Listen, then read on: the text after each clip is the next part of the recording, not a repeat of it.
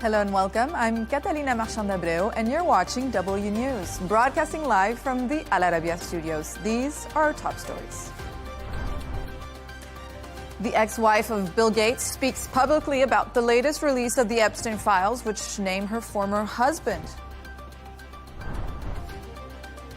President Trump says the U.S. is negotiating with Iran right now ahead of the planned talks this Friday. Whilst U.S. brokered peace talks between Ukrainian and Russian negotiators get underway in Abu Dhabi.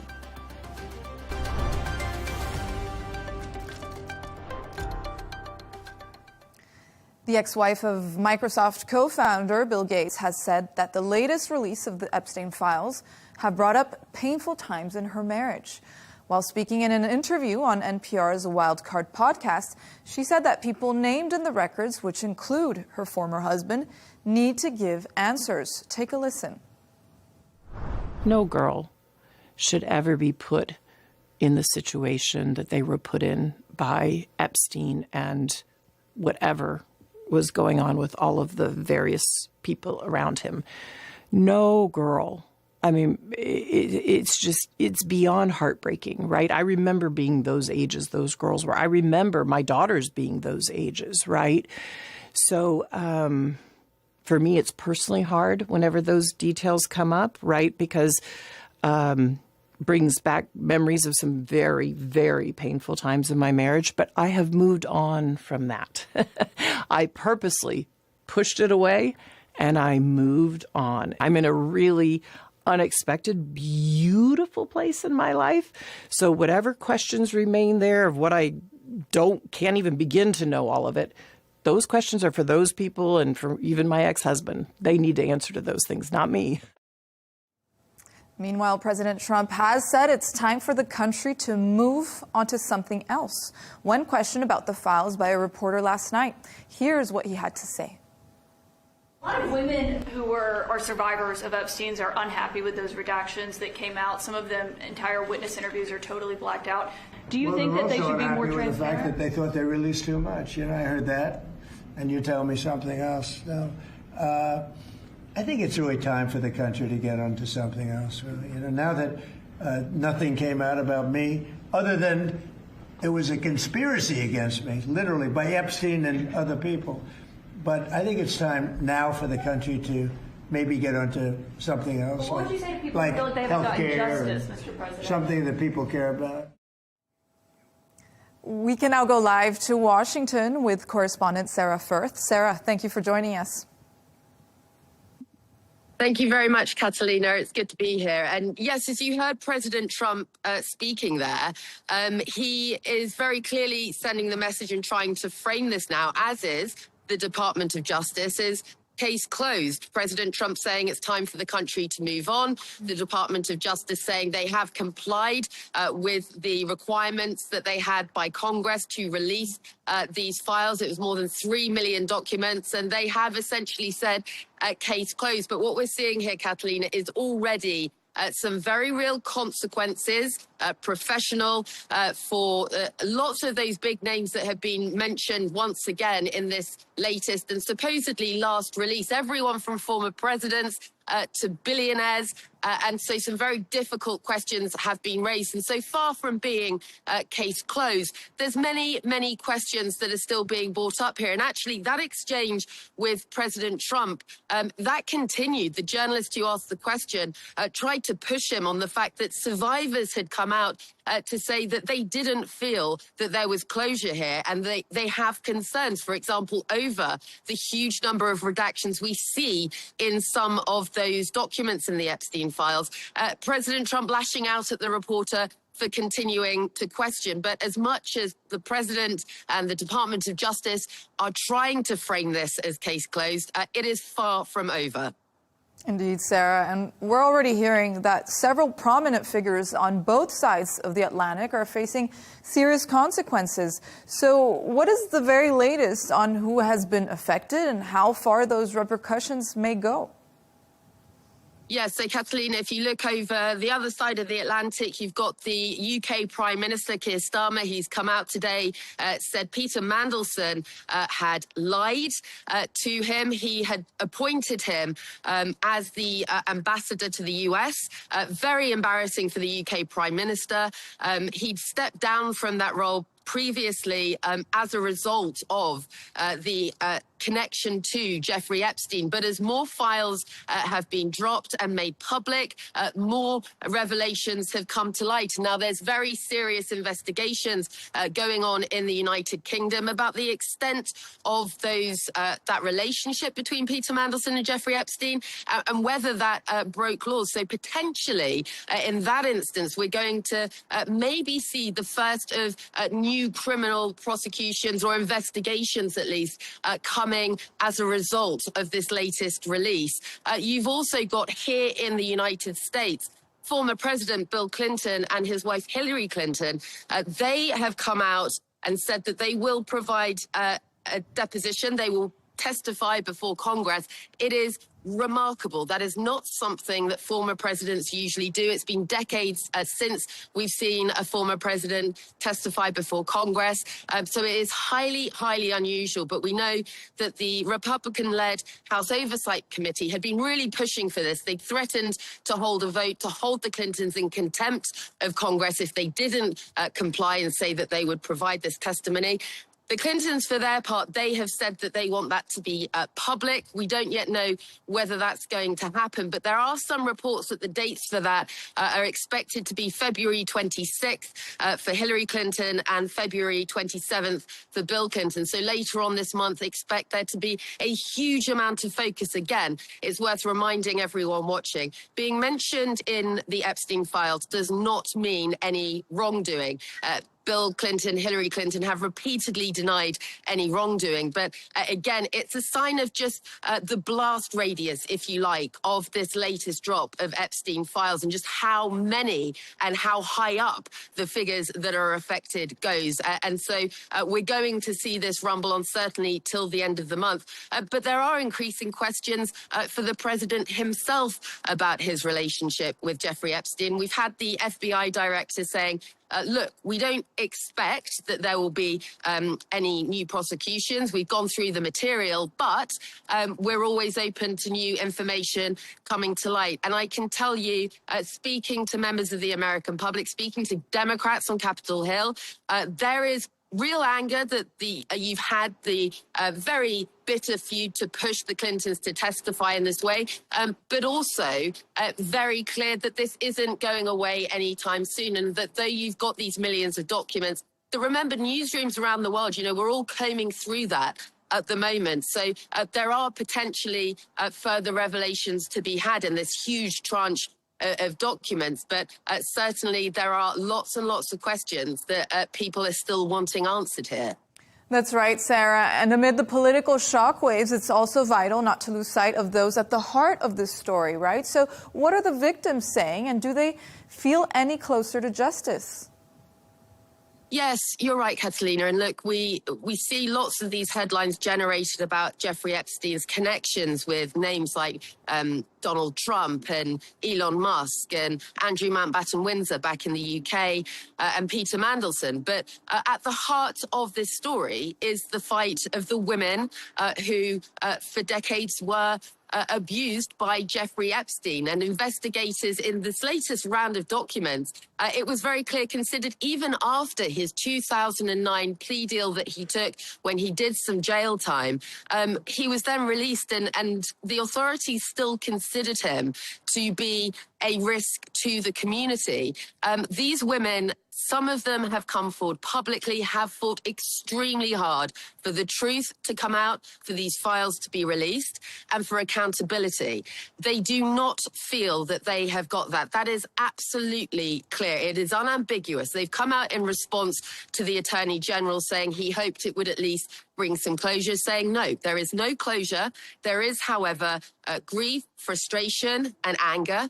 And they want to know, for example, what names are being covered by those redacted documents if, as the FBI director says, there are no examples of information that would lead to further prosecutions. They still feel that not all has been revealed. And you've got Congress looking now to maybe call for some explanation as to why not all of the files have been released. The Department of Justice has said this 3 million is what they can release, and that's the final release of documents. But we know there are, it's thought, millions more documents that have been kept back for various legal reasons, but there are already questions over why there are documents that haven't, and it seems won't see the light of day. But, you know, the fight for justice from the victims and survivors of Jeffrey Epstein, that is absolutely at the heart of this. It's something that often can be overlooked, but they have stood on the steps of Congress fighting for this release, and their message is very clear that they are going to keep on fighting because they do not feel, as of now, that justice has been done and that there's been adequate accountability. Sarah Firth, thank you for joining us from Washington. We can now go to London to speak to journalist and royal commentator Afia Hagan. Thank you for joining us today. Thanks for having me.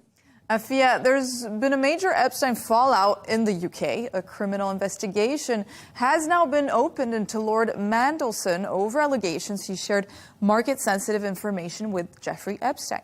So could Peter Mandelson be charged with treason over the Epstein leaks? You're absolutely right. The Epstein fallout here in the UK continues. Now, a charge of treason is quite unlikely against Peter Mandelson. Treason usually refers to something like plotting the monarch's death or conspiring against the crown. And that's not what seemed to have happened here by Peter Mandelson. What's more likely to happen is a charge of misconduct in public office. And that relates to Peter Mandelson when he was the business secretary around 2008. And during that time, what we've seen from the Epstein files is that he gave market sensitive information to Epstein around things like the financial crash. We also saw that he got a payment of $75,000 from Epstein. So what investigators will be looking at, the evidence they will be looking for, is about market abuse. It's about insider dealing. It's about those secrecy laws around this government information. And did he give this sensitive information to Epstein? And did either party make any money from it? So like I said, the criminal investigation will be looking into a charge of misconduct in public office. And we also saw UK Prime Minister Keir Starmer, who slammed Mandelson in Parliament, calling him a liar and saying he betrayed the UK. So was it really acceptable at the time for the government to ignore the Epstein files before Mandelson's appointment? Yeah, absolutely right. So Keir Starmer today at Prime Minister's Questions had to admit that he knew about Jeffrey Epstein's links to Peter Mandelson around the time when he was Lord Mandelson, and then he was appointed the British ambassador to the United States. At that time, he admitted that he knew of the links. And the question now becomes, was it acceptable for government to proceed anyway, knowing that Peter Mandelson had these links to Jeffrey Epstein, links with a convicted sex offender? Now, this will seem like a real failure of judgment, not just of Sir Keir Starmer, but the people around him. He didn't appoint Peter Mandelson by himself. There is a vetting procedure that he had to go through. So what was that vetting procedure? Was that vetting procedure thorough enough?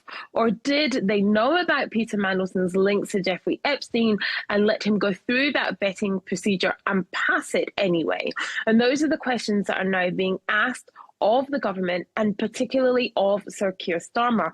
What happened that you knew about Epstein's links with Mandelson and Mandelson's links with Epstein, but allowed this person to be in such a high office anyway? And on to Prince Andrew now, or former Prince Andrew, who has reportedly been evicted from his longtime royal lodge. So some reports say it happened in the dead of night. So what details do you have, and what happens to Andrew next?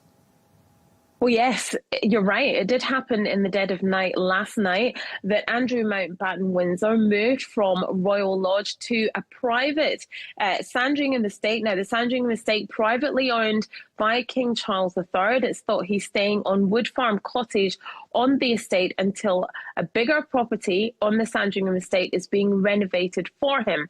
Now, it's thought that this happened so swiftly and under the cover of darkness because of the pressure that has been mounting since that huge drop of the Epstein files last Friday. We've had so many revelations about his emails with Epstein. Pictures have come out of Andrew, and that's really mounted a lot of pressure. So partly for security reasons and being away from the public glare, this happened in the middle of the night. But there was real pressure for him to leave Royal Lodge. And it happened at the end of 2025 when he was stripped of his royal titles by King Charles III. He was also essentially evicted from Royal Lodge, and he was due to move to the Sandringham estate at the beginning of 2026. But that was heightened, the pace of that was heightened over the past few days. And dozens of high-profile names appear in the Epstein files, but Mandelson is one of the few facing a criminal investigation now. So do you expect more indictments to come, and how important is this for the overall case? Well, Thames Valley Police in the United Kingdom have also launched or are looking into launching an investigation into Andrew Mountbatten Windsor and into allegations that another victim was trafficked to the UK to have sex with Andrew Mountbatten Windsor and then went on a tour of Buckingham Palace. And so Thames Valley Police are thought to be looking into those investigations. It's worth noting, first of all, that Andrew Mountbatten Windsor denies all the allegations against him. And it's also worth noting that that victim and her lawyer have not gone to the police, but a separate complaint was made to them. So they are investigating that. In terms of, do we expect investigations into other high-profile people? Perhaps that will happen, because with every single day, as Sarah alluded to when she was talking to you earlier on, we're still going through the files. Newsrooms are trawling through them. There's literally millions of pages, and more revelations are coming out every single hour. And as that drip feed proceeds, there will be more high-profile people named. And so there will be grounds for more investigations to take place into the people who are mentioned in the Epstein files and mentioned along with criminality, because just because your name may be in the files doesn't mean that you have done something wrong. And Afia, the Epstein fallout is rippling across other monarchies as well. Norway's royal family is facing its biggest crisis yet, with the crown princess hit by a double scandal. There's her son's rape trial that began, and Parliament now debating the future of the monarchy over her very own ties with Jeffrey Epstein. So what's going on here? A double scandal indeed with Norway. So you've got Crown Princess Mette-Marit. She has been mentioned many times in the Epstein files, emails between her and Epstein going back and forth. You see the depth of their relationship there, something which, she had long denied, but now has come to the surface. And her son is on a rape trial in Oslo. He's facing 38 charges, including rape, domestic violence related allegations. He denies the most serious allegations at the moment. That's her son, Marius. And of course, that case is absolutely dominating public life, but it is also dragged the royal household along with the Epstein scandal into the news cycle relentlessly. They're being written about, they're being talked about almost constantly. And this has also led to a vote in Parliament whether Norway should move towards a republic. Now, it voted decisively to retain the monarchy. The numbers of that vote was 141 to 26. But that debate has really been turbocharged by the Epstein scandal, and of course by the scandal with Marius Borg-Holby, who is Crown Princess Mette-Marit's son from a previous marriage, and this rape trial. Like I said, 38 charges leveled against him, and it's worth noting that he has denied the most serious of those charges. Afia Hagen, thank you so much for joining us.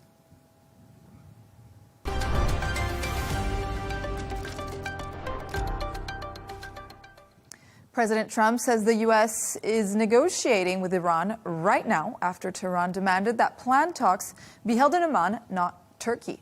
But while speaking to reporters at the White House, Trump wouldn't say where the talks would be held later this week. For more on this, I'm joined by Jason Brodsky, Policy Director at United Against Nuclear Iran. Thank you for joining us. Great to be with you. Thank you. Jason, Donald Trump negotiating with Iran right now. What do you think is going on in the negotiating table? Well, these negotiations haven't started yet. The first meeting is in Oman, but I don't think that they have much prospect for success, to be frank. The maximum the Iranian regime is prepared to give continues not to meet the minimum the United States is prepared to accept. Under the Trump administration, the United States wants 4 different issues covered. The nuclear program, it wants the missile program addressed, it wants Iran's support for terror proxies addressed, and it wants how Iran treats its own people addressed as well. So historically, the Iranian regime has refused to talk about the missile program and its support for terror proxies and its human rights abuses. And on the nuclear file, the maximum the Iranians have been prepared to give have not met the minimum the United States is prepared to accept. So I don't really see much prospect for success in this current diplomatic engagement.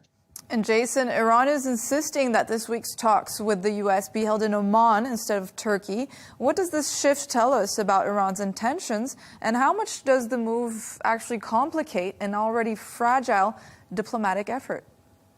Well, I think the Iranian regime is playing its games as it usually does. They engage in stall tactics and to buy time, and I think they're afraid of being confronted by the region as to their malign activities, especially with respect to its missile program and its terror proxies. And so they prefer a bilateral engagement in Oman to a multilateral format in Turkey. And so that's why Iran likely tried to shift the dialogue to Oman, and I think the Iranians may trust the Omanis more than the Turkish government in this process. So that's why in many cases we're seeing this happen. The Iranians do not want to speak about their missile program and their support for terror proxies. That's a topic. Those are topics that the region wants to see addressed, but the Iranian regime is showing once again that it is not interested in making meaningful concessions on those issues.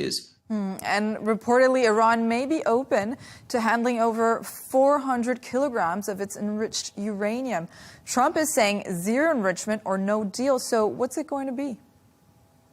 Well, I think that under any diplomatic arrangement, including the former Iran nuclear deal that the first Trump administration withdrew from, Iran was required to ship out its enriched uranium. So that will be required under any deal. So I don't really think that that's much of a concession. What the real division points are as to Iran's insistence on maintaining enrichment, whereas the Trump administration historically has pushed for zero enrichment, and those other non-nuclear issues that I just mentioned. And so that's where the gaps are, and they're very glaring gaps. And therefore, I don't think we should be bullish as to the prospects for success as to these talks. And Jason, is it realistic to think that Iran may actually abandon its nuclear program entirely? This is the first time I've heard them open to discussing it. So could this signal a turn in the positive direction, or is it a bluff?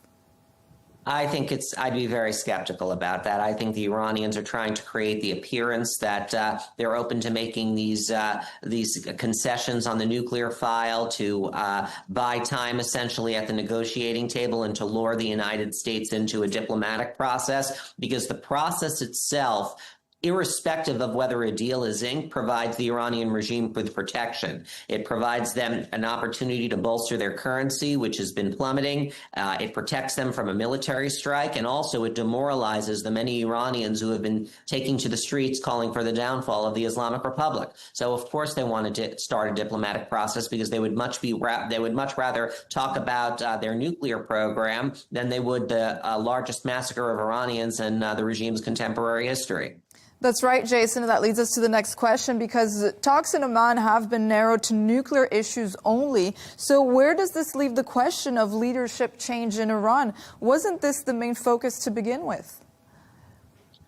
We are here at the current moment, not because of the nuclear program, which is buried under rubble, not because of Iran's missile program, and not because of its support for terror proxies. We're here because the Iranian people dared to express their desire for the Islamic Republic to fall and for a new regime to be in place, and so they can fulfill their long-held political aspirations to be free of the Islamic Republic. And the Islamic Republic instead responded with bullets and horrific crimes against humanity. And so that was the trigger for the current crisis. The trigger for the current crisis is not the Iranian nuclear program, which is buried under rubble. So, of course, Tehran wants to discuss that because they would prefer to focus on a program that's literally buried under rubble in order to bury any discussion on its human rights abuses. And so I think that this just feeds into that desire. But I would note that Secretary of State Marco Rubio,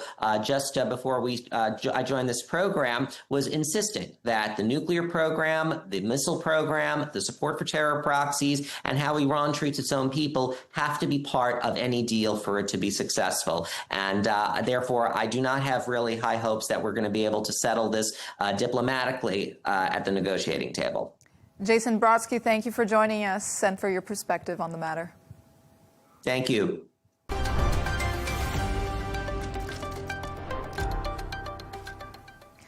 Japan has deployed its self-defense forces to the country's north as severe snowstorms trap residents and claim lives. At least 30 people have died and more than 100 have been injured as winter blasts have slammed Aomori and Hokkaido prefectures for more than a week. Chris Gilbert reports. Fighting the elements, one scoop at a time. Japan's defense forces plowed, dug and pushed to free stranded residents in Aomori City. Locals are welcoming the reinforcements. I think if the self-defense force had not come, several buildings would have soon collapsed from the snow. Aomori has accumulated nearly 7 feet of snow, the highest level since 1945, while snow levels passed 8 feet last week in Niigata Prefecture on the Sea of Japan coast and are now approaching 9 feet. Further north, Hokkaido Prefecture has been hit by constant snow dumps for 2 weeks. The storms disrupted mail services, affected businesses, and cancelled flights, impacting at least 7,000 people. Trains have been delayed and highways closed. About 1,000 snowplows have been trying to clear nearly 4,000 kilometers of road in the main city, Sapporo. Locals are struggling to keep up. I clear the snow. I sleep. I get up. I clear the snow. Sometimes I eat. The conditions are also hindering campaigning for Japan's national election on Sunday. Experts expect the turnout to be low. Local media are reporting at least 30 deaths. 2 were washed away in snow disposal waterways in Niigata. Others have reportedly fallen from rooftops while clearing snow, or suddenly fallen ill. The storms are particularly harsh for Japan's older population. About a third of the country is over 65, and many live in rural areas that are hard to access during disasters. Warm temperatures are expected in the coming days, heightening the risk of avalanches and flooding. Chris Gilbert, Arabiya English.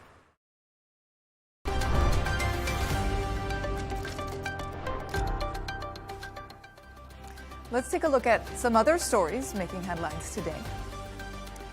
Palestinian officials say Israeli strikes have killed 18 people, including 4 children in Gaza. They say Israel has also halted the evacuation of patients through the Rafah border crossing that was reopened just days ago. The Israeli military said attacks were launched after a gunman shot at Israeli soldiers and seriously injured 8 reservists. At least 15 migrants have died after a speedboat they were on collided with a Coast Guard boat off the coast of Chios. Greek authorities said it was making dangerous maneuvers and that a pursuit was underway at the time of the collision. 24 people were rescued, but some were seriously injured. Saudi Arabia will invest around $2 billion to build solar power plants in Turkey, in the first stage of a broader deal between the countries on renewable energy production. Turkey's energy minister said the total capacity of solar and wind power plants that Saudi companies will construct will reach 5,000 megawatts. The plants will meet the electricity needs of 2.1 million households in Turkey. Pakistan's security forces have dispatched drones and helicopters to seize control of a southwestern town from separatists who launched a wave of attacks over the weekend in the province of Balochistan. The coordinated attacks by the separatists Baloch Liberation Army were one of the largest operations ever, killing at least 58.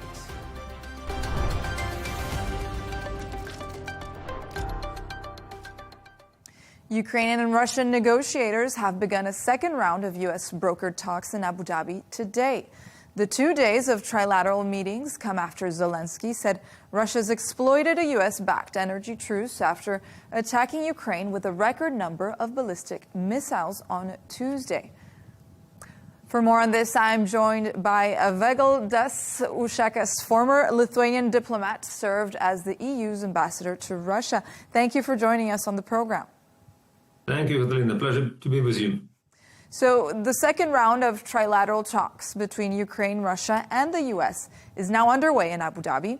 Are you actually hopeful these talks will lead to anything meaningful?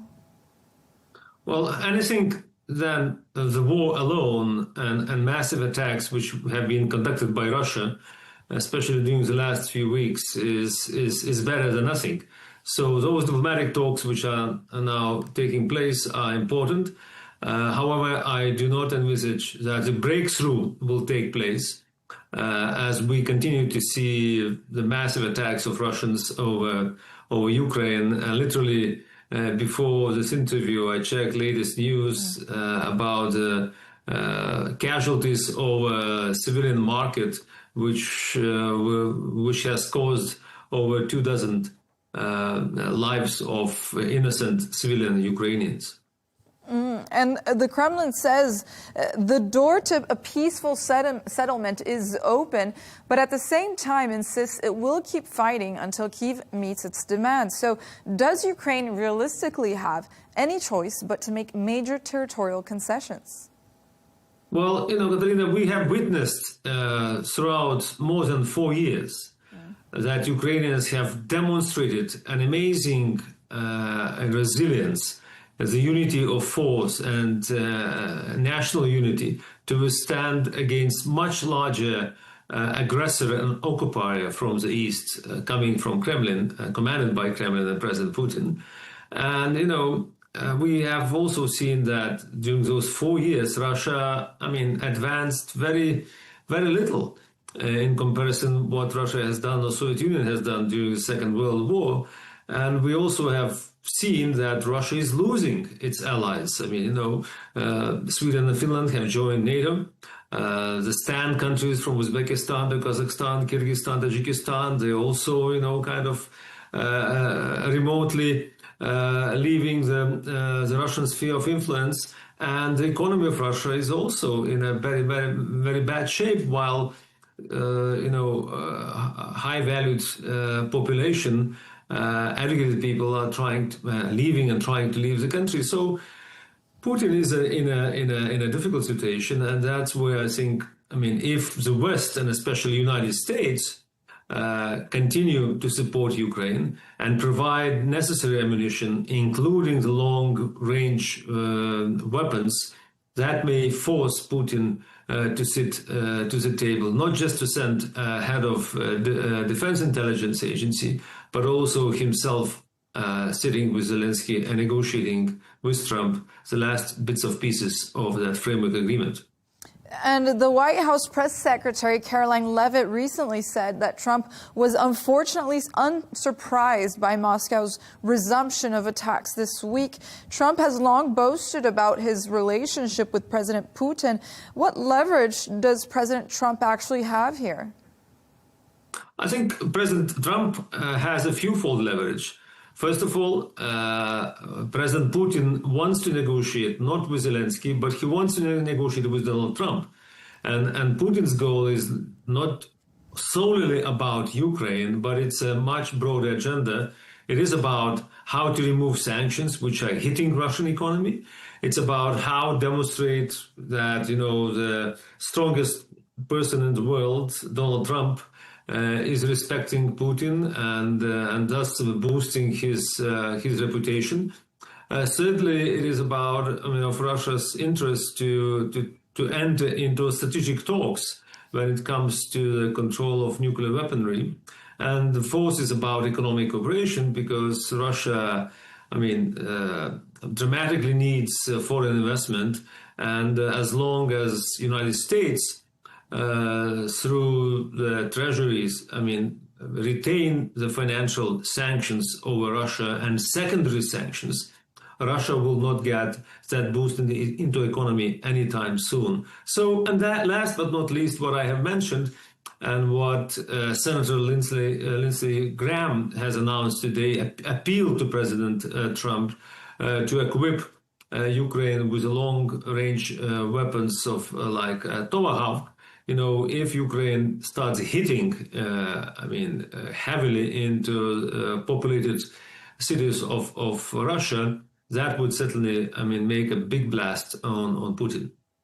That's right, because Russia has continued its attacks on Ukraine this week, as we've reported extensively, despite promising President Trump a temporary ceasefire. So how serious is Moscow really about peace? Well, I think President Putin is trying to buy the time. He continues to believe, as Taliban, that the West, President Trump and Zelensky have the watch and he has the time.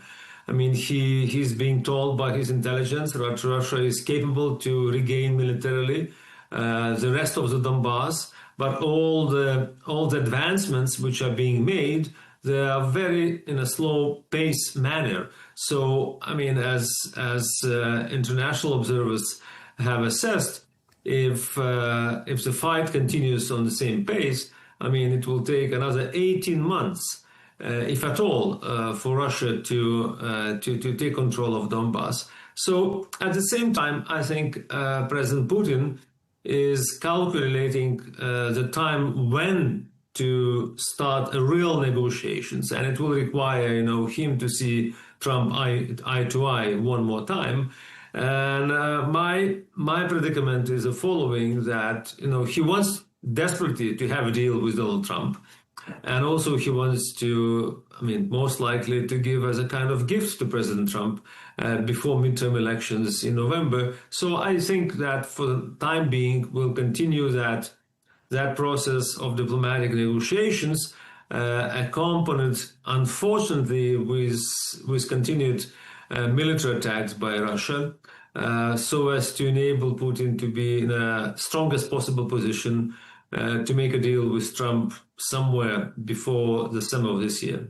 And there's also a new CSIS report that puts combined Russian and Ukrainian casualties near 2 million, with Russia alone at 1.2 million, reportedly taking the heavy loss here. There's obviously no official numbers yet, but does this suggest that Russia might finally be ready for this war to end? How weakened is Russia really? That's a very good question. Many people expected when the casualty number will reach 100,000 already, that will have an impact on Russian morale, and the people during the Afghanistan war in 1990s, when the movement of mothers was assembled, and they have started to push for, at that time, Soviet regime to review the policies towards Afghanistan war. We reached already over 1 million casualties in Russia, deaths of Russian soldiers, and we have not seen yet any kind of, resemblance of what happened in the 1990s. We have not seen a civic opposition to those illegal actions and the war of Putin against Ukraine.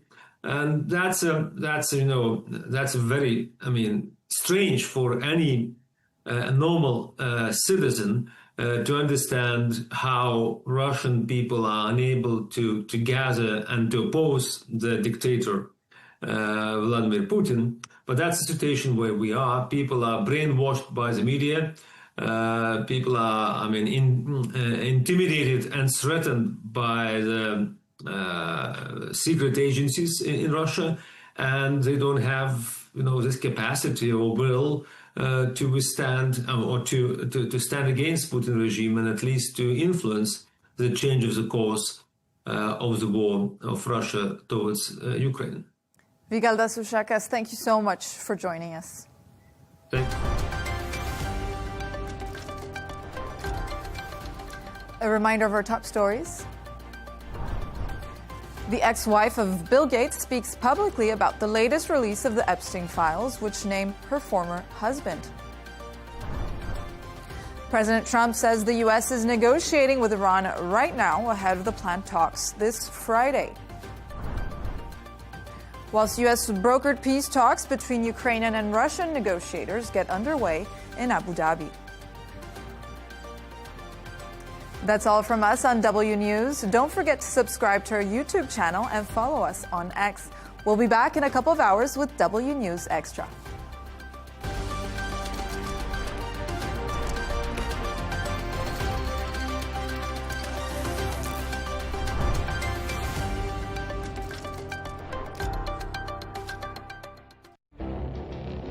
It feels like decades are passing by in a matter of weeks. Seismic shifts in the world order. Never, ever will be part of America. With so much happening and so much noise. Whether it's political upheaval, Canada has been ripping us off for years. Economic shifts or social movements. And no one wins from tariffs. I think America can be more friendly to the rest of the world. For in-depth analysis and all the latest developments across the globe. To have an inclusive policy together. The meetings with Hamas gave me some hope. We're in another nuclear arms race. The most important development straight to your screen. Welcome to the dressing room. I'm on my own. I need backup. And an insightful look at the issues shaping our world today. It was not going to happen, that war, and it happened. Join us on Arabiya News, where the world talks.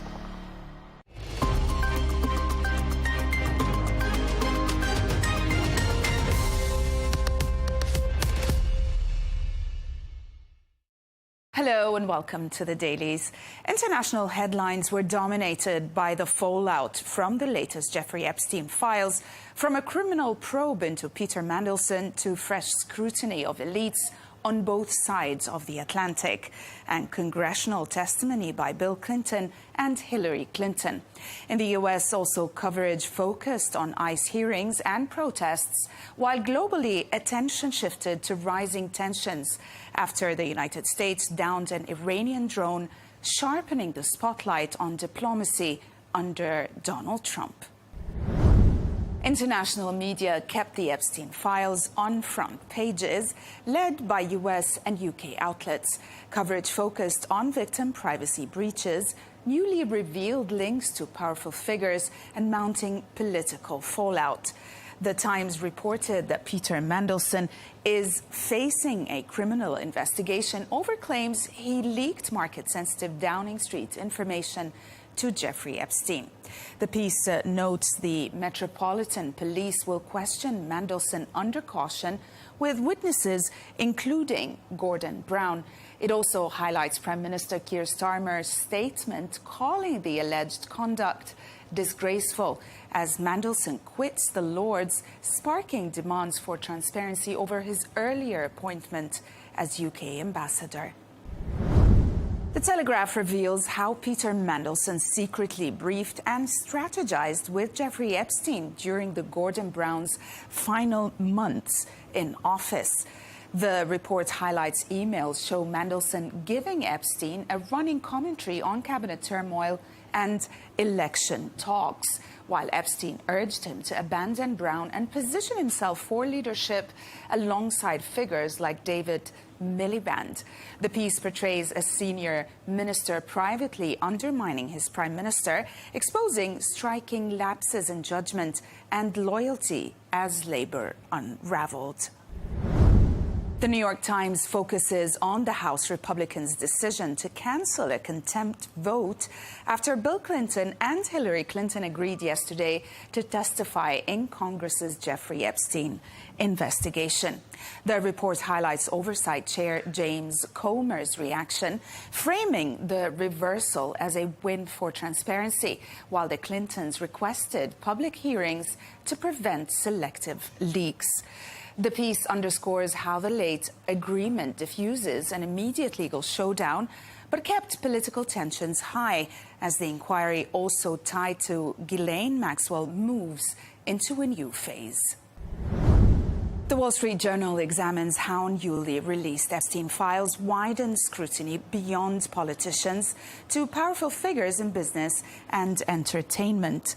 The piece lists names including Cassie Wasserman, Peter Attia, and Brett Ratner, and explains that emails, calendars, and photos detail flirtatious exchanges with Ghislaine Maxwell and also ongoing ties to Jeffrey Epstein, some of them lasting after his 2008 conviction. The analysis notes all three men now express regret and deny knowledge of Epstein's crimes, as the files expose how Epstein leveraged elite connections to build influence. The Guardian reports that UK police are reviewing fresh claims linking Andrew Mountbatten Windsor to Jeffrey Epstein after allegations that Epstein sent a woman to Windsor in 2010 for sex at Royal Lodge. The piece cites the Thames Valley Police, saying they are assessing the information, stopping short of opening a formal investigation. It notes also that the developments come as Mountbatten Windsor moves out of Royal Lodge and faces growing pressure to cooperate with U.S. inquiries, backed publicly by Keir Starmer, who urged anyone with information to come forward. In America, outlets focus tightly on emotional testimony from families at a congressional hearing detailing shootings and alleged abuses linked to U.S. Immigration and Customs Enforcement. Coverage also emphasized the human toll over policy, amplifying calls for accountability and reform. The Washington Post recounts this emotional testimony on Capitol Hill from Americans who say they were shot, dragged from cars, or assaulted during operations by ICE. Also, the piece cites relatives of Renee Good, who described her fatal shooting, while other witnesses detailed raids and bystander violence.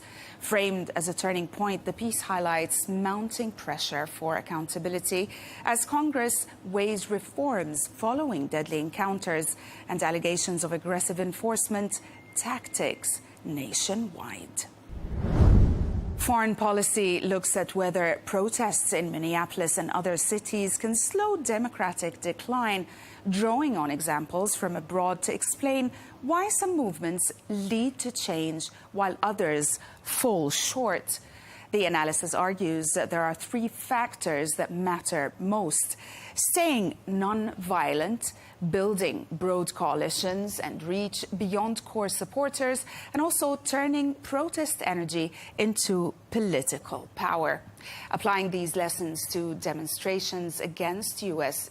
ICE, Immigration and Customs Enforcement under Donald Trump, the piece concludes that lasting impact will depend on expanding public support and channeling anger into elections and institutional pressure, not protest alone.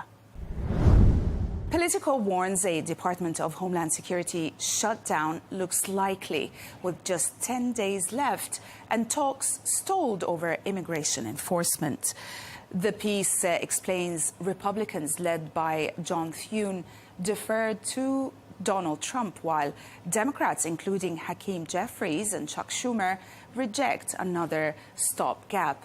It also notes disputes over warrants, masks and sanctuary cities dominate, with Mike Johnson and Lindsey Graham pressing tougher measures.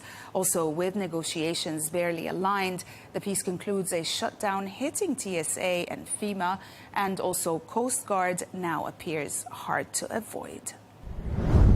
The downing of the Iranian drone dominated international headlines, with outlets casting it as a sharp escalation between the United States and Iran. Coverage paired the incident with reports of Gulf shipping harassment and fragile diplomacy, stressing the risk of wider conflict under Donald Trump, and also questioning whether the confrontation could derail already delicate negotiations. The Times of Israel charts a sharp rise in U.S.-Iran tensions after the incident, with the U.S. accusing Tehran of harassing a merchant ship, even as diplomacy limps forward. The piece reports that President Trump has agreed to move talks to Oman, while Iran seeks to limit discussions to nuclear issues. Now, after the meeting with envoy Steve Witkoff, Benjamin Netanyahu pressed Washington to hold firm on enrichment, missiles and proxies, underscoring how fragile and contested the negotiating path remains. That's it from us today. Thanks for watching The Dailies, only on Al Arabiya English.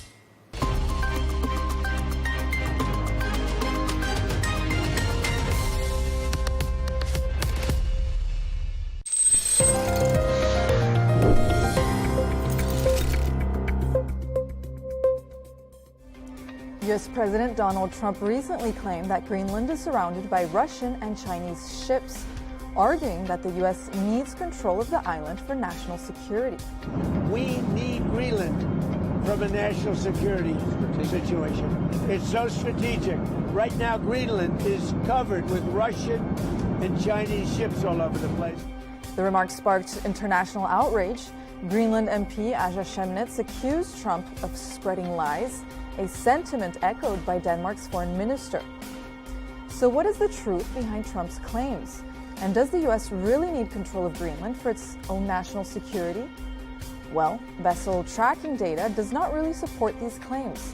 We checked this report, the latest by the Danish intelligence service from December 2025. It states that China currently has no military presence in the Arctic, operating only 4 civilian icebreakers and a research vessel, however, none near Greenland.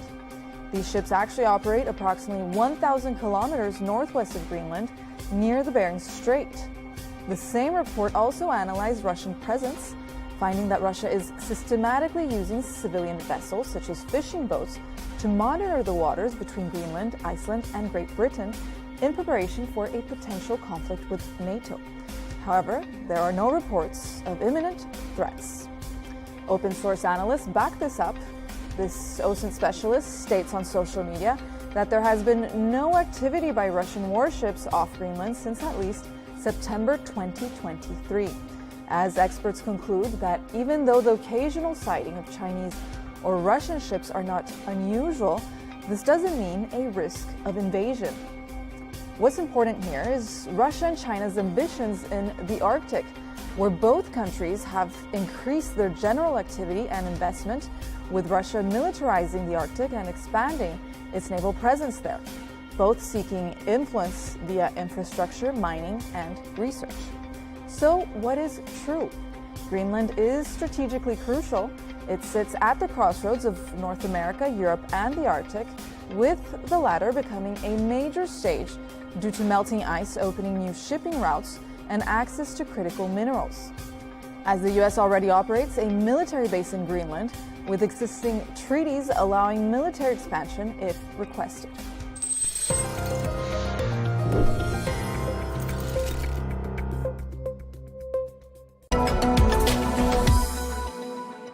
There's growing excitement ahead of the Formula E World Championship, which returns to the Red Sea City in mid-February. Well, fans can expect high-speed action and immersive entertainment. Well, last year's edition was seen as a great success, the perfect mixture of speed and spectacle. Well, for more on this, I'm joined now by the co-founder of Formula E, who is also the Chief Championship Officer, Alberto Longo, who joins us from Madrid. Thank you very much indeed for joining us, Alberto. First of all, can you just tell us, why do you think Saudi Arabia has become such a key stop for Formula E? Well, such a pleasure to be here. Thank you so much for inviting me and representing, my company, Formula E. The kingdom is such an important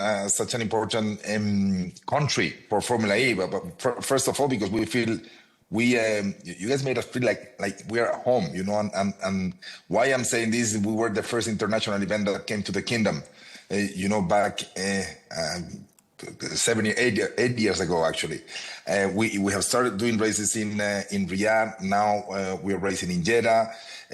Definitely, we love being there. The whole ecosystem of Formula E, not only us as promoters of the championship, but the manufacturers, the teams, the drivers, they all love being there. And definitely, we're here to stay, and we will be in the kingdom for many, many years. Our good friend, the Prince Abdulaziz, the Minister of Sport, he was absolutely critical in a positive way, to get us to the kingdom. And definitely we thank him so much, and the Ministry of Sport, and because of all the years that we have been there, and as I said before, all the good years that are coming as well. Sounds very exciting now. The Formula E World Championship is going to be in Jeddah in mid-February. Give us a little teaser. What can fans expect this year? Well, first of all, I mean, it's me obviously talking as a founder of Formula E, but definitely, I see Formula E as the the biggest entertainment motorsport platform in the world today. Why I'm saying this? Two factors. One, on track. Whoever comes to see the race, and we had the pleasure of hosting more than, I think it was 20,000 people last year. Hopefully this year will be even a bigger figure. All these people, we have two key things. One is having excitement during the race. There is going to be a lot of overtaking. We had more than 200 overtakes last year during the races. Actually, we do 2 races during the weekend, one on Friday, the other one on Saturday. And entertainment is guaranteed on track because of the amount of overtakes and action, but also off track with the concerts, with a lot of activation from global sponsors that will absolutely love for all the people here that come to the race. So everybody in the ecosystem looking forward to get there. I'm actually heading there 5-6 days before in order to finalize all the organization and everything. But as I said before, also because you guys make us feel like home, and definitely it's this date in the agenda that is always marked, like a very, very special date. Yeah, Alberto, you're painting the picture of basically a whole weekend that's sort of built around it. It's not just the cars, is it? It's the entertainment, the cultural experiences. But this is a business program, and I'm just wondering whether you could give us a flavour of what you think the value of it is to the Saudi economy. Well, yeah, actually we do impact studies to economical impact studies to all the cities that we go to, and we have an average of around $85 million per weekend. So this is how much money do we leave into the cities that we go to. This is an average. There are some that are 110. There are some that are 65. In the case of Jeddah, it's in the region of 80, 82. I think it was the last one that we did last year. And that is a mix of obviously people coming from abroad, that will follow Formula E wherever we go. The expenditure that these people do in Jeddah, from transportation to hotels to hospitality to obviously to restaurants, etc., etc., etc. Then the actual expenditure that the Formula E does into the country, and the most important thing, which is the media factor, And definitely last year, we had the record-breaking audiences in Formula E all year long. We had something like 650 million TV viewership during the whole year. We broke the figure of 400 million fans last year as well, 420 million fans actually in the world. only in Saudi, I think we have something like 4.6 million fans, out of which 47% are female, which is rarely. This rarely happen in motorsport, which is a sport predominantly for men. But we are changing that, and definitely we are very well balanced, in terms of gender. What about younger audiences? Are you managing to appeal to the younger generation as well? That's a very good question, and actually it was like kind of one of our first target that we had. I come from motorsport. My business partner as well. We both come from combustion motorsport, Formula 1, Formula 2, Formula 3, and we saw that fans were getting older and older and older. More kind of my age. 50, 55, 60. That's kind of the average age of in other form of motorsports. We managed in only 11 years. This is the 12th season. This is the 12th season that we're starting now. And we managed to get that significantly down, all the way down to 27 years old average age. So we're so proud of that. With us, I believe motorsport has a future, in terms of we keep on attracting younger audiences that have never been attracted by motorsport, like what I was saying before, women, and definitely that guarantee the future of the sport that we love. Okay, and I mean, I can sort of picture the Jeddah Corniche while you're talking, and that circuit is pretty iconic. I mean, is there anything about the Jeddah Corniche circuit that makes it unique, would you say, compared to some of the other stops on the Formula E calendar? Well, I mean, also for Formula 1, it's we're talking about amazing, in the what Ministry of Sport does there, it's incredible as well. The resources that they put on the human resources that they put on every single event that they do there. I mean, they make this race very special, very special. I have been there also in Formula 1. I have been there in almost every other event that they do, and I can say, it's definitely in the top 3 events in motorsport in general, so we're talking about whatever Formula 1 or us, or it's definitely one event that the people will always remember and always want to go back. I think it has to do a little bit also with how the kingdom is opening to the world today, and that's critical, that's so important, and we feel very proud to be part of that journey as well, because we were the first one opening trying to open in very humbly, obviously, to the kingdom to the world, and bringing foreigners. I remember back then, 10 years ago, we thanks to Formula E or to the people that actually brought Formula E, obviously, we were the first people who had a visa, an international kind of visa that could get into the kingdom without kind of a very special process. So we did. They did for us an amazing process, which was digital, super fast, super quickly. That now everybody is using, and that, as you can imagine, that makes us feel so proud. While you were talking, I was reminded of one of the questions someone in my newsroom was asking earlier on, which is, do you see at some point, and you mentioned Formula 1, do you see Formula E somehow replacing it? Well, I think we're sitting when the industry is today, and I'm a big fan of Formula 1. I don't want Formula 1 to be smaller than what they are today. But what I foresee is that Formula E growing and growing and growing and growing. That's it's happening today as we speak. In the first 11 years of history of this championship, we are not competing, but we are out there together with championship that has been in the market for 75, 80, 100 years. And we are already the second most important championship in the world. That's when we talk about cars, racing cars, obviously. And that, again, makes us feel so proud. But we're not looking at anybody else. We're just, trying to get our own ladder, our own way to success. If eventually we're going to be bigger or not than Formula 1, that time will say. Technology is evolving more rapidly, obviously, in EVs than in combustion engine cars.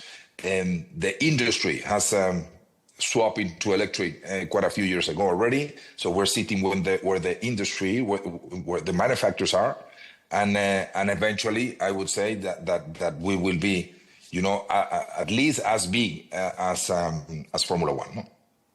And just listening to what you're saying there, Alberto, and I'm trying to visualize, the driving skills that are required in Formula E, and I'm wondering to myself, how much of it is about driver skill? How much of it is about technological innovation in Formula E? That's actually a very good question, and it doesn't have to be one or the other. We really want both of them to happen. I strongly am a strong fan of a human championship, meaning the driver is the one that needs to make the difference. On the binomium car driver is the driver who has to be, the one that make that difference. But definitely, we need the car to be faster and faster every time. What I don't agree with is those championships that actually make big differences in between different teams. And definitely doesn't make it competitive. I can tell you, in 12 years of history of Formula E, in 11, because we have finished 11 seasons, we have had 10 different world champions. Only last year, more than 70% of the races were won by different drivers. So that tells you how competitive our championship is. And we have massive manufacturers in the championship, like Porsche, like Jaguar, like Nissan, like Mahindra, Cupra, from the group Stellantis, we have now this year Citroën. So we have massive brands, but they are so tight. It's so competitive that a single mini mistake will put you, back in the grid. And that means that someone else obviously is winning. Therefore, I would say that both things are absolutely critical for Formula E. The development on the car and the driving skills. It's not one or the other. We believe in the opposite. Both needs to work. All right, thanks for answering that question. And just lastly, looking ahead, how do you see Formula E growing in Saudi Arabia? Well, we will, we're always subject to what, His Royal Highness, want us to be racing. So we have been racing, as I mentioned, in Riyadh, now in Jeddah. It sounds like eventually we could be racing, also in Qiddiya in the future, which is, we will be delighted to, to follow the leadership of His Royal Highness. We just want to grow the number of fans, year on year. Again, we have been there now already 8 years, so definitely, the sport is growing. When we got there, there was very little fans to single-seater championships. Today, we have quite a lot. Obviously, Formula One is also going there and helping to grow that awareness about single-seater. The fan in Saudi Arabia normally is more into rally, into off-road championships, which is absolutely amazing as well. So how do we see ourselves growing? Keep on, first of all, keep on going there. It's absolutely critical, having at some point a technology or a manufacturer coming from the kingdom, that will be fantastic. And we are talking to one of them. Eventually having a driver that will make a big difference, because we all want to have a local hero in a race. But definitely, I think keep on doing the things the way we are, keep on being competitive, keep on having people having fun in our races. I think is so important to grow that fan base in the kingdom. Definitely a key target for us. All right. Well, we really appreciate you taking the time to speak to us. Co-founder of Formula E and the Formula E Chief Championship Officer, Alberto Longo. Thank you very much indeed. Very, very, very nice to meet you. Thank you so much for all the support, and hopefully I'll see you and everybody else in the race in just a few weeks.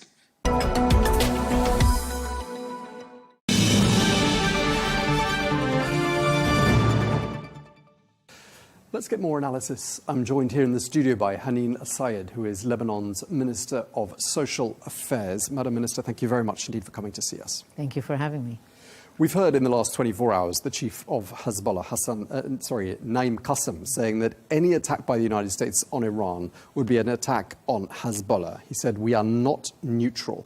What do you think the consequences could be for Lebanon in the event that things escalate between the United States and Iran?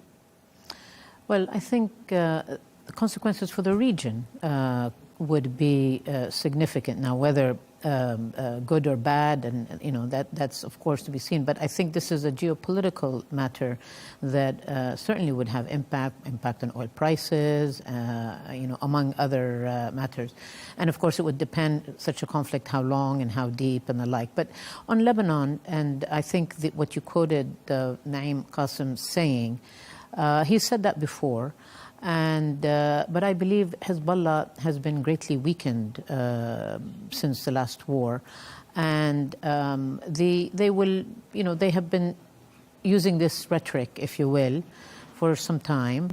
But in the end, I believe, there's a government, there's a new government in place, there's a president, both of whom are very determined that, first of all, the government decides matters of war and peace, not a party, a political party or a military party. Second, we took a very historic decision on August 5 that no arms are to remain in the hands of anyone outside of the state. And we're implementing this decision. Already south of Litani, the weapons have been, if you will, collected, neutralized, what have you. Right. And now the next phase is north of Litani and the rest of the country. And this is a commitment from our government to the Lebanese people, first and foremost. Right. I mean, Hezbollah has been dealt several blows. They've been severely weakened the last 18 months or so. They're not the force they once were, are they? Correct. They're not the military force that they were.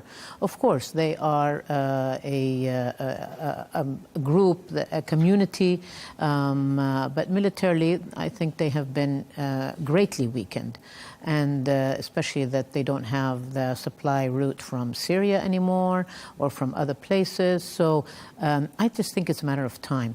To me, this train has left its station, and it's the issue of disarmament of Hezbollah, and the decision has been taken by the Lebanese and, of course, international community. So now it's a matter of how to implement it. Now, there are bumps along the road. We know there will be, but if we keep our eye on the target, I think we will, be able to move to that next stage where the Lebanese people can really live in peace without fear of from any of the other communities, and we're able to bring our country back together in a meaningful way. Israel doesn't sound convinced. Israel is saying the army hasn't done enough, and they're now saying that Hezbollah is actually rearming. What's your understanding? So, of course, I mean, Israel remains an enemy for Lebanon. We were dealt as a country a very bad blow, of course, in the last war. All the country, all the Lebanese, not just the south and the suburb of Beirut and the Bekaa. All the Lebanese are impacted by that. And and they're still occupying more than 5 points in the south, and they're not allowing, of course, reconstruction to begin in the southern part of the country. No, we know that this is where what we're facing. But in the end, we have to move forward. We have to really start to put our state back together, the country back together. I want to repeat, it's a matter of time. Now, it's very important that we also manage this moment very well, and try to bring in the community that's been affected by the war into the state, into the government, which is the work that I do actually in the ministry. I spend a lot of time thinking and talking to people in the South. I've been to the South several times, and I will go again very soon, to also have people to feel that there is someone listening, that the government is here for them, because that's going to have to be the alternative. And I think this is the process that we're following now, and have to keep it. I'm not saying it's instant coffee, that it will tomorrow we'll be able to see this disarmament and the like, but the army is determined, the president is determined, our government is determined. Lebanese people are behind this. We've heard from your Prime Minister, Nawaf Salam, calling on Arab countries to support the Lebanese army. to bolster state control over the whole country. What sort of support do you think he's looking for, and from whom? Well, for sure, the army needs funding for logistics, for salary of the Lebanese armed forces. As you know, with the financial crisis, salaries of all public servants went down, were depreciated massively. At some point, they were earning $50 a month. This has now started to correct itself, but there's still a typical soldier be earned $200-300 a month. This is still obviously not enough for a basic living, let alone facing danger and the like. So certainly we need support for the salaries of the army. It needs logistics. It needs clearly the U.S. has been one of our close partners in supporting the LAF. The Europeans as well, our Gulf partners, and there is soon to be a conference to support the army that will be hosted by France and Saudi, and the head of the army is in Washington and in the U.S. and having conversations exactly about this topic. Yes, I mean, obviously the United States is calling for change in Lebanon, not just with regards to Hezbollah, but a whole raft of changes the Americans would like to see. And sometimes they sound, to me and to the media, they sound a little bit impatient with Beirut. Do you get that impression as well? I mean, the Lebanese people are impatient. Let me put it that way. As our Prime Minister said in one of our cabinet meetings, the Lebanese people have been waiting for this moment of a decision on disarmament for 10 years, for 20 years, for 30 years. So I think that's first, that we are impatient. We want to reclaim the country and be like a normal country, if you will, where we can face an enemy, whether it's Israel or otherwise, state versus a state, as opposed to currently we are in a condition where there's a military group or a militia which is fighting this external enemy. So, and we can't win in that kind of equation. At least when we have a state versus a state, then we really have more international ability. We can use all of our diplomatic means. So I think this is what's, the U.S. is a close partner, as I mentioned. We have good relations. The new ambassador in Lebanon is, I have met personally and admire his commitment to also helping Lebanon, as well as, of course, U.S. interests in the country. But I think, by and large, we are aligned in many aspects. Okay. We've talked a little bit about Syria, but I'd like to talk a bit more in detail about your neighbour, which, for the first time in living memory, the last year and a half, has not been run by a member of the Assad family. And I'd like to ask you, as a Lebanese national, how does that feel? Feels great, if I may say, in one sentence. Look, geography has determined that Lebanon and Syria are stuck with each other, right? So we have to make it work, if you want to say. And the Syrian and Lebanese people historically have had a lot of connection, intermarriages, culturally. There's a lot of similarity. You name it. And I used to come and go to Syria a lot in my previous work and know the country well, have many friends and acquaintances there. And I think the Syrian people, they want peace. They want themselves also to have the freedom that they now are feeling. And this is precious. This is really precious, which we have in Lebanon, and we're not sometimes appreciating it. So we wish Syria, of course, well in its further stability and its growth and reconstruction. And this can only be good for Lebanon. I mean, Syria prospers, Lebanon. I mean, and the reverse has been the case. We have seen since 2011, the horrible war that was going on in Syria, implications it had for Lebanon, not just in terms of 1.5 million or more refugees, but also in terms of trade and investment, which has meant dearly for Lebanon in terms of economic opportunities. So when we hear your Deputy Prime Minister, Tariq Mitri, saying Lebanon's relationship with Syria is much changed since the fall of Bashar al-Assad, we can assume he's saying a change for the better. Absolutely, absolutely. And we have very, regular contact with the Syrian authorities at all levels and across ministries.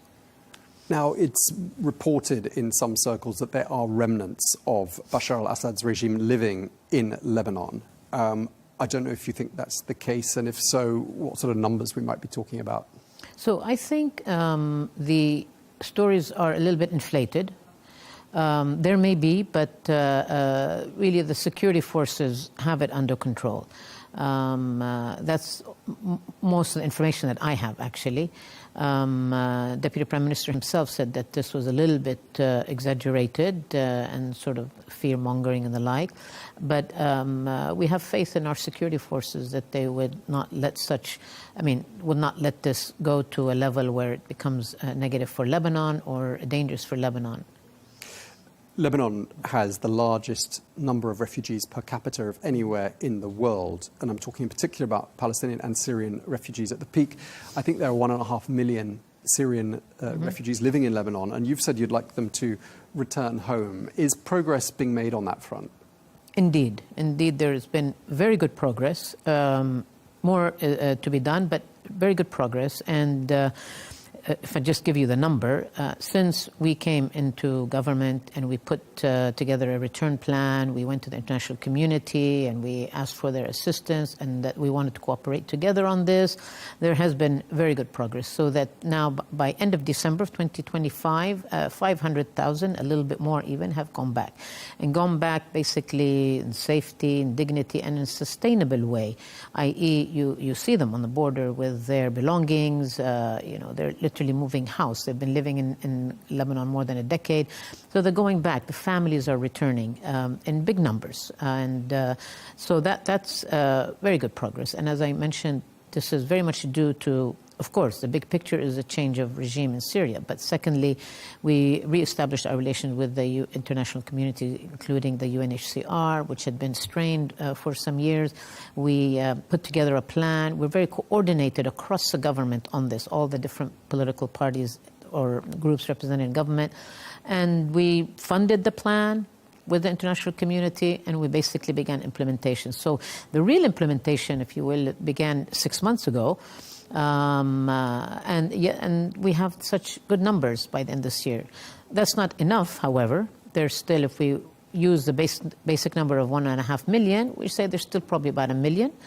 And our plan is that in 2026, the same kind of return continue.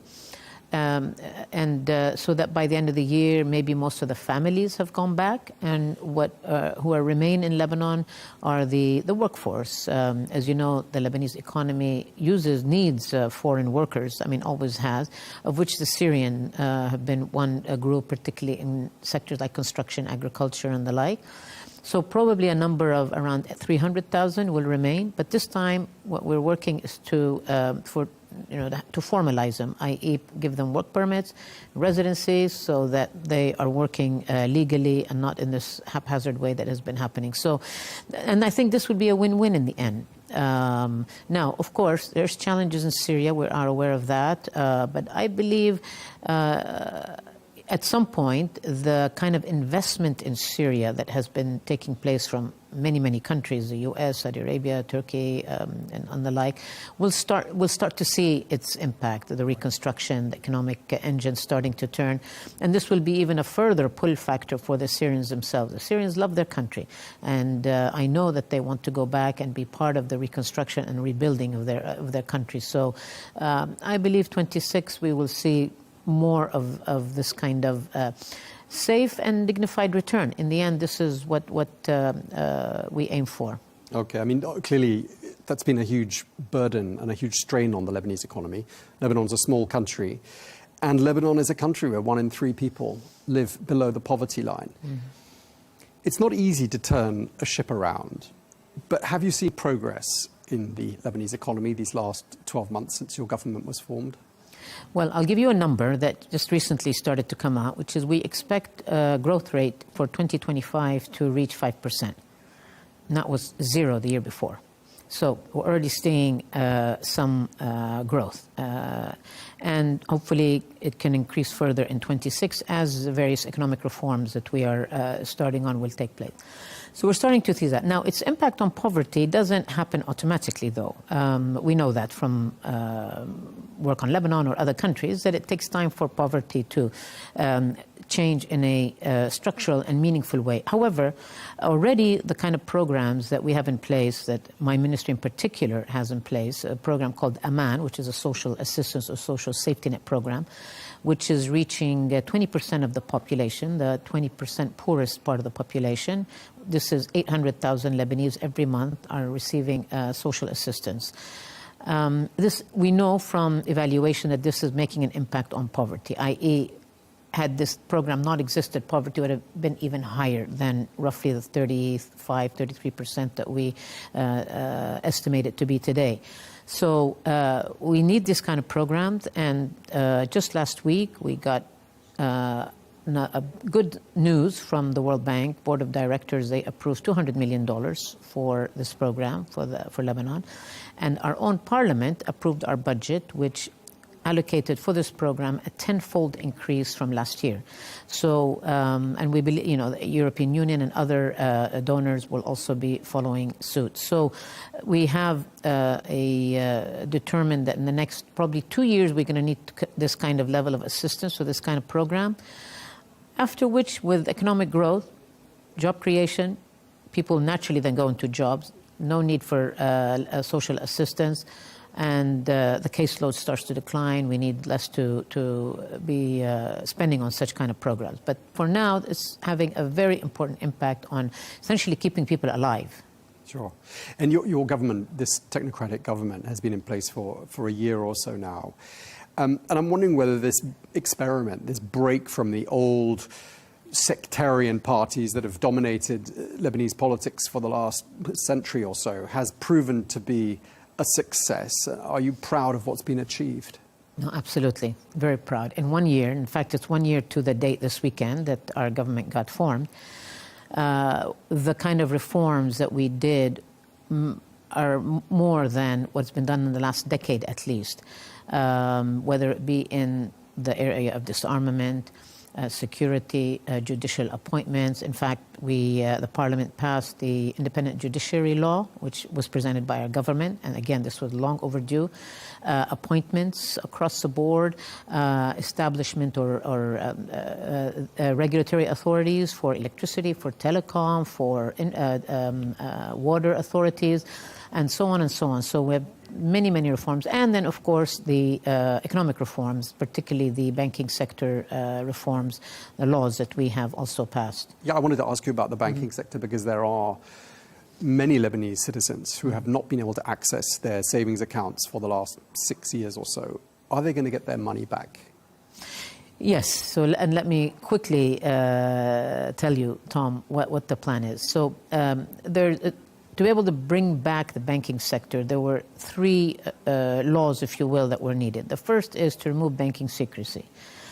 And this is something that has been long overdue. I mean, in the 50s and 60s, when Lebanon was really the banking center of the region, or coming to be, it needed this kind of thing to attract funding. And it worked for a while, but there was no need. I mean, very few countries in the world have a banking secrecy law. So we passed that. That got approved. The second one was a law to explain or manage how the restructuring of the banking sector take place.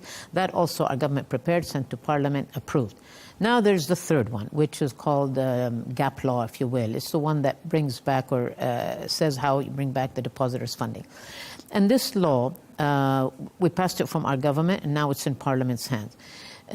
Does several things. One, it divides depositors into small, medium, and large. And focuses, of course, initially on the small depositors, because that's 85% of the deposits are small deposits, i.e. $100,000 or less. And in this law, we say that they will get their money back in 4 years. Anyone who has 100,000 will get that 100,000 in 4 years or less. Compared to if the status quo, if we do nothing, where we are today, these depositors will get their money in either 10 or 16 years. So this is a huge improvement. Secondly, for those that have beyond 100,000, and there are a much smaller number, of course, the other 15%, they'll get what's called asset-backed securities, which are can be traded. They're backed by the assets of the central bank. These will be ABSs issued by the central bank and are tradable from the day that they're issued. And we also believe that this will bring some kind of equity also for returns to the larger depositor. Now, let me say a caveat that it's not a perfect law. I mean, we have a situation in the banking sector where you have $12 billion of assets and $86 billion of liabilities. So the gap is huge. So no law is going to be perfect, is going to resolve this to everybody's liking, unfortunately, of course. But what we inherited this situation when we came in a year ago, and we were determined, the Prime Minister is very clear about this, and we put it in our government statement, that we want to tackle this issue. We're not afraid of it. We know it's difficult. We know it's sensitive, whether it be because of, you're dealing with people here, of course, and the trust that we want to bring back into the banking sector, that the Lebanese diaspora, the Lebanese in Lebanon. But we took that challenge and we put a law forward that we think is the best at this point. Now, there are improvements that can be done, and we're open to that, and these improvements can happen in Parliament when it's discussed. But we believe that this is very critical to pass. It's going to be obviously a key condition, if you will, or a key element of an IMF program, which is what we aim to have on next Monday. An IMF mission is coming to Beirut to resume the negotiations. Okay, so clearly that'll go a long way towards restoring public faith in government. Absolutely. And all the tools of state. Absolutely, very important. Okay, just briefly, because we're nearly out of time. I mean, looking back at these last 10 dramatic years for Lebanon, what would you say was the lowest point in those last 10 years? And how far have we come from that lowest point? There's two low points for me, and I think for the country. Port of Beirut blast. Something the world hasn't witnessed of that magnitude, not only because I personally lost my mother in that blast, but many, many others, and the destruction of the city and the people that were injured and maimed, and literally half the city was destroyed.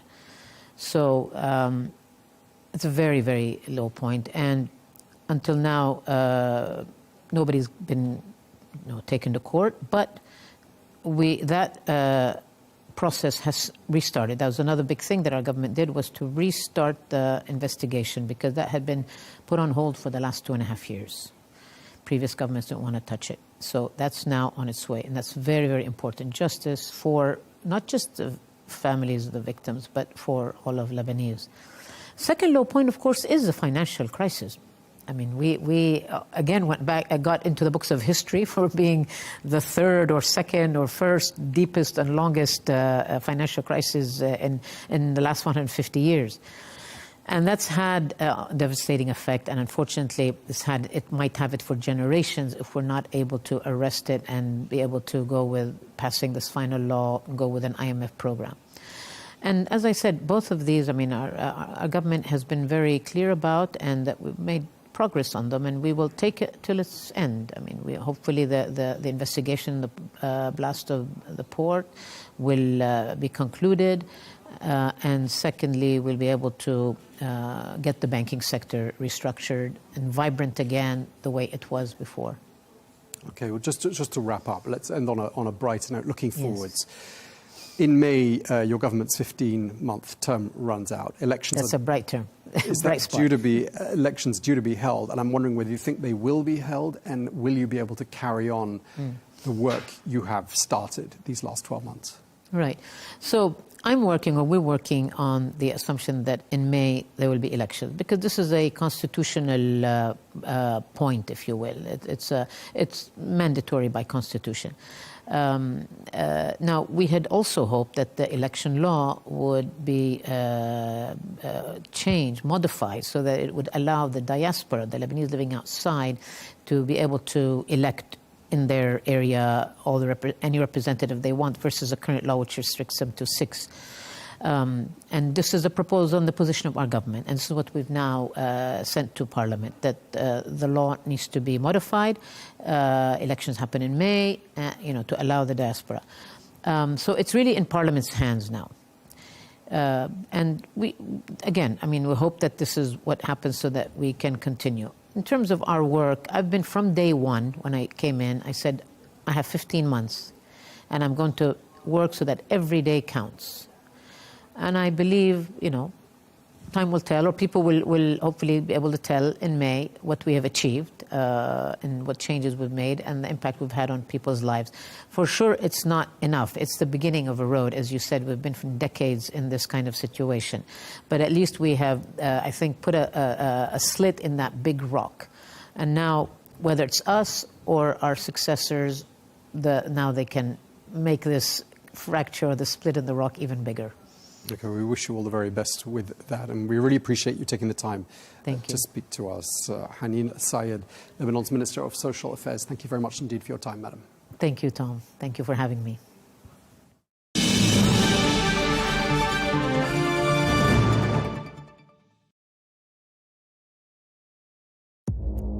Our allies, in many cases, are worse than our enemies. Stay informed and connected with the latest international headlines.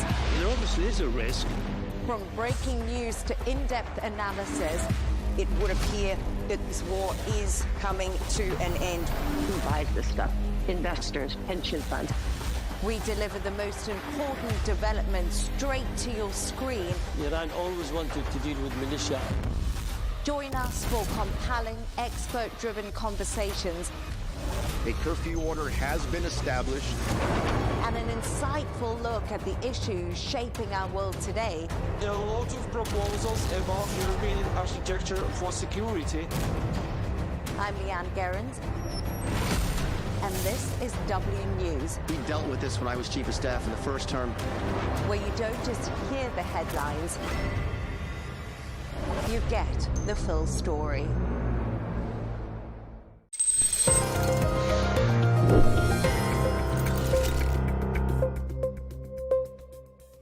There's been intense debate and misinformation about whether Alex Preddy, the Minneapolis man killed by ICE agents, was armed when he was shot.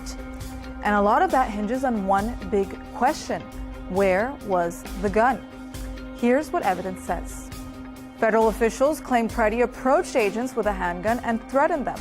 This looks like a situation where an individual wanted to do maximum damage and massacre law enforcement. But multiple videos from the scene show something different. Preddy is seen holding a phone, not a gun, moments before the confrontation. One widely shared clip even shows an agent searching his body after shots were fired and saying, "Where's the gun?" So what happened? Video and forensic analysis suggests that Preddy was disarmed by an agent. In this video, you can see an officer removing a gun from Preddy's waistband while he was on the ground.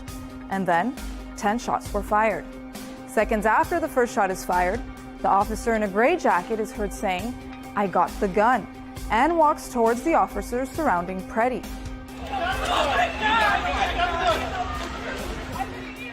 Crucially, no video so far shows Preddy waving or pointing a gun at officers before he was shot. Legal experts and bystanders point out, carrying a gun with a permit is legal in Minnesota, and carrying is not the same as threatening. So far, there is no available footage showing a Preddy aiming or displaying a weapon, evidence that would be required to support claims he posed an immediate threat when shots were fired.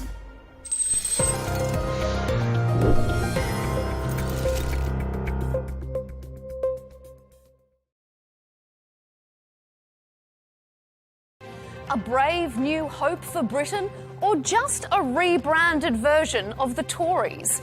3 high-profile Conservative Party MPs have defected to Reform in the past 3 weeks alone.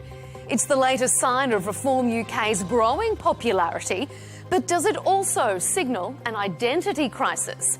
I'm Melinda Nucifora. That debate coming up soon on Counterpoints.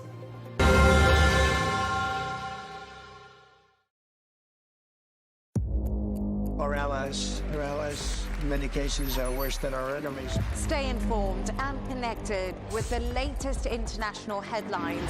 There obviously is a risk. From breaking news to in-depth analysis.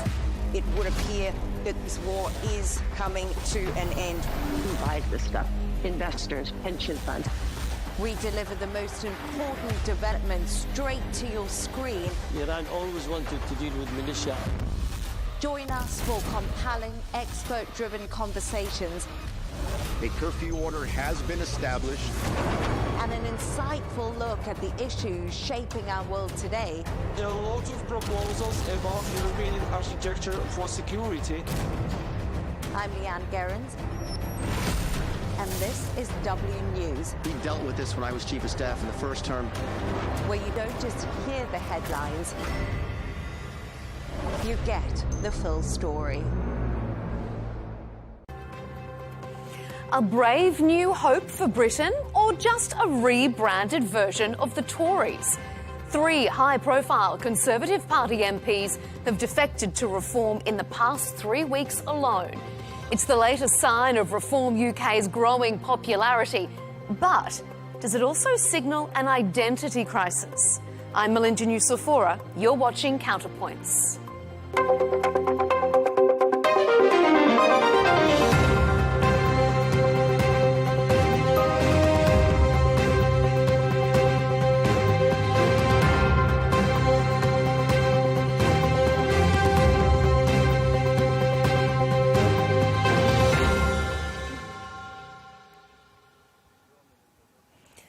Reform UK continues to gain traction on a promise to fix what it calls broken Britain.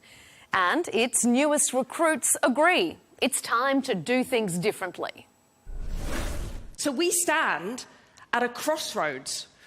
We can either continue down this route of managed decline to weakness and surrender, or we can fix our country, reclaim our power, rediscover our strength.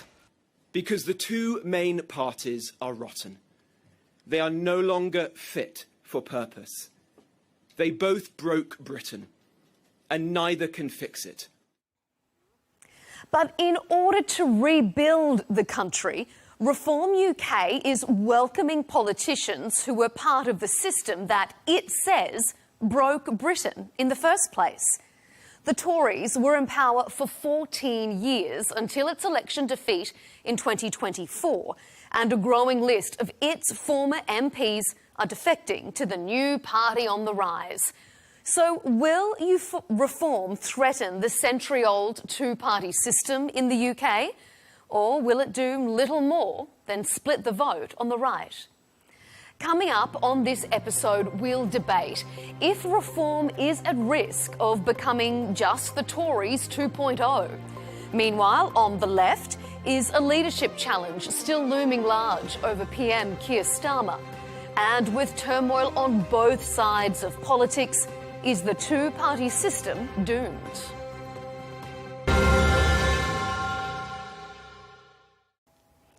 Joining our UK politics debate is Dr. Richard Corbett, former Labor Party leader in the European Parliament. Gwaine Toler is here with us, political strategist and Reform UK board member. And Reem Ibrahim is joining our panel, political commentator and former head of media at the Institute of Economic Affairs. Welcome to all of you to Counterpoints. Well, Reform UK's time in the sun certainly isn't dimming. Opinion polls still have it ahead of the two major parties. Nigel Farage is promising a fresh start and a program to revive a so-called broken Britain.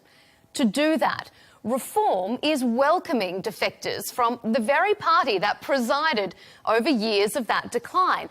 Tory defectors are lining up to join the party, and it seems they're being given a second political life.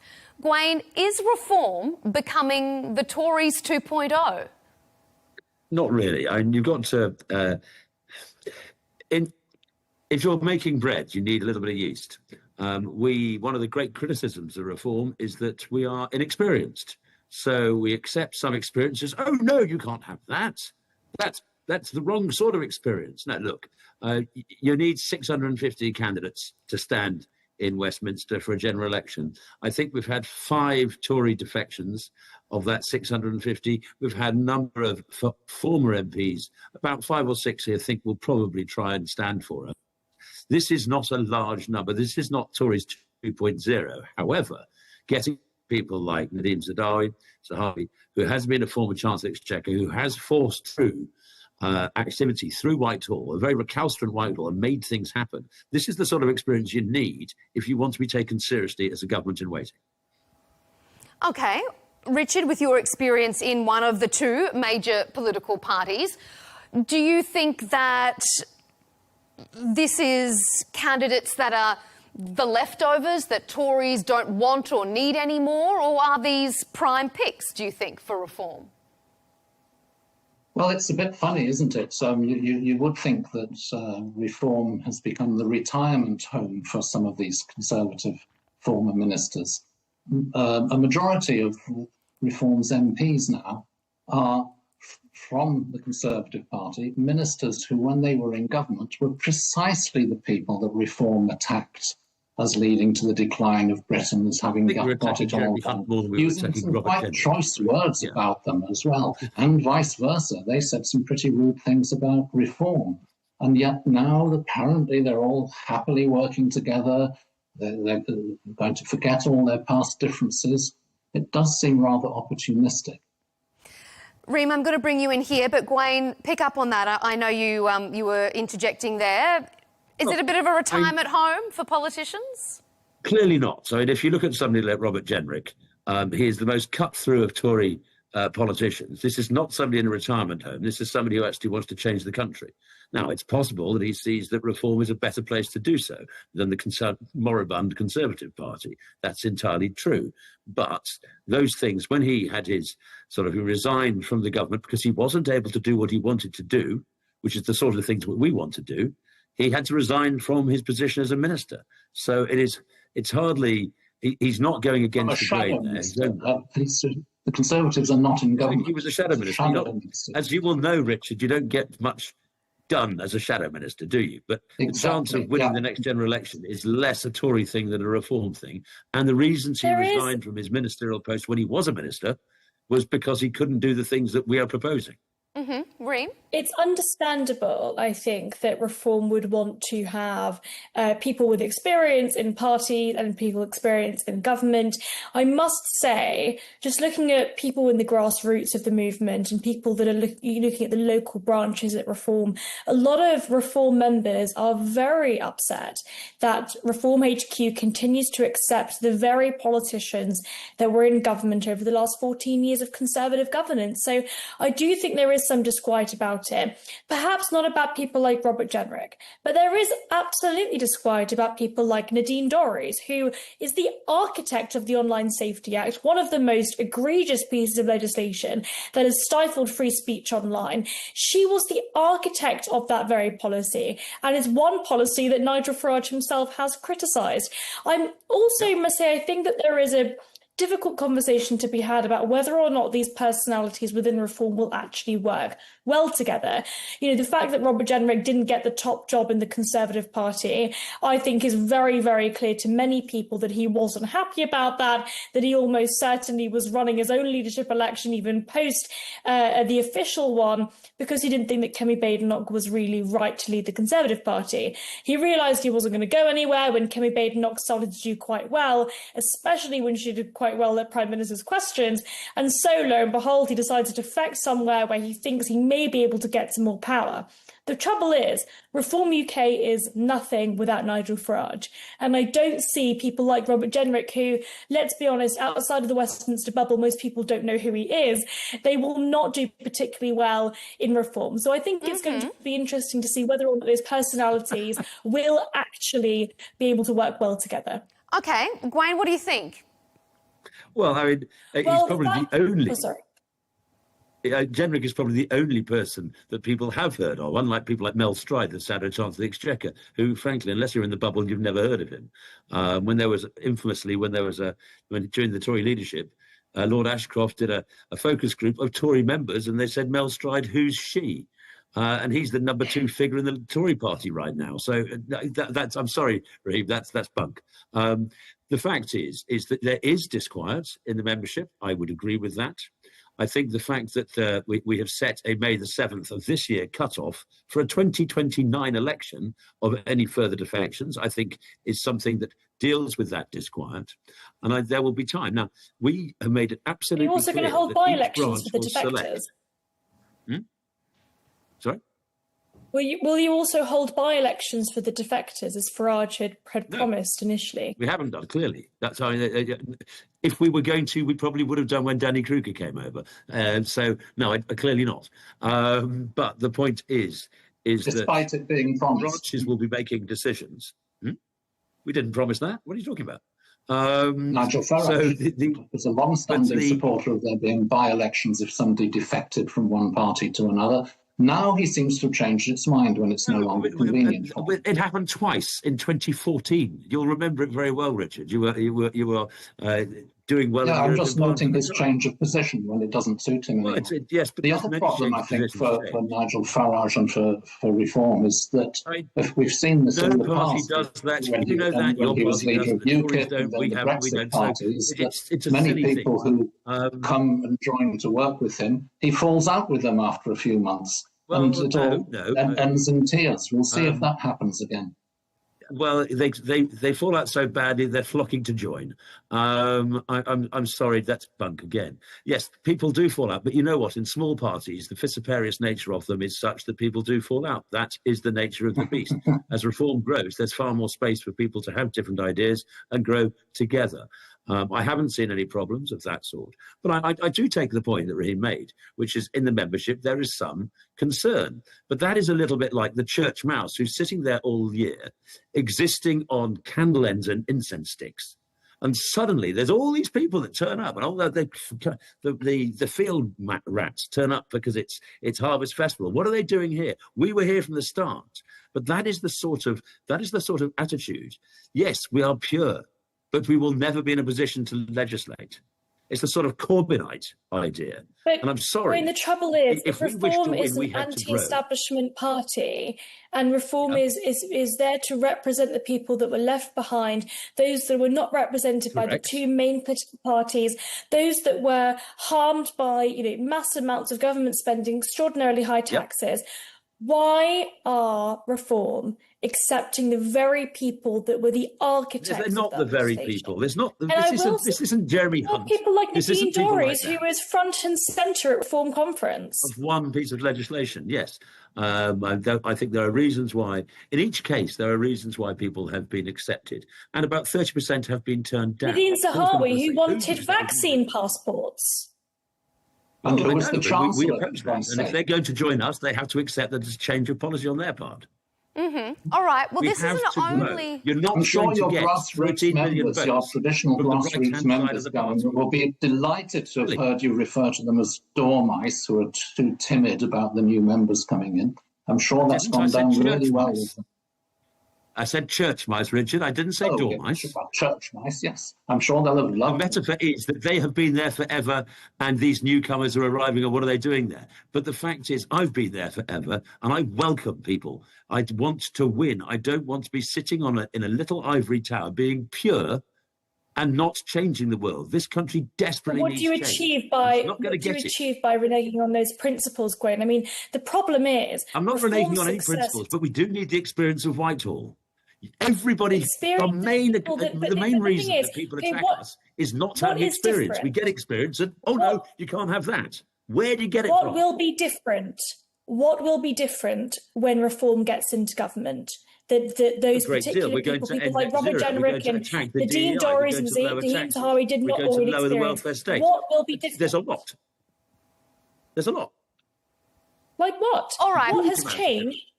I'll let you quickly respond to that, Gwen, and then I want to move us on a little bit. I refer back to the first comment I made about this. We have 5 defections from the Tory party. We need 350-odd seats to be in government. 5. This is a leavening. This is a bit of yeast in the flour. This is not the bread. the vast, vast majority will be homegrown reform people. But having a few people who've got experience of Whitehall will be desperately necessary when you know the establishment will be doing everything it can to stop reform governing. OK, but this is not only about reform taking in the defectors, this is also about the Conservative Party losing its membership. So, Richard, let me ask you this. On that flip side of the coin, is this a moment of rejuvenation or is it a moment of collapse for the Conservative Party? Well, we will see, but they are certainly in a bad way after their disastrous period in government. Disastrous not just on the policies they were running, but on some of the scandals and the corruption. That has left a stain which is very difficult for them to overcome.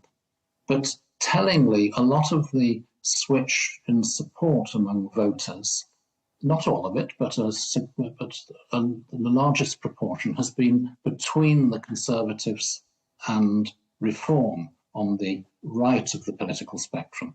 On the centre and the left of the political spectrum, there's movement between people who voted Labour, perhaps shifting to the Greens, the Liberal Democrats, the Scottish Nationalists, the Welsh Nationalists. But between those two blocks, there is relatively little switch between them. So that's an interesting feature of British politics at the moment. We'll see what happens over the next 3 years. But if it ends up with all the right-wing support going into one box, as it were, either the Conservatives or Reform, that will give that party a big advantage given the British electoral system. If, however, they split pretty evenly, and if Labour, on the other hand, manages to recoup some of the support it's losing to the Greens and to the Lib Dems, then Labour will be in a strong position. In both cases, thanks largely to the British non-proportional electoral system, but it is something to be watched. Gwen, what do you think? Does this say more about reform or does it say more about the failings of the Conservative Party? Oh, I don't believe that any government wins its first election on its own merits. It's on the failures of those that came before. You win a second term on your own merits, not the first term. And the failures of 14 years of the Tory government, plus, frankly, the current shambles that is Labour. Richard talked about the Tory scandals. Yeah, you're right. But have you seen this week? And it is a universal fact that it seems like parties of government get themselves into horrible trouble. You've had people arrested for sexual misconduct. You've had somebody found guilty in absentia for corruption. There's all sorts of stuff going on in Labour. No, look, people. One of the pollsters, the senior pollster, made a good point about this. It's not that people think that Reform are perfect. They don't. But the risk factor in voting for a party that doesn't have a track record in government is reduced every time the old parties make a hash of it. The risk of voting for Reform is reducing every time the Labour Party has a U-turn. Every time. So things like that, it's a case of, well, you know, they haven't done it before. They don't have the full experience. They've never been in government before. But have you seen the current lot? You know what? We may as well vote for Reform and give them a shot. So there is a lot of risk. People looking at for us has lots of people looking at Reform. People, and I put myself in this particular. I'll put myself in this particular camp. Lots of people aren't bothered that Reform do not have experience in government. Actually, I quite like the idea that it's a bunch of people that have never been in government before, that have not been poisoned by the establishment perspectives on how government should be run and how large it should be. I mean, that's worked for President Trump's administration, second time around. And you can say indeed. I mean, this is the trouble, right? When you've got enormous amounts of public spending. I mean, what somebody like me cares about is a smaller state and lower taxes and a freer market. And unfortunately, we do not have those things in this government. But if Reform do not remain with those principles and do not sort of stick to them. I mean, one difference I think is interesting in policy is Reform around the 2024 election in the manifesto or the contract with the people said that they wanted to introduce, what was it, about £90 billion worth of tax cuts. And that's completely been reneged upon. That was completely U-turned on because apparently we can't afford it. we can't afford it because the reform did not promise any spending cuts. What I would like to see is a genuinely low-tax party, and I don't think that any party is offering those policies. Well, we're talking, literally today, we're talking about significant cuts in welfare. So, yeah, we're doing it. Gary was talking about government U-turns, but if people will also look at the U-turns done by reform in the local government areas that they control. They came to power in several local government areas 9 months ago, but less than 8 months ago, promising to cut council tax, local taxation in Britain substantially. They've ended up invariably increasing it. By less than other parties. To be fair, a lot of the majority of local at national level on, for example, child benefit. But the majority when of Labour extended child benefit to legally beyond the required by first the two state. children to the third child. All right, I'm just going to interrupt us there and move us away from local politics because we've got to move on to our second segment, because we've talked a lot about reform and the Conservative Party. But they're not alone in facing some inner turmoil, just as the Tories, aren't alone either. The Labor Party is still delivering disappointing poll numbers. And as Gwaine has been pointing out, there's a lot of discontent among voters. Despite his landslide victory in 2024, Prime Minister Keir Starmer just can't shake this looming cloud of a leadership challenge. Richard, let's turn our attentions now to Labor. Is a challenge for the top job now a matter of when, not if? Well, Labour doesn't have a strong tradition of challenging its leaders when they are in government. So although there's been a lot of media speculation and one or two people who may fancy themselves as Prime Minister, it's not that likely, but of course it's politics, it's possible. But at the moment, in coming months at least, I don't see a challenge emerging. Reem, what do you think? I don't think that there will be a challenge to the leadership at the moment, and I think that Starmer has effectively stopped that from happening by blocking Andy Burnham, the Manchester mayor, from being able to stand in the Gorton by-election. So, Starmer has basically, temporarily at least, kicked the can down the road and prevented any kind of leadership challenge internally. I do think, though, effectively what Starmer has done by doing this is made people like Wes Streeting the sort of de facto successor to Starmer. So I do think that there is question about whether or not Starmer is sort of able to consolidate power within the Labour Party as well as he might hope. When it comes to policy, it is almost abundantly clear that the backbenchers of the Labour Party are not being whipped in the right way, I suppose. I mean, what's interesting is the benefits cuts they attempted to implement, very, very minuscule benefits cuts, about a year ago now, I think it was, and almost a year ago. And it wasn't, they weren't able to get it through because the backbenchers on the Labour Party sort of rebelled against the government. And unfortunately, it meant that they weren't able to introduce those cuts. And actually, what ended up happening is an increase in public spending on welfare. So I do think that Starmer is struggling to consolidate power within the Labour Party internally, but I do not think that there will be a genuine challenge to Starmer's leadership, at least over the next year or so. Only time will tell, but I think that he's effectively blocked the main challenger from even standing for Parliament. So he looks like he's sort of operating from a weak position, but at least in the short term, he's kicked the can down the road. Gwaine, I know that this isn't your political party here, but from Reform's point of view, what's your impression? Is this a matter of when, not if? I think what is happening over Lord Mandelson, or the former Lord Mandelson, I think he's resigned from the House of Lords this afternoon, and the fact that Morgan McSweeney, who is Starmer's brain, is so intimately involved in the appointment of Lord Mandelson to the ambassadorship in Washington. The damage to Morgan McSweeney is great, and it's entirely feasible over the next few weeks that we will see McSweeney being the sacrificial lamb to protect his boss. The problem is without him, Starmer is completely naked to his opponents. And whilst I would have agreed with both of you up until this moment, I think if McSweeney goes, then Starmer is in real, real trouble. And though he has been able to stymie the ambitions of Andy Burnham, before Christmas, it wasn't Burnham they were talking about. Changed their advisors. Then they were talking That's about never fatal. Angela Rayner and her raising money this weekend. And there's more than one. There's more than one opponent in the field for Mr. Starmer. And if he loses Morgan McSweeney, I feel that he may well be in real trouble. Richard? Prime Ministers frequently change their chief advisor. That's nothing exceptional, and I don't think that in itself would damage the Prime Minister. What about the resignation of Lord Mendelsohn? Is that going to tarnish his leadership, Labour as a whole?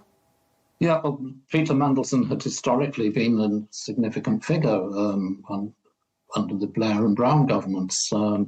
It was unfortunate that he was asked to come back to serve as ambassador to Washington for a short period. It's right that he's gone. It's right that he's no longer a Labour Party member. It's right that he's no longer a member of the House of Lords. Everybody in the Labour Party was shocked by the recent revelations, and it's right that he's gone. But, you know, he has gone, that has been dealt with. Did Starmer already know about these relationships that he had with if he'd known that, he would never have risked appointing him to that position. Are we sure about that? Are we certain about that? I mean, there's a question about whether or not Starmer was aware of any of it. Do something like that if he knew. He wouldn't. It would be wrong morally, and it would be a huge risk politically. So the question is whether or not Starmer himself saw it. No, Starmer was not informed, was not aware of what had happened. If he was, he would never have made such an appointment, neither morally nor in terms of politics, because it would have been a stupid thing to do politically if he had known about it. I asked a simple question. Do you believe that the appointment of our most important diplomatic post, that is our ambassador to Washington, that the Prime Minister was not briefed by MI6 or MI5? I expect he was briefed by MI6 or MI5, but they were presumably not aware of this. The strong likelihood is that he did know something. No, almost certainly did not know, because he would not have taken such a risk, and he would not have done it on moral grounds. He takes a lot of saying that perhaps the civil servants hid it. He would not have taken such a decision. I'm not as sanguine as you. So did the civil servants hide the information from him? I mean, it is undoubtedly untrue that it's just really, really quite unbelievable to think that there is absolutely no evidence or indeed no information about Mandelson's relationship with Epstein at all. So the evidence, there was information Gordon there. Brown talked about it in September. Did anybody tell? Yeah, exactly. I mean, we have been talking about it for a very long time. Gordon Brown reported it to Number 10 in September. Did they hide it from Starmer? Did Starmer steal and choose to ignore it? Playing this up, but and making insinuations and so on. But the fact is that the Prime Minister was not made aware of all the continued relationship with Epstein by Mandelson after the conviction, and some of the recent stuff that's come out in the last couple of days. Nobody was aware of that. Frankly, even if the Prime Minister is ignorant of any of these things, we do know that Peter Mandelson, this is the third or fourth sacking. He's been sacked almost as many times as I have.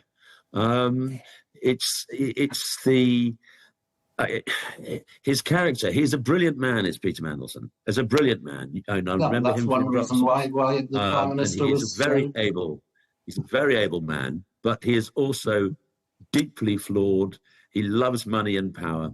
And if what it appears that he was sending essentially state secrets about the security architecture of Whitehall and Number 10 out of this country, that is such a serious offence. And I can't believe that MI6 and MI5 were completely nobody has suggested that was known before it came out in the last 48 hours. Nobody has suggested that the Prime Minister knew about that or anybody else knew about that. That is new information. Richard, what sort of fallout do you think there is likely to be now? Would you expect some sort of investigation? Do you think that the Prime Minister is going to have to face some very tough questions about this? I mean, what would you envisage to now be the fallout from these revelations? Well, I expect the Prime Minister will take a very tough line and ask for as much information as possible, perhaps an inquiry. I mean, the Prime Minister was very keen to get him out of the House of Lords and out of the Labour Party, so I don't think there will be any love lost between them. The Prime Minister is appalled by what has been revealed about Peter Mandelson, as we all are, not in the Labour Party, right across the Labour Party, and of course beyond. The only difference is that those beyond, those in other parties, of course, want to play this up and make all kinds of insinuations that the Prime Minister knew all about this from the very beginning, which plainly he didn't. Well, he blatantly knew that Peter Mandelson was highly flawed, having been fired twice before for dubious activities involving money. Yeah, well, the second time he was fired, there was an inquiry afterwards which eventually exonerated him. So don't make it sound more simple than it actually is. It was a judgment call. It was a judgment call about, yes, we know that Peter is flawed, but he is brilliant. And it was a judgment. Yeah, you say he was brilliant. We don't know what the advice those are your words, received. and I expect that's the aspect that led to the Prime Minister appointing him for this very delicate task of dealing with a maverick president in the USA and trying to rescue something for Britain in that relationship. So I can see why the Prime Minister thought, on advice, it will, maybe that's in the right the public's thing to do. eye, But had he known about this, he would never have dreamt of risking it, and he wouldn't have done it on moral grounds either. OK. Reem, a comment from you before I move us on? Well, I think Wayne is right in this respect, because fundamentally this is a question about whether or not Starmer exercised the right judgment when appointing Mandelson. And, it was abundantly clear that at least some of his relationship with Epstein, we didn't know the full extent of it, of course, but some of that relationship was already known. And the question is, either Starmer himself was aware of it and decided to make a different decision, or civil servants downplayed the relationship or indeed tried to hide some of that information from Starmer. Either way, it doesn't look very good for the Prime Minister. A right of reply to you, Richard, and then I'm going to move us on to our third segment. Well, I think I've already made it clear what I thought. The Prime Minister was not aware of all the details. Had he been aware, he would never have made such a decision. For one, on moral grounds, he's a very moral person, Keir Starmer, whatever else you think about him, nor would he have taken such a political risk. Of course not. Of course he wouldn't have done that had he known. Well, this sort of scandal, if you like, the questions raised about Labour Party members and their links to certain figures, the continued rise of reform, it all feeds into this commentary around the future of the two-party system itself. It has been a battle between the two major parties for more than a century. And although this isn't the first time there's been a third contender, it certainly feels like the most serious challenge we've seen to the status quo in a long time. Reem, do you think that questions around Peter Mandelson and his links to Epstein, the defections from the Conservative Party, the rise of reform, is this all a signal that people are fed up with the two-party system? Is it going to die out in the UK? I think people are fed up of not feeling as though they're getting better off. They are not better off now than they were 10 years ago. We know this from the economics of Great Britain. When we're looking at the fact that public spending as a proportion of GDP is now at about 45%, which means that almost half of the economy is the government.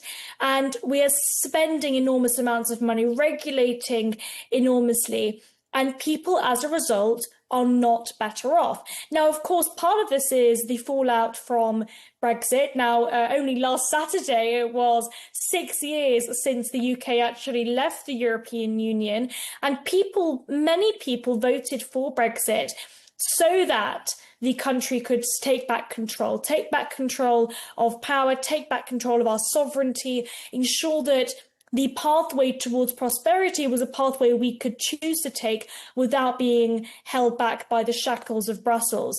Now, what we have discovered is that our own governments in Whitehall and Westminster were almost just as protectionist and just as pro-regulation and pro-government and pro-sort of establishment thinking as Brussels. So what people voted for didn't occur. We've now been left with an enormous number of levers, and nobody has had the guts to pull a single one of them. So now people are looking at this and saying, okay, what we need is to shake up our own governance. We need to shake up our own power domestically. And I think that the rise of reform, the increasing support that reform are getting, is in part the backlash from people not feeling as though they are better off, but also this new rise in anti-establishment thinking. And it's, by the way, why I think accepting too many Tory defections will bode very, very badly for reform. All right, Wayne, I'm going to come to you in just a moment. But Richard, being from one of the established major parties with a long history in politics, do you see this as the time that the major parties are under the most pressure in sort of modern history? The Conservatives are for the reasons we discussed earlier. Labour is because they're in government, and governments tend, especially mid-term, to be unpopular. No more so, of course, than when they have to take very difficult decisions. Labour inherited a real difficult situation economically from the Conservatives, with the public finances in dire straits, and with the economy hit by a number of things, not least Brexit. Brexit was supposed by those who supported it, including, I think, my interlocutors in this debate now, it was going to save Britain lots of money, which would all go to the NHS, by the way. We were going to have wonderful new trade deals with countries across the world to replace the trade deals we have negotiated collectively as Europe with the leverage of the world's largest market. We were going to keep all our access to the single European market. We wouldn't lose any of it, our main trading partner. Our main trading partner is the US. And the OB, the Office of Budgetary Responsibility, had estimated that Britain's GDP is probably around 4%, maybe 5% smaller than it would have been had we stayed in the European Union. Richard, I'm just going to turn you back to the point. We're not going to get into a whole Brexit debate. That has come and gone, so we're not going to reanalyse Brexit. Richard, I want you to answer for me. That would have delivered about £40 billion extra tax revenue every year. OK, we're not going to go back and dissect Brexit because the ship has sailed on that one, Richard. But tell me, Richard, do you think the two-party system is under threat? Transformed the economic situation and the situation of public finance. All that, by the by, Richard, is the two-party system under threat? Well, in that both the traditional main party on the right is in dire straits, and Labour, being in government, is not doing, as is usually the case for parties in government in Britain, not doing very well. There is a threat. Labour, I think, has every opportunity to turn the corner. It's still got 3 years to go. It's doing what it can to turn around the economy. It's doing what it can to address people's concerns in terms of the state of public services, the NHS, and so on. So it's possible, but it's by no means certain that we're seeing the end of the two-party system, at least as regards Labour on the centre left. If you want to be more like the Europeans, then you want multiple parties. All right, Wayne, do we want multiple parties? Is it the end of the two-party system? Is that a good thing? I'll go to your first question. My feeling is, though pollsters and others will tell you that British politics is fragmenting, with the Greens, the Lib Dems, Reform, Tories, Labour, instead of the two-party system. My feeling is it's a little bit more a realignment. And I can see, just as Reform are an electoral threat to Labour, and look at the by-election last year in Runcorn, or maybe this election in Manchester this month, we are an existential threat to the Tories. And in the same way, the Green movement, which Labour are terrified of winning in Gorton, provide an existential threat to Labour. Talking to Labour people I know, they are working their socks off. It's bad enough being beaten by Reform, but we don't threaten their heart. If they're beaten by the Greens in Gorton, then that threatens their heart. And what I think you might see is maybe we go back to a two-party system, but it's not those two parties. All right, Reem, I'm going to come to you in a moment, but I want to hand that over to you, Richard. Is there a risk? I mean, we talk about the splitting of the vote on the right. Could we be looking at a split on the vote on the left? Yes, certainly the support that Labour has lost, according to polls, has gone predominantly to the Greens and the Liberal Democrats, or in Wales and Scotland, the nationalist parties, not to the Conservatives or Reform, most of it. So if there is a threat to Labour, it's from parties on the centre and the left, not from the parties on the right. That's more a battle between the Conservatives and Reform. So Labour is aware of that. It will be, of course, arguing and conducting policies to make sure that it attenuates that risk.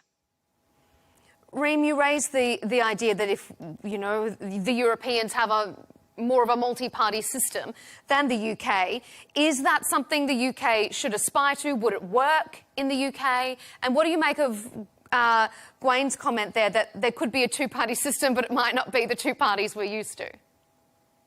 Yeah, I don't think that will be the case. I think we're probably going to see a split in the vote on the right and a split in the vote on the left. I think we are going to see more multiple parties. I don't think that Reform are going to get a majority at the next election. I think that we're probably going to see a hung parliament, one in which we'll have to have a minority government in some form of coalition. And I don't mind that. I mean, I think that what's interesting is in the majority of European countries, you do have multiple parties that then form a coalition, predominantly because of the way that their electoral system works.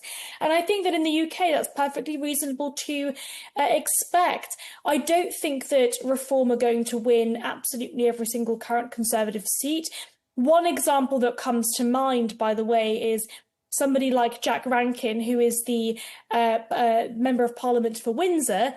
He was Robert Jenrick's PPS, his sort of private secretary in Parliament, and lots of people have said, well, he should be on defection watch.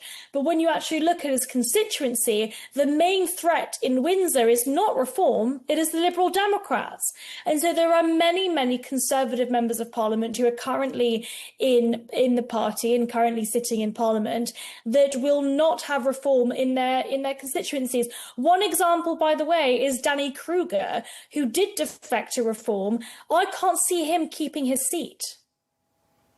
I know, it rather kills the idea he did it for his career, doesn't it? Maybe he just did it because he believed in it. Perhaps, but it also means that Reform won't win that seat. So Reform with Robert probably will Jenrick not in get a Newark, majority. Same with Jenrick in Newark. Yeah, and Perhaps, so yeah. the idea that they're doing it to save their careers, actually, no, they're doing it because they believe in it. Perhaps, but perhaps that is true. But it also does mean that Reform, just on this issue of the multiple party system, it does also mean that this idea that Reform are going to completely engulf the Conservatives and the two-party system will be dead because Reform will take over, I just don't think is true. I think what will happen is Reform and the Conservatives will split the vote. You'll get moderate Conservatives still voting for the Tories, and you will have those that care more about the economy voting for the Conservatives. Those that care more about immigration will vote for Reform. And on the left, you will see more people that care about the establishment, that are probably Blairite, will vote Labour. And those that want to see the UK completely go green, or indeed pro-Gaza, they will end up voting Green. And that's how the electoral system will look after the next election. It is an excellent crystal ball. We're almost out of time, so let me put that proposition very briefly to our other two panellists. Gwain, what do you foresee? I mean, maybe if I can narrow it down, do you think you'll have more Tory party defectors coming Reform's way before the May deadline? I wouldn't be at all surprised. I really wouldn't, but maybe not. It doesn't matter. I would say of the 20 or 115 Tory MPs to the left, I wouldn't take more than 4. That being said, I would take Jack Rankin. Yes. Well, we'll keep our eyes out on that one. Richard, round us out. I mean, we had quite a detailed crystal ball there from Reem. Give us your impression. Election is a long way away, but what does Keir Starmer need to do to keep things on track? Well, first, I think Reem's analysis is right to a large degree on where the support is shifting. Now, if we had proportional representation like other European countries, that would lead to coalitions being made to secure majorities in Parliament. Parties would have to compromise, and perhaps that wouldn't be a bad thing at all.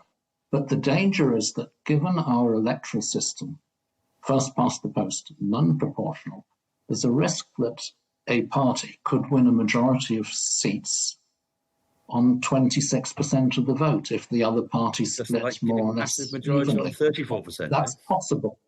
And there's a risk that could be Reform could win a majority of seats on 27% of the vote if the Tories are on 18, Labour on 19, Greens on something similar. It's possible under our system. And that's an important reason why those people who are thinking, well, we're not entirely happy with this Labour government, I'm going to perhaps as a protest vote Green or vote Liberal Democrats, etc. They should think very carefully, because that is exactly what could let Reform in. It won't be a Green government, it will be a Reform government. So sticking to the devil you know, Labour, which isn't doing as badly as some people pretend, given the circumstances in which it came to power and the dire state of the economy, that, I think, will enable Labour to nonetheless get back for a second term. I feel like I need to give you, as Reformer, a quick right of reply there, Gwen, before I wrap us up. Oh, look. Oh, I thought that was my right. It was, Richard, but I just need to make sure I'm keeping us balanced here. Very briefly, Gwen, before we run out. With 2 on the centre right against me on the centre left. I feel like there's been a bit of a gang up on Gwen as well. The big fight the Tories have got is against the Lib Dems, and I think some of the points we've made are absolutely correct. I suspect that many of the problems of this Labour government are not those they've inherited, that they've been self-inflicted wounds, like the winter fuel allowance, like things of that sort. These are self-inflicted. The thing that really has annoyed the Labour base is what Labour has done itself, not what it has inherited. I still think that the realignment idea is stronger than this sort of this fracturing. But I think the Tory fight is going to be with the Lib Dems. If you look at where the recent opinion polls have gone, the MRP polls, the switching, for the first time we've seen that when the Tories rose a little bit in the MRP polls over the winter period, they started to take Lib Dem seats rather than those seats that are more reform-minded. And I think that's going to be an extremely interesting fight. With Labour, I think this by-election in Manchester is going to be hugely important. It's going to be a real... if the Greens can pick up the Muslim vote, if the Greens can pick up disaffected youth, which they are doing in the opinion polls, then that fight is a fight for the soul of the left of this country. Okay, well, maybe after that by-election, we might get you all back to dissect the results of it. We're out of time, so unfortunately I have to leave us there. It's been such an interesting and such a wide-ranging discussion. I appreciate your expertise across the panel on all of the topics we've touched on. Dr. Richard Corbett, former Labour Party leader in the European Parliament, Gwen Tola, political strategist and Reform UK board member, and Reem Ibrahim, political commentator. Thank you all for your time on Counterpoints.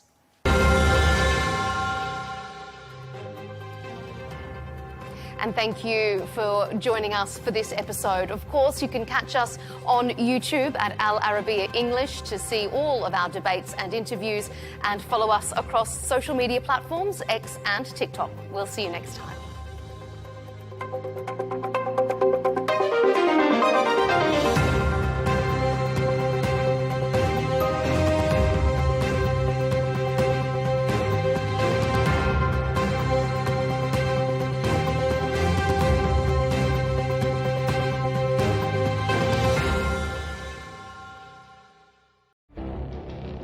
It feels like decades are passing by in a matter of weeks.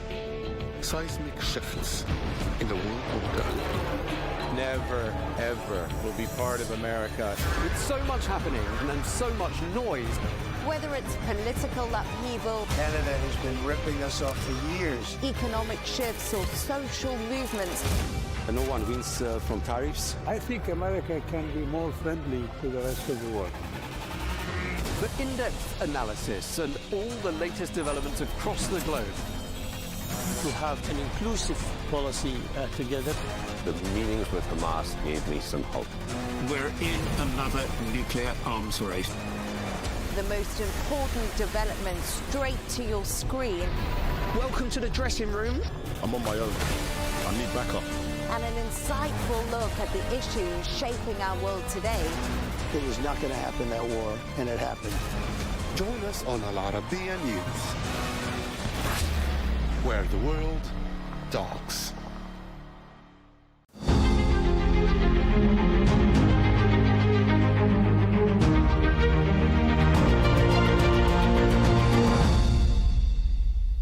Welcome.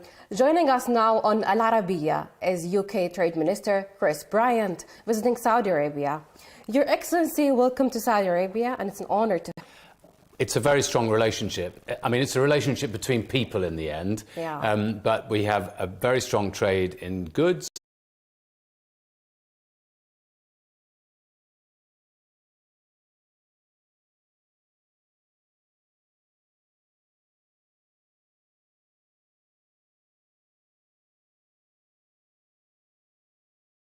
It could be stronger.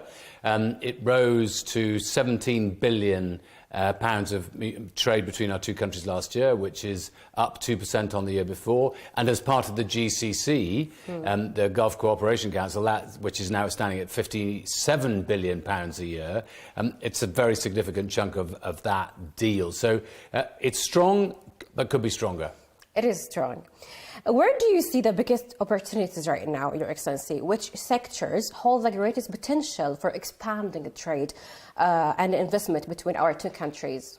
So trade and investment, these are two different things in a way. And there's roughly £101 billion of Saudi investment in the UK in all sorts of different sectors. That's very strong. We also have investments in Saudi Arabia. Last year, our Chancellor of the Exchequer was here, and she was able to launch £5 billion worth of investment from the UK Export Finance Fund, which is part of our government investment here in Saudi Arabia. We have 8 key industrial sectors where we think that we are particularly strong, and we want to build our trade with Saudi Arabia. So starting with clean energies, with advanced manufacturing, with the creative industries, and of course we are very good at finance. That's one of the things that we sometimes leverage into Saudi Arabia as well. So financial services, one of the areas that we want to build on. Yeah. So, Your Excellency, you are in the kingdom at a critical time. What message does this visit send about the UK's government's commitment to strengthen its economic partnership with Saudi Arabia? We are very keen to build on our relationship. I'm not the only person coming from the governments in the UK over the next few months here to Saudi Arabia. We've had several ministers in the past few months, and there will be more coming on later this year. I've been quite directly engaged with Minister, His Excellency Dr. Majid Al-Kasabi, for some time, because we've been looking at our Great Futures campaign, which we had our second round in September in London. We're looking to another round of that later on this year, trying to expand trade. But it's not just a trade relationship. It's also a defence and security relationship. We want to build on the number of international tourists that come from the UK to Saudi Arabia and Saudi Arabia to the UK. We've seen large numbers of young Saudi Arabians coming to the UK to train in hospitality services and to come back and work here in the growing tourism industry. Yeah. So let's talk numbers. Your Excellency, how many British companies are currently operating in Saudi Arabia, and how many Saudi companies are working today in the UK? I wish I could give you precise numbers. Yeah, approximately. But, so if we're talking just about services, trade in goods, so that's things. There's about 7,000 businesses, UK businesses, who are registered as doing bringing goods to Saudi Arabia, and there's about 1,000 businesses bringing goods from Saudi Arabia into the UK. But then there's a whole load of other businesses as well who are engaged in services work here in Saudi Arabia. And I haven't got those statistics. I wish I had. One of the things that I think we need to be much better at is understanding precisely the relationship between our two countries, because sometimes there are misconceptions in the UK about Saudi Arabia and misconceptions in Saudi Arabia about the UK. Your Excellency, during your meetings here, are there specific agreements or areas of cooperation currently under discussion? So we have a strategic partnership which is chaired by the Prime Minister and His Royal Highness, and we are wanting to expand that in lots of different areas, and I'm aware of the 80 different projects that the Kingdom here has that they're advancing. In nearly all of those, UK businesses or UK people are engaged, whether it's the creative industries, tourism, manufacturing, so many different areas where we're engaged, or for that matter, even airlines. So we want to expand that.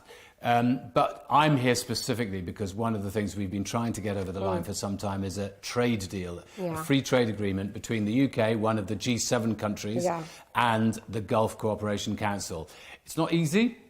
6 different members, obviously, of the GCC, but I'm very keen that we try to get to that position as soon as possible. That's my question, Your Excellency. I thought it might be. So, as you said, one major focus right now is the GCC UK Free Trade Agreement. My question for Your Excellency is, where do negotiations stand right now, and which key files are still on the table? Well, even at this moment, more negotiating is happening. I wish I could tell you exactly where we're at. Before Christmas, I was thinking we were 95% done. Maybe we're 97.5% done. Maybe there's a couple of tiny things to be done. The thing is, with all negotiations, it's not done till it's all done. So you have no deal until you have the whole deal. So we're very, very close. And this would be important, I think, internationally. As I say, G7 country, one of the biggest economies in the world, the GCC, one of the growing areas of economic opportunity in the world, and wanting to diversify its economy in many different ways. We think that that is a really strong partnership, and if we could get that deal over the line, I don't know, in the next few days or weeks. Hopefully, Yes, hopefully. I think that would send a message to the rest of the world that, you know what, both the GCC and the UK, we believe in the rules-based order when it comes to world trade. Yeah, we do. And these are the kind of deals that we can do. So could you please tell us more about the main, maybe, like, let's say, sticking points that may delay that deal? Well, I'm very reluctant to let you in. I'm not going to lift the veil to show you what's going on in every detail of the negotiations, because the GCC has some asks, we have some asks, and we are going like this at the moment. And I hope at some point we'll be able to go like that. We hope that it will, inshallah. So definitely, inshallah. As you said, is there, let's say, if there is a realistic timeline, you hope that the deal is finally will be like done, like specifically, can you give us maybe soon? I wish like very soon. When politicians say soon, sometimes it doesn't mean anything, I know. And I had hoped that we would have got this done by Christmas. I have very cordial relations with both my counterparts here in Saudi, but I was also in Qatar yesterday, and I hope that we might manage to get to a place when we can do this very, very soon. Very soon, we're optimistic. So, Your Excellency, how much do regional and global geopolitical developments may shape these talks for the free trade agreement? So trade, in one sense, stands on its own. You know, I've got milk, you've got eggs, somebody else has got flour, and if the three of us trade together, we can all make pancakes. So you would hope that whatever happens in the world, you can still continue to trade. But I noticed that some of the shocks in the world over the last, 2 years, 3 years, have provided real problems for everybody. So the war in Ukraine, Putin's illegal invasion of Ukraine has had an effect on energy prices in many parts of the world, and the access to bread and to corn and so on. That's for many parts of Eastern Africa as well as the rest of the world. So that can be important, and obviously the situation in Gaza and in Israel has disturbed lots of people's understanding of how we can achieve peace and stability across the region. Peace and stability is always good for trade. Yeah. But I'm the trade minister. I'm not the peace minister. Yeah.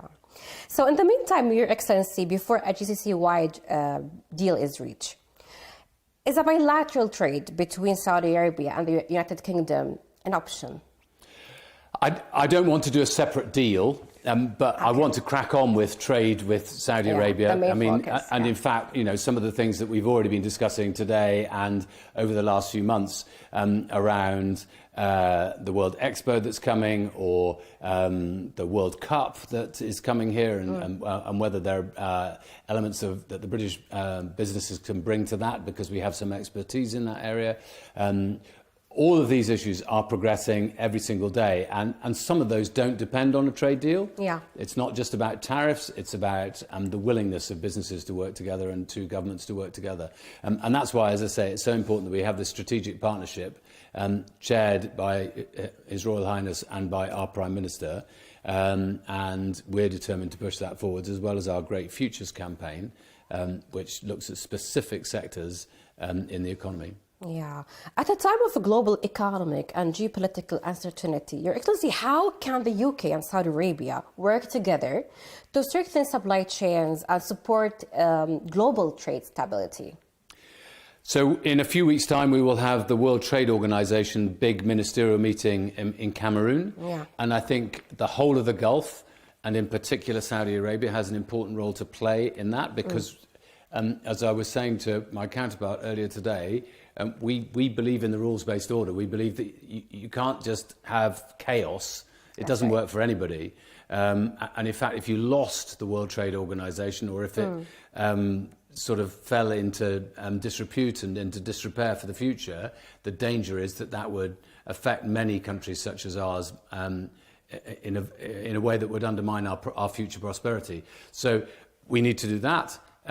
We also need to make sure that, in relation to critical minerals, for instance, that there are supply chains that enable the diversification of the economy here in Saudi Arabia, as well as in the UK. Just one tiny issue: the access to lithium around the world for electric vehicles.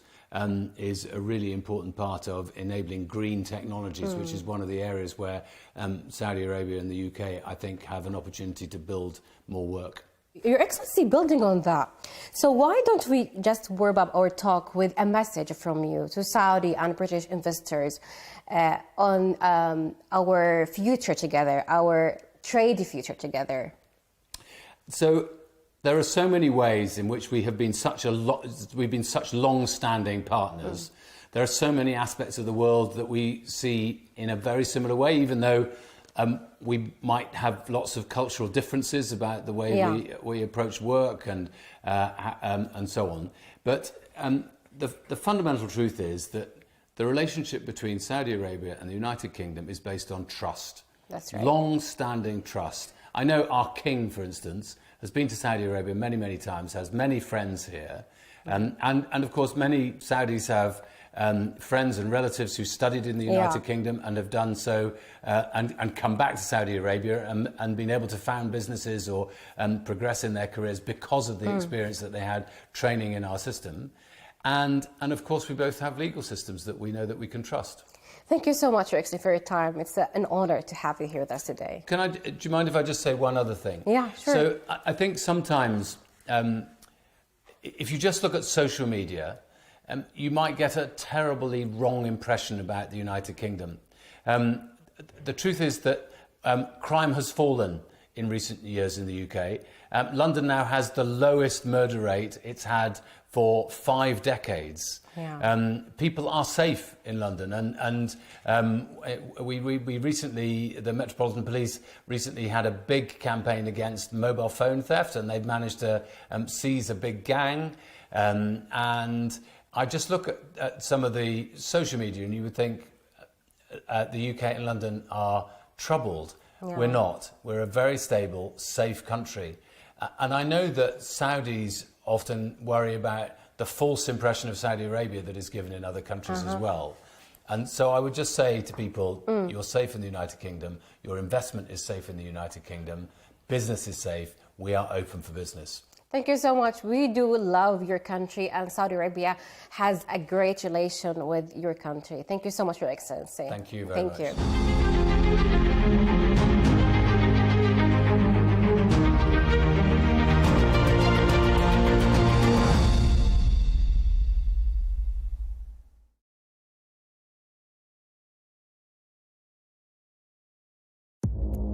Our allies, in many cases, are worse than our enemies. Stay informed and connected with the latest international headlines. There obviously is a risk. From breaking news to in-depth analysis, it would appear that this war is coming to an end. Who buys this stuff? Investors, pension funds.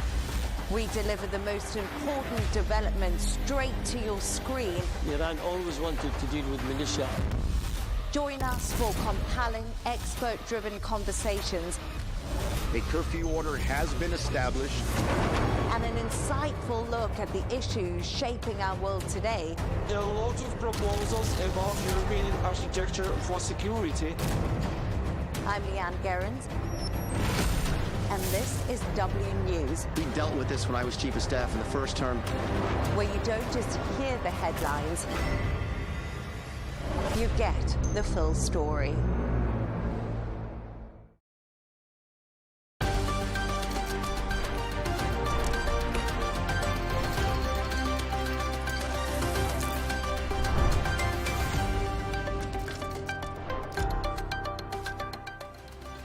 Hello and welcome. I'm Catalina Marchand-Abreu, and you're watching W News Extra, broadcasting live from the Al Arabiya studios. These are our top stories.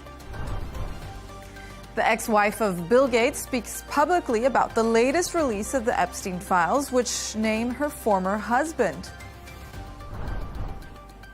The U.S. says it does not agree to Tehran's demands, with questions surrounding Friday's talks. U.S. brokered talks between Ukraine and Russian negotiators get underway in Abu Dhabi.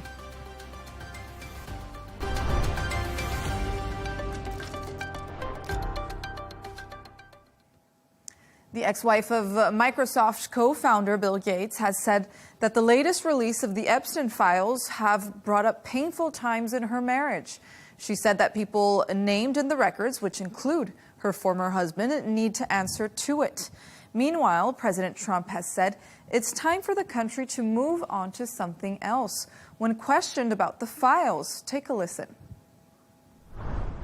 No girl should ever be put in the situation that they were put in by Epstein and whatever was going on with all of the various people around him. No girl. I mean, it's beyond heartbreaking, right? I remember being those ages those girls were. I remember my daughters being those ages, right? So for me, it's personally hard whenever those details come up, right? Because brings back memories of some very, very painful times in my marriage. But I have moved on from that. I purposely pushed it away and I moved on. I'm in a really unexpected, beautiful place in my life. So whatever questions remain there of what I can't even begin to know all of it, those questions are for those people and for even my ex-husband. They need to answer to those things, not me. Meanwhile, President Trump has said it's time for the country to move on to something else when questioned about the files by a reporter last night. Here's what he had to say. Women who are survivors of Epstein's are unhappy with those redactions that came out. Some of them, entire witness interviews are totally blacked out. Do you think that they should be more transparent? The fact that they thought they released too much. You know, I heard that, and you tell me something else. No, I think it's really time for the country to get onto something else. Really, you know, now that nothing came out about me, other than it was a conspiracy against me, literally by Epstein and other people. But I think it's time now for the country to maybe get onto something else. What would you say to people like who feel like they haven't gotten healthcare, justice, Mr. President? something that people care about. To discuss this and all of today's stories, I'm joined from London by Gulf journalist Damian Riley and editor-in-chief of the news movement, Rebecca Hudson. Thank you both for joining me today. Good evening. Thank you. Rebecca, we're going to start with you because Bill Gates and his ex-wife Melinda Gates have both broken their silence about the Epstein files. So tell us a bit more. Yeah, so we hear from kind of, both sides of that marriage. Obviously, they're now divorced. Bill Gates spoke to an Australian news network last night, and I thought it was really interesting, his kind of approach to addressing, what's been revealed in these Epstein files. Him saying that it was a time in his life he regretted, but really narrowing down on a detail that one of the emails Epstein is said to have said to him was actually saved in his draft folder and it never actually reached him. And it kind of just felt like he was sort of grasping at a technicality when actually, what we are, and kind of ignoring the enormity of what's unfolding, for the world to see. And, obviously everyone, he has denied strenuously any wrongdoing, but quite a kind of almost, I thought, very relaxed and kind of casual approach, to the accusations floating around about him. And then contrast that with his former wife, Melissa, who was speaking to NPR, who's talking about these emails bringing up, an incredibly difficult time in her marriage. I'm sure your viewers are aware that, there are kind of suggestions that her former husband was having kind of, extramarital affairs while spending time with Epstein. There are these kind of awful suggestions that he was going to try and sort of give her antibiotics to fix an STI, and just these really kind of grotesque and sort of distressing details. And you can imagine, whatever happened in that marriage, we don't know about, but this being something kind of incredibly traumatizing, not only for her, but obviously also for, the hundreds and hundreds of women and children who have survived that abuse. Yes, Melinda's message did seem a bit more heartfelt, right, Rebecca? And now also President Trump now says we should all move on from this. Is this even possible, or is it even fair to say this in regards to the victims? Yeah, exactly. To talk about this story and not acknowledge the victims, this is absolutely appalling, the idea that he thinks that he can just kind of dismiss or ignore, this story and the implications it has, not only for him, but also for kind of the justice system and for those women impacted by what happened under Epstein. And, the clip that we just saw, him just sort of trying to dismiss this story and then went on to be incredibly rude to that reporter, Caitlin Collins from CNN. I think, his approach of sort of trying to distance himself and diminish this story is not going to work. It's very politically tricky for him in the States. We know that the MAGA base finds this Epstein stuff particularly revolting. He lost his longtime ally Marjorie Taylor Greene over this.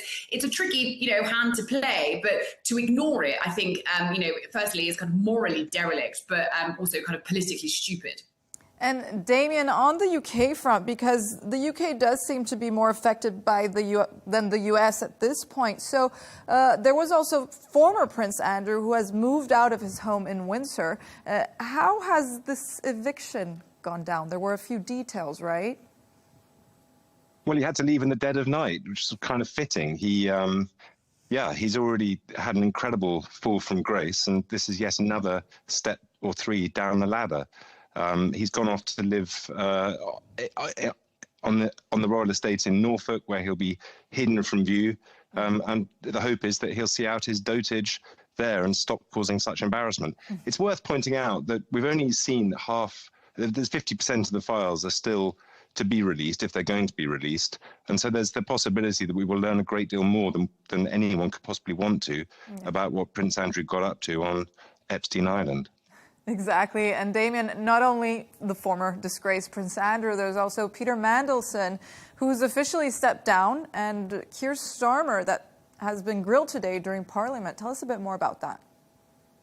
Well, the irony of the Prince Andrew affair is that he needs to get out in front of it and to give an interview or to talk about what's happened. It's not enough anymore to just maintain a sort of dignified silence. But the problem is the last time he gave an interview, famously to Emily Maitlis, he nearly brought down the royal family. And that is sort of, there's a reflection of what is happening with Lord Mandelson, still Lord Mandelson, and the effect this is having on Keir Starmer's government. The revelations that Keir Starmer, the Prime Minister of the UK, appointed Mandelson to be our ambassador to the US, the most prominent position in the US and in the UK government, despite knowing, it came out today, that Lord Mandelson maintained his friendship with Epstein after it had been established and he'd served time for being a paedophile, is absolutely rocking the establishment. And there are strong rumours that it may bring down the Prime Minister. Do you think that the UK now has overpassed the United States for now when it comes to the broader implication about the Epstein files? You'd have to say that the effect is seismic in terms of, it's the biggest political scandal of my lifetime, I think. The effect it's had on the perception of the royal family, not just in this country, but around the world, is impossible to understate. The fact that they removed Prince Andrew's royal title is unprecedented, I believe. And it seems that perhaps the royal family knows that there's more to come. But then also the effect it's having, if it brings down the British Prime Minister, the idea that Mandelson was providing privileged financial information straight from number 10 to Jeffrey Epstein, which is what it looks like was happening, would be just unbelievable, especially if Epstein was giving money to Mandelson and to his partner, which also looks like is the case. I mean, that's criminal. It would likely result in Lord Mandelson, still Lord Mandelson, going to prison for a considerable length of time. And it's a truly enormous political scandal here. And Rebecca, you're also in London. You're from the UK. What are your thoughts on this, considering that Prime Minister Keir Starmer might have been aware or was aware of the Epstein links between Mandelson and Jeffrey Epstein? Yeah, I mean, I think everything Damien said is exactly right. I think the consequences of this are kind of probably beyond anything that I've ever seen, that any of us would have ever seen in our lifetimes. I think, if the idea that this appointment was kind of okayed, knowing what we now know was known, it is absolutely astounding and does call into question, the nature of judgment, why these decisions were made, the power that Lord Mandelson, although for how long that we remain to see, was wielding over a government that he isn't a part of. I think it is absolutely astounding. And I think it's such an interesting contrast here where we're in kind of almost constitutional crisis about what's going to happen. Contrast that to the States, where there are also an equally large amount of people implicated and involved, and their president is barely talking about it. At least today, for all of his flaws, Starmer stood at PMQs, had a very strongly worded statement, and was ready to take the questions from Kemi Badenoch. I mean, why he's in this mess, I think it goes to the point around his judgment. But the two different approaches across the Atlantic, I think, is really interesting. I think a lot of people had a loss of judgment when it comes to Epstein, right? So we're going to move on to another story right now. The U.S. has said it will not give in to Tehran's demands as talks previously planned for Oman are in doubt. While speaking to reporters at the White House, Trump wouldn't say where the talks would be held later this week. So let's start with you here, Damien. The U.S. just said that Iran did not agree to Tehran's. They did not agree to Tehran's demand. So this is breaking news. Will the talks still go ahead? Well, it's hard to know. I mean, you'd think that the U.S. is holding all of the negotiating cards, and that the Iranian regime would be extremely wise, given Trump's threats, to get around the negotiating table without causing too much trouble. However, the Iranian regime is well known for its delaying tactics and for a little bit of trickery and making things overly complex. And so we'll see this time if how much patience Trump has. Trump has already, to his credit, showed quite a lot of patience. He's been quite vague about when the negotiations have to occur by, whether it's sort of later this week or next week. But given his promises to the Iranians when they were protesting in the streets that, keep going, help, it's on its way, it does look slightly surprising just quite how willing he seems to indulge the Iranian regime. But you never know with him. He's unpredictable in almost everything he does. And so he may suddenly decide time's up. And Rebecca, there's also been a lot of back and forth regarding the location for the talks. The U.S. wanted Turkey, Tehran was demanding for Oman, and now they're not going to go through with this request. So what does this say about Iran's negotiation tactics? Well, this is sort of quite out of the Iranian tactic playbook, if you like, the idea of sort of trying to sort of dismantle, disrupt details as a way of kind of getting one over on the person that they're sort of getting around the negotiating table. They previously were having these talks in Oman, which could be an argument for why it would happen there. But also, not having these talks in Istanbul means that there's kind of less scrutiny potentially of what happened. It would have been a bilateral rather than with multiple other leaders from the region. So it kind of more discreet, more behind closed doors. But this kind of disruptive tactic, this way of sort of trying to get one over on the states, I think is something that we probably could expect. And I think maybe also tells us a little bit about what the intention is from both parties going into these talks. And Damien, diplomacy is at a fragile state here, right? So can this standoff between both regarding the location actually block the diplomacy road here? And can it convince Trump for military action? Yeah, it can certainly convince him for military action. I mean, he is installing, an enormous proportion of the US Navy off the Iranian coast. He's made very, very clear that if diplomacy fails, bad things will happen. I think that's an exact quote. I don't think it will take much to tip him over. I mean, obviously, he doesn't want to get America embroiled in a lengthy ground war in Iran, and particularly not with the midterms coming up in November. And the repercussions that could have on opinion polls. But certainly decisive strikes, particularly if the Iranians refuse to give up their nuclear ambitions yet again, cannot be ruled out at all. So, yeah, it's slightly surprising that the Iranians are being difficult about a location, but like Rebecca said, entirely unsurprising. Rebecca, what do you think? Do you think diplomacy here will fail or will it succeed? I mean, you have to have kind of great faith that it will. And I think Dave makes a great point about, embroiling the US in yet another foreign war is not something that's going to play very well for Trump domestically. But I think, as we kind of can all agree, the most predictable thing about Trump is his unpredictability. And while we would all think that would make sense domestically, I sort of struggle to understand what kind of Trump's foreign policy is, ever. So I think we can hope that it works, because I don't think any of us want to see tensions inflame further between these two kind of polar powers. But whether that kind of hope is enough, I think we yet to see. Yes, because Damien, talks originally, if they're held or if they were going to be held in Oman, have been narrowed to nuclear issues only. So where does this actually leave the question of leadership change in Iran? Because this was actually the main focus to begin with, right?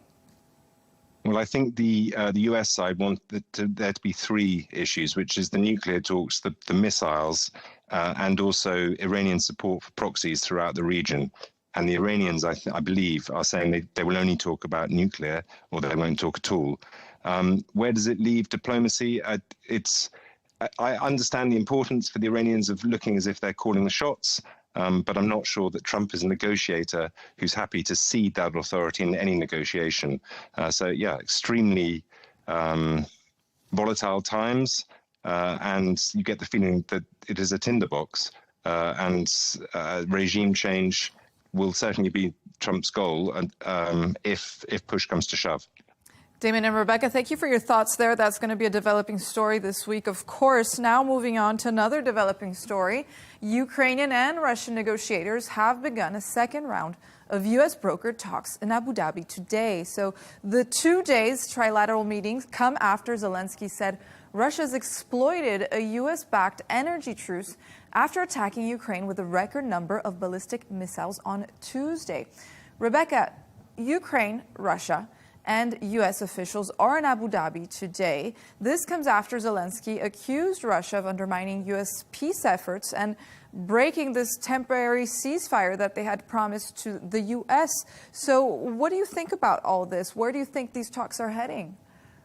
Yeah, I mean, I think Zelensky has a very fair point. He said that, the action of Russia, 24 hours ago when they are bombarding Ukraine, targeting their energy grid, so that tens of thousands of Ukrainians are waking up today without any heating, I think very much can be seen as an act of a group and of a party that aren't particularly motivated by adhering to the terms of a ceasefire or getting around the negotiating table in a productive way. We haven't had a huge amount of readout from the talks from today, but we do know they're going ahead tomorrow, which I suppose gives us a suggestion that they were sort of productive. But I think we've heard a lot of this before. There is a constant standoff between, Russia's refusal to give Ukraine security guarantees and Ukraine's, lack of willingness to give, Russia areas like the Donbass that they want. So it feels, like we've kind of been here before. But I think absolutely the actions of Russia, last night, breaking the ceasefire, as the minute that they could, I think just gives us an idea of the volatility here and how high the stakes are. And Damien, Ukraine's foreign minister also said the talks will focus on military issues. What are they? And do you think there's going to be anything groundbreaking that they're going to discuss? It's hard to know. I mean, we're now into the fourth year, I think, the fourth anniversary of this conflict, which was meant to be a very, very short conflict. And I feel like we've been again and again at a point where things appear to be on the brink of stopping, only for things to continue. And it's hard to see what's different this time. I know, as Rebecca said, the sticking point is still over the Donetsk and the Donbass region, and also post-conflict security guarantees and humanitarian concerns and exchange of prisoners and so on.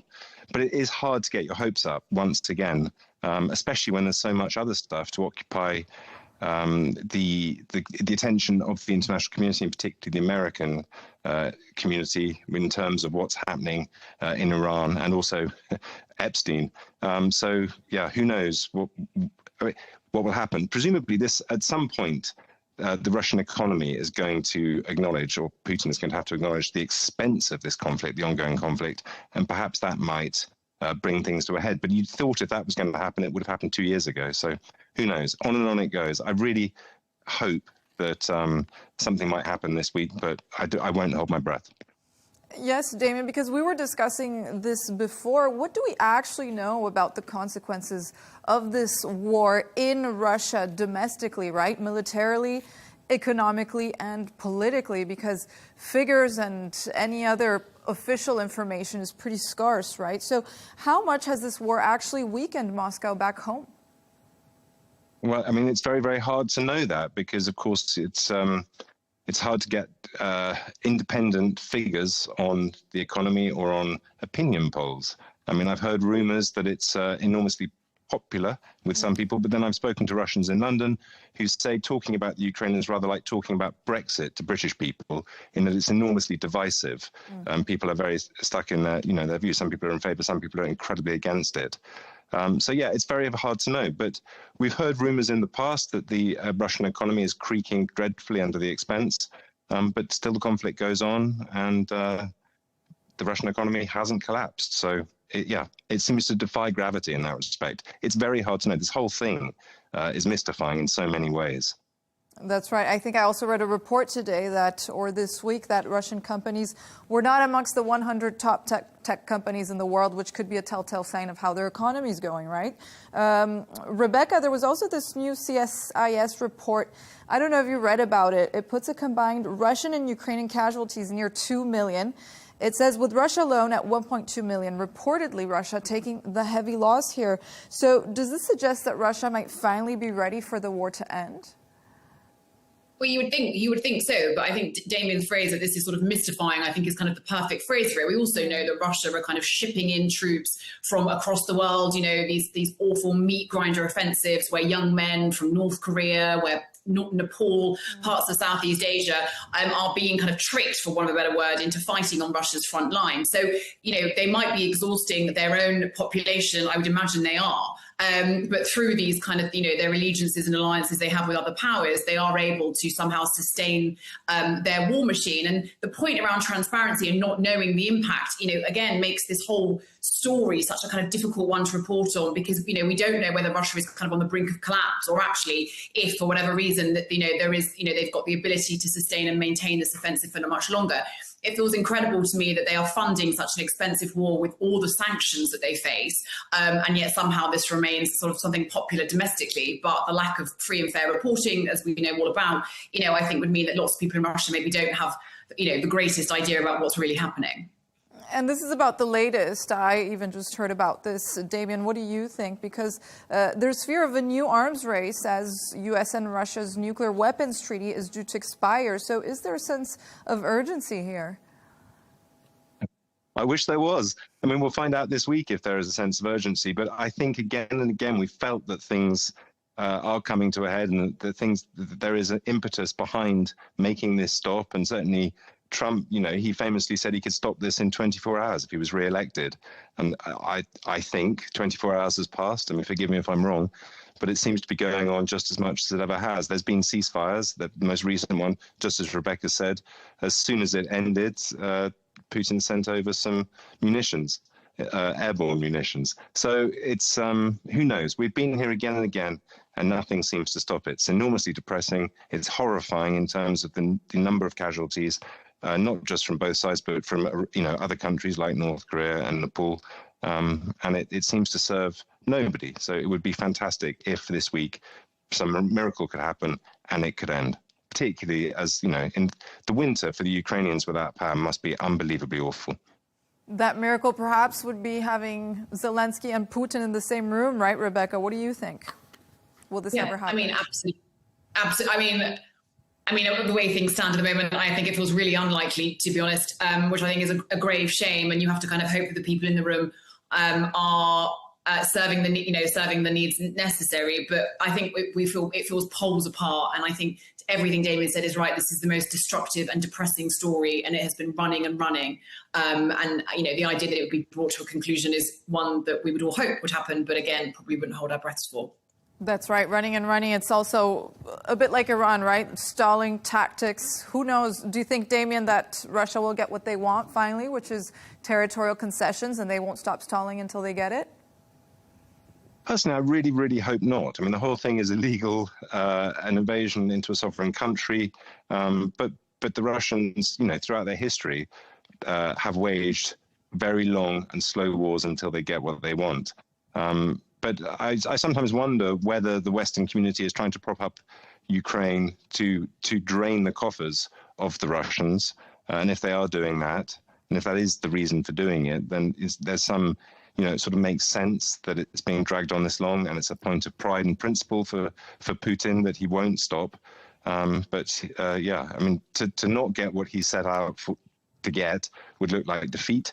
And he probably won't settle for that. So something has to be done, or a solution has to be found, but whether that solution will be found in Abu Dhabi or the UAE remains to be seen. And as I said earlier, I won't hold my breath. So much talk of war here. We're going to move on to a lighter topic now. Pinterest has sacked 2 engineers after they tracked which workers lost their jobs during a recent round of layoffs. The company's CEO said the cuts are to double down on their AI approach. Pinterest will lose around 15% of its workforce after the restructure. So, Damien, we're going to start with you. Pinterest, also known as the OG, the headline of vision boards here, is cutting jobs. So what's the reason behind it?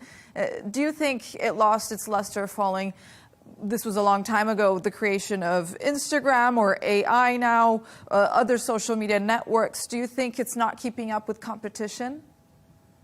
Well, I must confess, I know very little about Pinterest. Whenever I try to use these things, I try to use Snapchat, I feel extremely old because I don't understand it. I try to use Pinterest and I feel extremely male because I think it's probably aimed at the female brain in terms of mood boards and creating looks and so on. It makes no sense to me. I've tried it. But the women in my life love it. But from what I've read, I'm not so sure it's down to anything more than the terrifying advance of AI, in that jobs that were being done by the human at Pinterest can now be done by the robot. And so they want to free up more space to invest in the robot. And so it's very sad seeing jobs lost to AI, and I think we're probably only at the beginning of that. I feel sorry for the engineers who got fired, because I think all they did was make some sort of program that monitored who was being fired within or being made redundant within the business, and that shouldn't be too secret. It seems a sad situation, but as I say, I'm not familiar with Pinterest at all. It even the spelling of it seems strange to me. I wouldn't be worried about the engineers. They'll probably get hired by another tech company very soon, right? Rebecca, you told us that you love Pinterest. So what's your review? You use it a lot. Do you think it's lacking? Does it need AI now? No, I think you said it perfectly in your introduction. It's the OG, Scrapbook. I think it's absolutely perfect as it is. I think it's kind of one of the only pristine places on the internet where I can, piece together, what I want to look like on my wedding day. I'm currently not engaged, so, planning for the future. But, what I want my kind of holiday wardrobe to look like in my living room. I think it's perfect. And the idea that it would kind of be, improved by AI and rendered images, I think is desperately sad. So I'd really like to preserve the sanctity of Pinterest. And if Damien ever wants someone to show him how to kind of mood board, I'm very happy to spend the time because I think it's very relaxing. And I think it's devastating and also, incredibly sad that 2 people have lost their jobs for doing something that I think, probably anyone with sort of half a brain could figure out if it was someone being made redundant. But I'd love to preserve the sanctity of Pinterest. I make the claim now. Because, Rebecca, what do you think? Do you think that the tech world or companies are going through a bit of a revolution here? Maybe it might be a bit late. The revolution might already be here. But what do you think of this AI and companies? I think there were also layoffs in Amazon. Yeah, I mean, I think this is something that we're going to see more and more and more, not just necessarily kind of low-skilled work, but seemingly kind of, incredibly skilled workers being replaced by lines of code. And so I suppose really now, I don't think it's a conversation around kind of, is it going to happen or not? I think it's how do we kind of address it? And, everyone sort of learning how to harness the power of AI to make them better at their jobs, not to have AI sort of replace their jobs. But I mean, I'm loath to turn it into something too scary, although I think it might be. And I think if we kind of try and cling to the optimistic that this, could kind of revolutionize humanity and give us all loads more time back, that might be great. But I might be being a bit Pollyanna-ish about that, I think. Yeah, because I think this reminds me of the story when Elon Musk took over X and there was a lot of restructuring and a lot of change, a lot of AI for the better or the worse. What do you think, Damien? Do you think Pinterest, for example, needs new leadership to keep up with the new age, or should we keep Pinterest vintage? I don't know about that, but I mean, if Rebecca is Pollyanna-ish, I'm a Cassandra in that I'm absolutely petrified of AI and what it's doing. You talk of Elon Musk. He went on Joe Rogan just before Christmas and he talked about the supersonic tsunami of AI. And he said it's going to wash away all white-collar jobs before we know it. He said anybody that sat behind a computer typing out things or doing anything that involves a keyboard, those jobs would go, he said, an exact quote was, like lightning. And people that sit behind keyboards doing jobs, those are white-collar jobs. And blue-collar jobs report to white-collar jobs. And so in no time at all, I think, if I take him at his word, what he's saying is that in not long at all, blue-collar jobs will be reporting to robots. And so I think what is happening at Pinterest and elsewhere is the tip of the iceberg. And then we will see it play out at supersonic tsunami speed very soon. It's terrifying, absolutely terrifying. And Rebecca, what do you think? Because, as we said, you use Pinterest. I don't know what other social media networks you use, but do you enjoy this human-to-human interaction? Do you think Pinterest should probably stay the same? Yeah, I do. I really do. And I think it's really unique because I think, we get these incredibly tailored algorithms on Instagram and TikTok, they're so sensitive and intelligent. So, you watch one video, you then get served 50 others. And I appreciate, all the hard work that's gone into kind of hard coding those algorithms. But what I love about Pinterest is that although you are online, it kind of feels a little bit analog. And I think lots of people kind of crave the idea that they're not being bombarded by adverts or SpomCon or influencers in their bikinis. And actually, it's just you and your mood board for 2026, which is what I want to use it for. So I think lots of places can be enhanced by AI, but I'm not convinced that Pinterest is the case for it. And what do you think is going to happen to the 2 engineers? What's their future going to look like? I have my fingers crossed they go and make their own Pinterest that's even better, and I'll sign up. We will. It's that time of the show now where Damien and Rebecca have chosen 2 of their quirkiest stories of the day. Let's start with you, Rebecca. Anyone visiting Rome's Trevi Fountain will have to pay for the pleasure now. Tell us why. Yes. Well, I imagine that you 2 are both Emily in Paris fans. And if you're not, it's an incredible Netflix show. Yeah. Of course you are.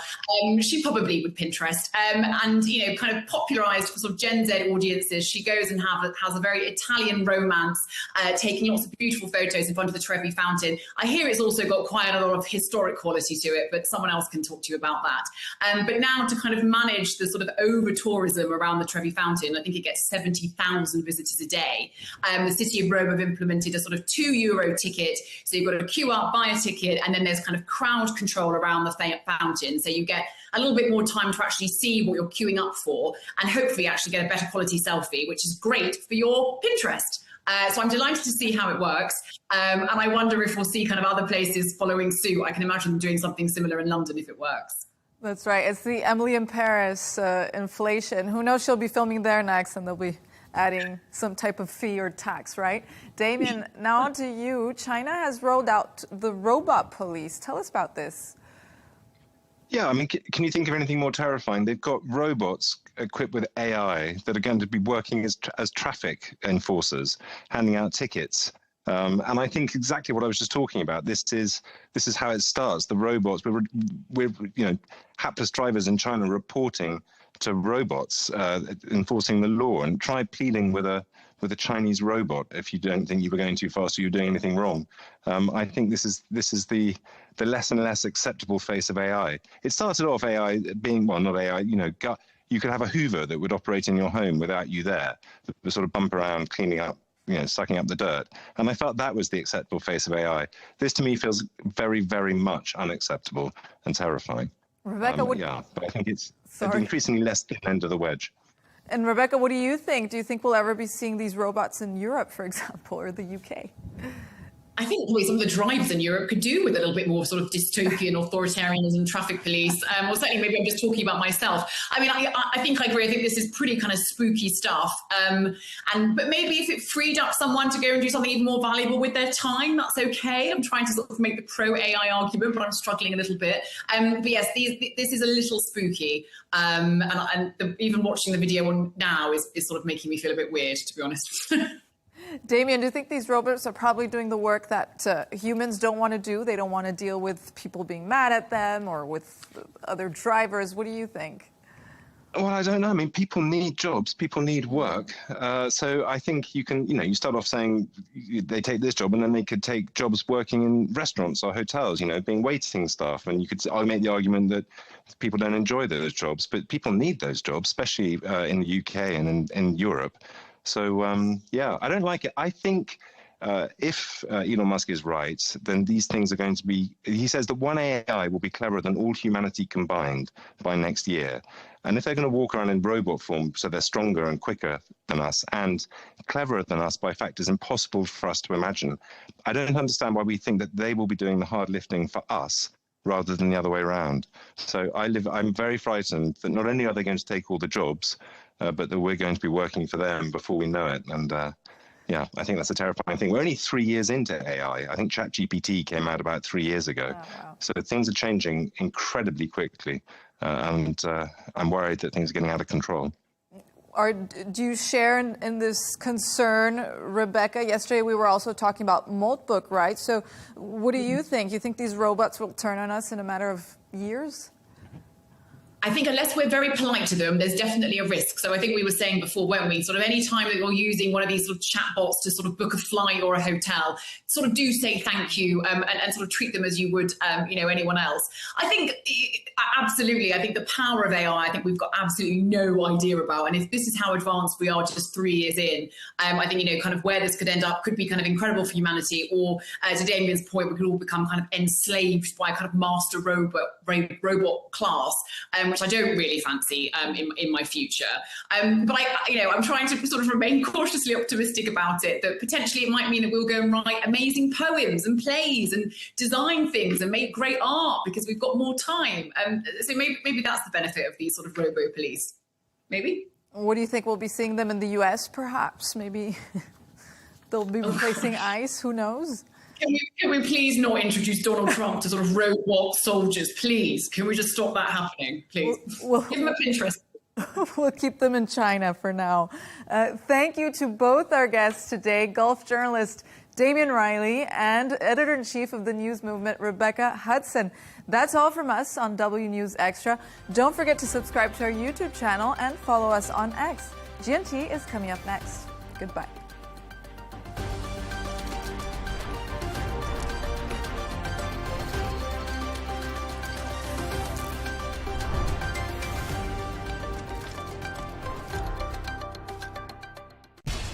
We have to take care of our people, and we're going to take care of our people first. for in-depth analysis and all the latest developments across the globe. Make sure you join us every weekday. President Trump is trying to negotiate a ceasefire. With so much happening, so much information, and so much noise, International law will have no part in his administration. it can be hard to keep track. Tariffs will just fuel inflation. We're going to fight these tariffs. But you can count on us to tell you what you need to know. We stand by your side. Join me, Tom Burges Watson, for Global News Today, right here on Al Arabiya News.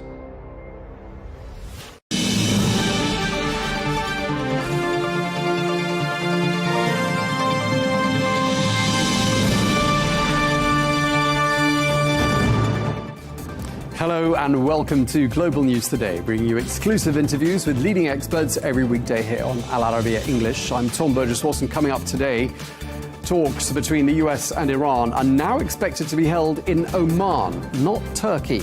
But with tensions continuing to mount and with a wide gap in expectations about the talks, we ask, will diplomacy work or will the US lose patience?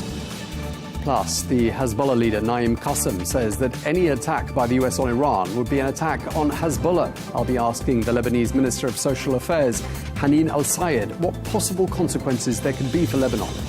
All of that to come in today's edition of Global News Today.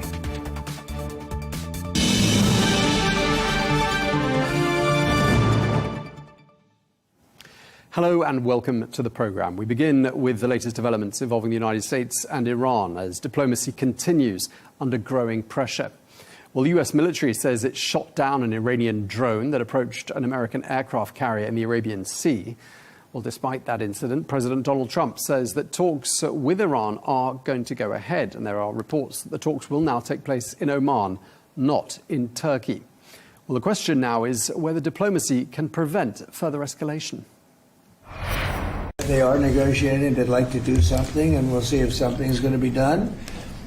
They had a chance to do something a while ago, and it didn't work out, and we did Midnight Hammer. I don't think they want that happening again, but they would like to negotiate. We are negotiating with them right now, yes. Meanwhile, the Hezbollah leader Naim Qassem says that any attack by the US on Iran would be an attack on Hezbollah, implying there could be consequences for Lebanon.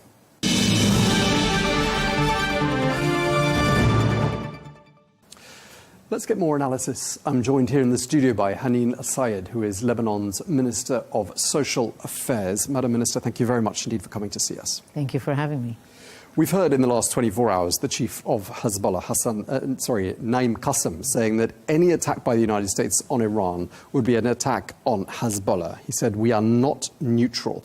What do you think the consequences could be for Lebanon in the event that things escalate between the United States and Iran?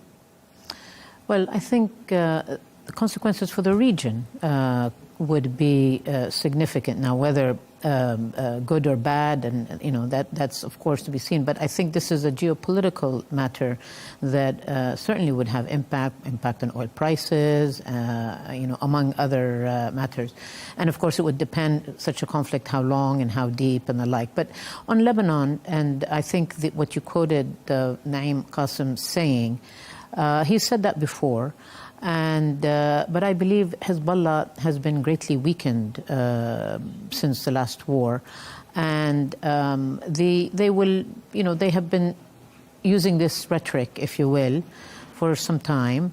But in the end, I believe, there's a government, there's a new government in place, there's a president, both of whom are very determined that, first of all, the government decides matters of war and peace, not a party, a political party or a military party.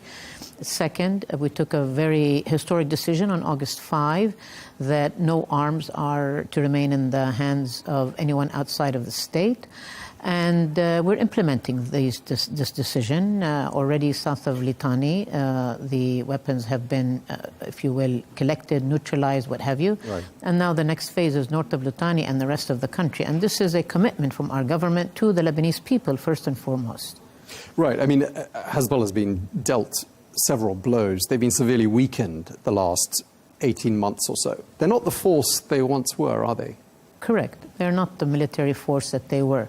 Of course, they are a group, a community, but militarily, I think they have been greatly weakened, and especially that they don't have the supply route from Syria anymore or from other places. So I just think it's a matter of time. To me, this train has left its station, and it's the issue of disarmament of Hezbollah, and the decision has been taken by the Lebanese and, of course, international community. So now it's a matter of how to implement it. Now, there are bumps along the road. We know there will be, but if we keep our eye on the target, I think we will, be able to move to that next stage where the Lebanese people can really live in peace without fear of from any of the other communities, and we're able to bring our country back together in a meaningful way. Israel doesn't sound convinced. Israel saying the army hasn't done enough, and they're now saying that Hezbollah is actually rearming. What's your understanding? So, of course, I mean, Israel remains an enemy for Lebanon. We were dealt as a country a very bad blow, of course, in the last war. All the country, all the Lebanese, not just the south and the suburb of Beirut and the Bekaa. All the Lebanese are impacted by that. And and they're still occupying more than 5 points in the south, and they're not allowing, of course, reconstruction to begin in the southern part of the country. No, we know that this is where what we're facing, but in the end, we have to move forward. We have to really start to put our state back together, the country back together, I want to repeat, it's a matter of time. Now, it's very important that we also manage this moment very well, and try to bring in the community that's been affected by the war into the state, into the government, which is the work that I do actually in the ministry. I spend a lot of time thinking and talking to people in the South. I've been to the South several times, and I will go again very soon, to also have people to feel that there's someone listening, that the government is here for them, because that's going to have to be the alternative. And I think this is the process that we're following now, and have to keep it. I'm not saying it's instant coffee, that it will tomorrow we'll be able to see this disarmament and the like, but the army is determined, the president is determined, our government is determined. Lebanese people are behind this. We've heard from your Prime Minister, Nawaf Salam, calling on Arab countries to support the Lebanese army to bolster state control over the whole country. What sort of support do you think he's looking for, and from whom? Well, for sure, the army needs funding for logistics, for salary of the Lebanese armed forces. As you know, with the financial crisis, salaries of all public servants went down, were depreciated massively. At some point, they were earning $50 a month. This has now started to correct itself, but there's still a typical soldier be earned $200-300 a month. This is still obviously not enough for a basic living, let alone facing danger and the like. So certainly we need support for the salaries of the army. It needs logistics. It needs clearly the U.S. has been one of our close partners in supporting the LAF. The Europeans as well, our Gulf partners, and there is soon to be a conference to support the army that will be hosted by France and Saudi, and the head of the army is in Washington and in the U.S. and having conversations exactly about this topic. Yes, I mean, obviously the United States is calling for change in Lebanon, not just with regards to Hezbollah, but a whole raft of changes the Americans would like to see. And sometimes they sound, to me and to the media, they sound a little bit impatient with Beirut. Do you get that impression as well? I mean, the Lebanese people are impatient. Let me put it that way. As our Prime Minister said in one of our cabinet meetings, the Lebanese people have been waiting for this moment of a decision on disarmament for 10 years, for 20 years, for 30 years.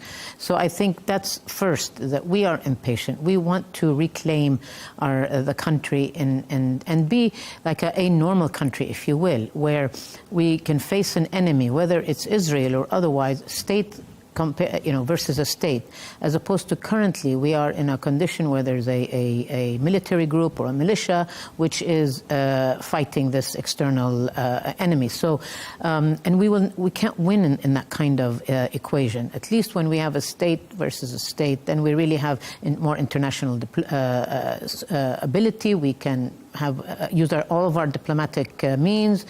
So I think this is what's, the U.S. is a close partner, as I mentioned. We have good relations. The new ambassador in Lebanon is, I have met personally and admire his commitment to also helping Lebanon, as well as, of course, U.S. interests in the country. But I think, by and large, we are aligned in many aspects. Okay. We've talked a little bit about Syria, but I'd like to talk a bit more in detail about your neighbour, which, for the first time in living memory, the last year and a half, has not been run by a member of the Assad family. And I'd like to ask you, as a Lebanese national, how does that feel? Feels great, if I may say, in one sentence. Look, geography has determined that Lebanon and Syria are stuck with each other, right? So we have to make it work, if you want to say. And the Syrian and Lebanese people historically have had a lot of connection, intermarriages, culturally. There's a lot of similarity. You name it.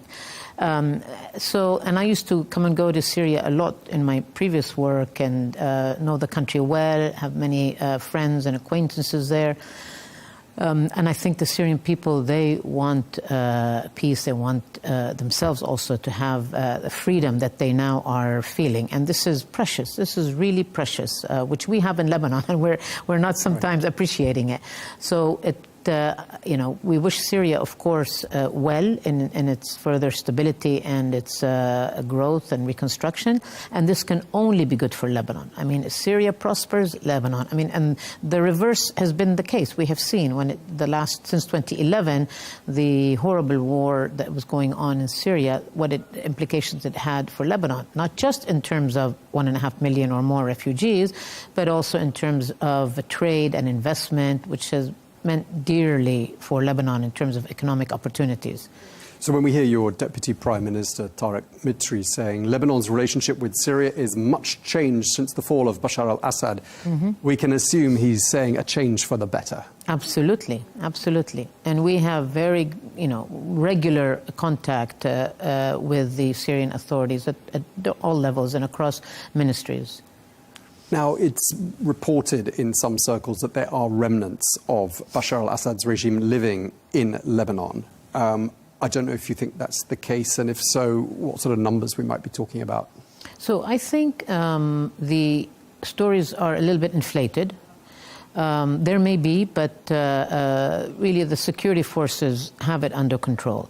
That's most of the information that I have, actually.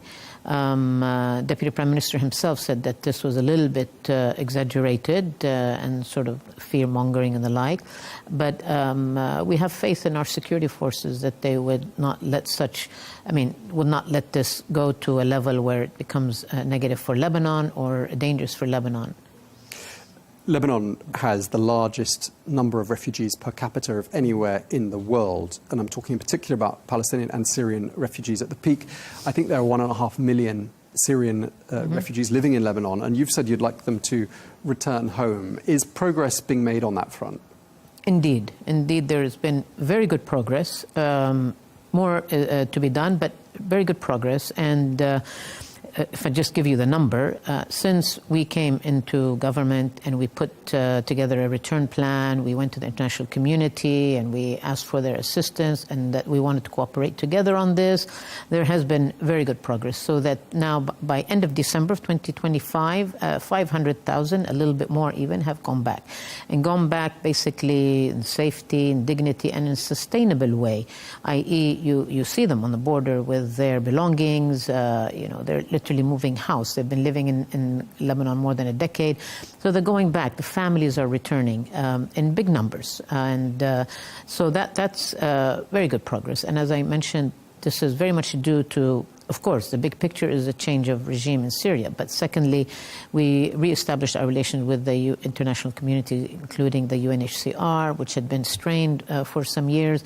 We put together a plan. We're very coordinated across the government on this, all the different political parties or groups represented in government.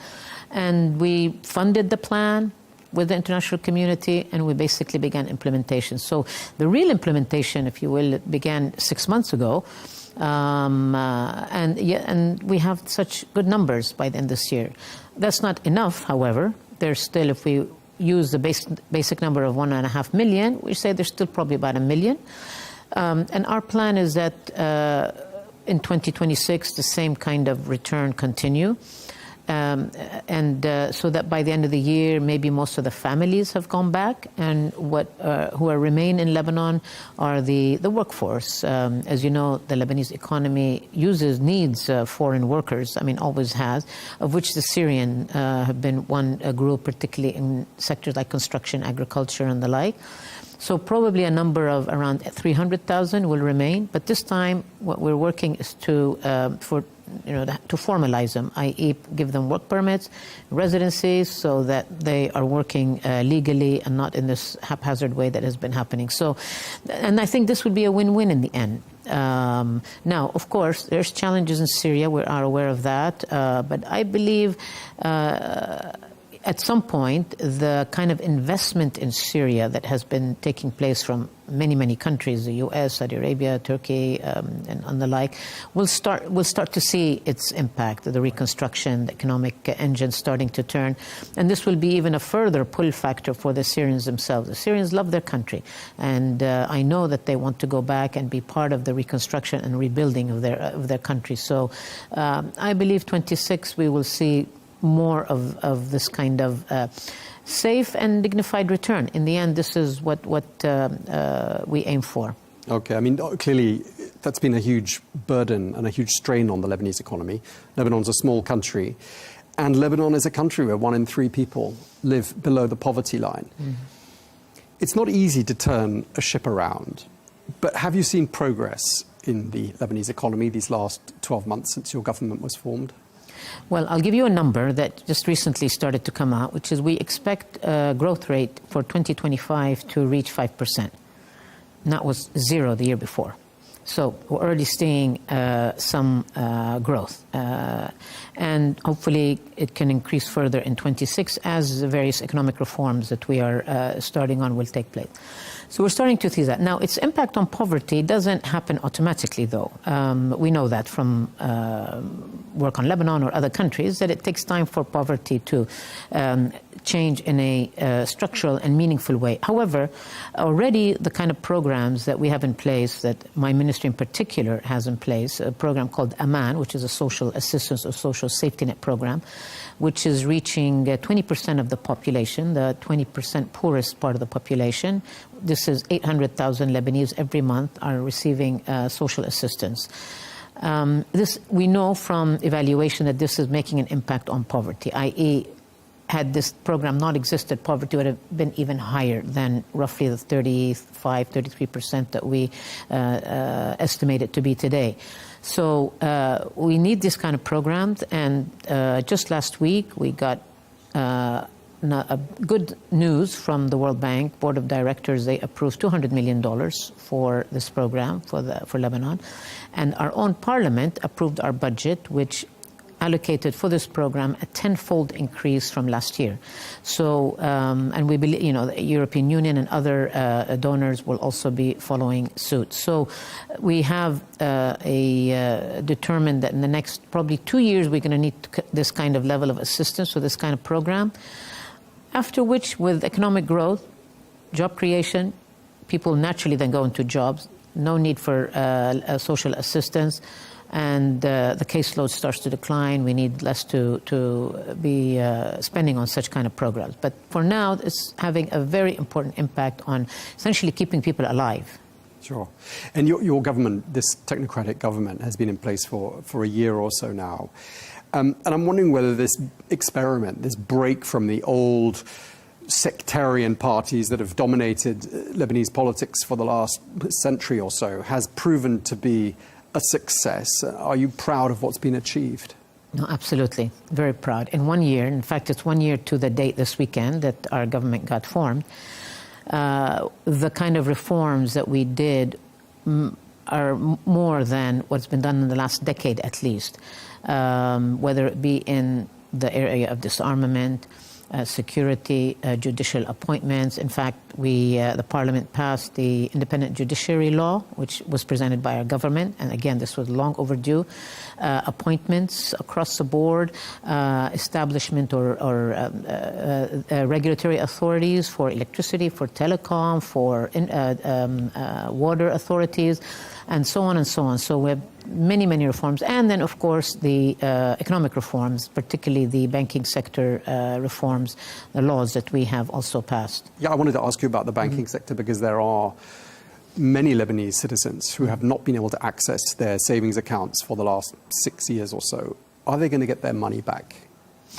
Yes. So, and let me quickly tell you, Tom, what the plan is. So to be able to bring back the banking sector, there were 3 laws, if you will, that were needed. The first is to remove banking secrecy. And this is something that has been long overdue. I mean, in the 50s and 60s, when Lebanon was really the banking center of the region, or coming to be, it needed this kind of thing to attract funding. And it worked for a while, but there was no need. I mean, very few countries in the world have a banking secrecy law. So we passed that. That got approved. The second one was a law to explain or manage how the restructuring of the banking sector take place. That also our government prepared, sent to Parliament, approved. Now there's the third one, which is called gap law, if you will. It's the one that brings back or says how you bring back the depositors' funding. And this law, we passed it from our government, and now it's in Parliament's hands. Does several things. One, it divides depositors into small, medium, and large. And focuses, of course, initially on the small depositors, because that's 85% of the deposits are small deposits, i.e. $100,000 or less. And in this law, we say that they will get their money back in 4 years. Anyone who has 100,000 will get that 100,000 in 4 years or less. Compared to if the status quo, if we do nothing, where we are today, these depositors will get their money in either 10 or 16 years. So this is a huge improvement.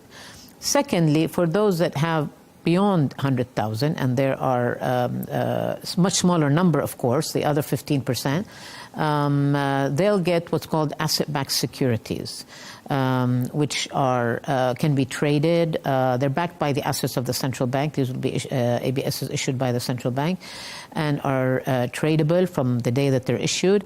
And we also believe that this will bring some kind of equity also for returns to the larger depositor. Now, let me say a caveat that it's not a perfect law.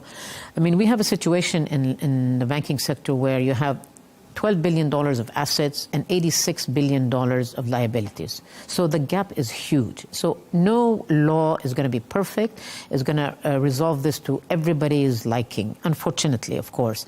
But what we inherited this situation when we came in a year ago, and we were determined, the Prime Minister is very clear about this, and we put it in our government statement, that we want to tackle this issue. We're not afraid of it. We know it's difficult. We know it's sensitive, whether it be because of, you're dealing with people here, of course, and the trust that we want to bring back into the banking sector, that the Lebanese diaspora, the Lebanese in Lebanon. But we took that challenge and we put a law forward that we think is the best at this point. Now, there are improvements that can be done, and we're open to that, and these improvements can happen in Parliament when it's discussed. But we believe that this is very critical to pass. It's going to be obviously a key condition, if you will, or a key element of an IMF program, which is what we aim to have on next Monday. An IMF mission is coming to Beirut to resume the negotiations. Okay, so clearly that'll go a long way towards restoring public faith in government. Absolutely. And all the tools of state. Absolutely, very important. Okay, just briefly, because we're nearly out of time. I mean, looking back at these last 10 dramatic years for Lebanon, what would you say was the lowest point in those last 10 years? And how far have we come from that lowest point? There's two low points for me, I mean, and I think for the country. Port of Beirut blast. You know, something the world hasn't witnessed of that magnitude, not only because I personally lost my mother in that blast, but many, many others, and the destruction of the city and the people that were injured and maimed, and you know, literally half the city was destroyed. So it's a very, very low point, and until now, nobody's been taken to court. But that process has restarted. That was another big thing that our government did, was to restart the investigation, because that had been put on hold for the last 2.5 years. Previous governments didn't want to touch it. So that's now on its way, and that's very, very important. Justice for not just the families of the victims, but for all of Lebanese. Second low point, of course, is the financial crisis. I mean, we again went back, got into the books of history for being the third or second or first deepest and longest financial crisis in the last 150 years. And that's had a devastating effect, and unfortunately it might have it for generations if we're not able to arrest it and be able to go with passing this final law, go with an IMF program. And as I said, both of these, I mean, our government has been very clear about, and that we've made progress on them, and we will take it till its end. I mean, hopefully the investigation, the blast of the port will be concluded. And secondly, we'll be able to get the banking sector restructured and vibrant again the way it was before. Okay, well, just to wrap up, let's end on a brighter note, looking forwards. Yes. In May, your government's 15-month term runs out. Elections. That's a bright term. Elections due to be held, and I'm wondering whether you think they will be held, and will you be able to carry on the work you have started these last 12 months? Right. So we're working on the assumption that in May there will be elections, because this is a constitutional point, if you will. It's mandatory by constitution. Now, we had also hoped that the election law would be changed, modified, so that it would allow the diaspora, the Lebanese living outside, to be able to elect in their area any representative they want, versus the current law, which restricts them to 6. And this is a proposal on the position of our government, and this is what we've now sent to Parliament, that the law needs to be modified. Elections happen in May, to allow the diaspora. So it's really in Parliament's hands now. And we hope that this is what happens, so that we can continue. In terms of our work, I've been, from day one when I came in, I said, I have 15 months, and I'm going to work so that every day counts. And I believe, time will tell, or people will hopefully be able to tell in May what we have achieved and what changes we've made and the impact we've had on people's lives. For sure, it's not enough. It's the beginning of a road. As you said, we've been for decades in this kind of situation. But at least we have, I think, put a slit in that big rock. And now, whether it's us or our successors, now they can make this fracture, the split in the rock, even bigger. Okay, we wish you all the very best with that, and we really appreciate you taking the time to speak to us. Haneen Syed, Lebanon's Minister of Social Affairs, thank you very much indeed for your time, madam. Thank you, Tom. Thank you for having me.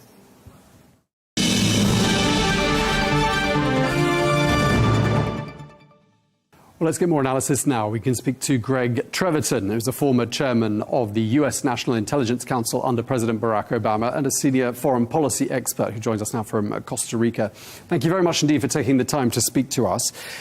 We've heard this change of venue has been announced. The talks between the Americans and the Iranians will not be happening in Turkey. They are set to happen in Oman. And we're also hearing about Iran framing these negotiations as being solely about the nuclear program and not about the other issues that the Americans wanted to discuss. How do you think that's going to go down with President Trump? We'll see. He's so unpredictable. We just can't know, I think. Happily, so far, he's avoided any further military options, and that the United States is willing to sit down, even under Mr. Trump, with Iran, I think is a very good sign. The Iranians obviously want to confine the negotiations as much as they can. We'd like to expand them. For me, starting with the nuclear issue, which is in some ways maybe the hardest issue, is probably not a bad place to start. So I hope that the change in venue will indicate a fresh start, perhaps on both sides, and that the Iranians are willing to talk about the nuclear issue, I think is a good sign. It probably also reflects how bad their circumstances are, but reaching out and being willing to talk, I think, is at least a good beginning. Right, but those talks are not like previous rounds of talks in Oman. Those talks will be taking place in the context of massive US military presence and firepower in the region. How does that change the dynamic?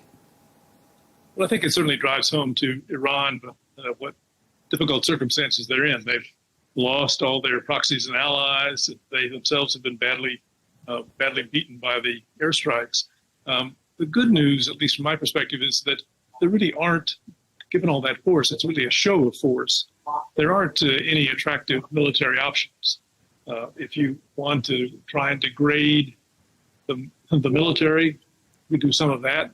If you want to try and further degrade the nuclear sites, you could do that. That's probably unnecessary. We've seen no sign that Iran is really working at breakneck speed to try and reconstruct the nuclear program. And if you tried to do something about the forces of security and order, you'd end up killing lots of innocent Iranians. So I hope this reflects understanding by the Trump administration that there really are no attractive military options, that show of force may be helpful, maybe cowing the Iranians a little bit, or at least reminding them how weak their position is, but to actually use that force seems to be extremely counterproductive.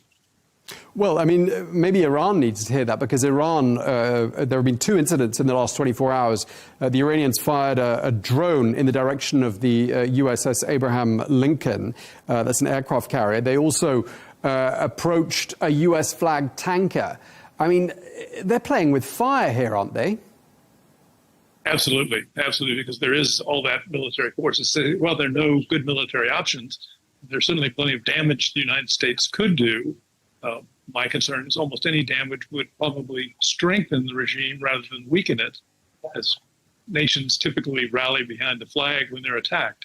So this is a nice reminder, and obviously the Iranians want to show that they're not entirely powerless, that they do have some options. But so far, so good, at least from my perspective. Get the talk started and actually go somewhere. That would be really very, very welcome news in a region from which there hasn't been much welcome news in the last few years. And also, I mean, the Iranians must be mindful of the fact that this is the same president that killed or ordered the killing of Qasem Soleimani. He also joined the 12-day Israeli bombing campaign back in June and struck those nuclear sites in Iran. I mean, this is a president, isn't it, that does what he says he's going to do? Mostly he does what he says he's going to do. Sometimes he, sometimes he does taco, but chicken out. I hope this is one of those, because it seems to be, as I said earlier, there really aren't any good military options. Almost anything that the United States could do would either increase support for the regime or kill a lot of innocent Iranians. And that seems like not a good position to be in. The show of force is great, reminds the Iranians what their position is, but actually using that force now would be, in my view, a grave error. But we've seen in recent months, well, in the last 18 months, I should say, really, but we've seen examples time and time again of Israeli, in particular, intel being used to pinpoint exactly where specific individuals are. So if very carefully executed surgical strikes were carried out, I mean, could they take out the leadership without any collateral damage if they wanted to? Good question. I think no one quite knows the answer. Certainly the Israelis have shown remarkable clandestine abilities in recent years. I think if there were some way to take out the Ayatollah Khamenei, the supreme leader, in a discreet and not huge damage way, certainly I think probably both the United States and Israel would be prepared to do that. Whether we have the capacity, just not clear. Certainly Israel has shown amazing capacities with cell phones, with pagers, with all kinds of devices that they turned into lethal weapons. So I think the answer is we don't know, but my guess is that if we had that capacity, either the United States or Israel, more likely Israel, that would be an option that I think would tempt Mr. Trump. After all, he did take out a major figure a couple of years ago, and so I think he would do it again if he got the chance. Okay, I mean, just before we move on to Ukraine very quickly, I mean, are you concerned about the risk of a miscalculation? I mean, tempers are flaring, tensions are high, and we've got some pretty unpredictable individuals in the mix here. Yes, that's always the worry. I think the chance of a miscalculation is you've got that much force with the Iranians feeling like they have to save face at least by occasionally launching a drone or making a pass at a U.S. ship, a U.S. flagged ship. There's always that chance. With such force in the region, the chances of a miscalculation seem to me to be great. They always are in these circumstances, but in this case, with all that's passed before and the huge show of force the United States is amassing, the chances of something by accident, I think, have gone up, and that is obviously a very great worry. It makes it, I think, all the more important that the talks begin, that there be some communication. I assume we've been communicating, the United States, been communicating indirectly with Iran throughout this crisis, but those are more and more important channels as we do come to a position where we really risk the chance of a major war by accident. Okay, just moving on briefly to Ukraine. Talks are taking place as we speak, trilateral talks involving the Americans, the Russians and the Ukrainians. Do you see this dialogue delivering results where previous rounds of dialogue have not? It's hard to be optimistic, I think. You know, that the sides are still pretty far apart. The only thing I think that has changed is it does seem like, against their will, the Ukrainians have come closer to accepting they may have to concede some territory. And since that has been a major sticking point, along with what kind of security guarantees Ukraine would get, maybe there's some ground for a little bit of optimism. But there's not really much sign that Putin has retreated from his pretty maximalist aims. You know, he promised some ceasefire against infrastructure, did it briefly, but then has returned to massive strikes on Kyiv and Ukrainian infrastructure in the very cold winter. So it's hard to be very optimistic. I suppose the only grounds for optimism is this is the first time recently we've had all three sides together. So that's at least talking. As a famous American Secretary of State once said, better to jaw than war. And let us hope a little jawing can lead to at least a ceasefire. But I mean, it doesn't look like the Russians are in a particularly strong negotiating position when you consider that they have managed to gain, I think it said, 1.5% more Ukrainian territory since the start of 2024. they're not really making lightning speed advances, are they? And I'm just wondering whether that does mean that they're going into these negotiations with a little bit less momentum and a bit less of a position of strength than they would do if the opposite was true. Yeah, I think so. I think that is right. The Russians have gained steadily, but not very much, and at a huge price. I think that circumstance is more or less the same as it's been before, right? With Ukrainians holding on bravely, the Russians making slight advances at huge cost. Whether or not the prospect of some surrender of territory by Ukraine will lead Putin to say enough is enough, just hard to know. He has held throughout to pretty maximalist objectives. Okay, we really appreciate you taking the time to speak to us. Greg Treverton, former chairman of the U.S. National Intelligence Council under President Barack Obama. Thank you very much indeed for your time, sir.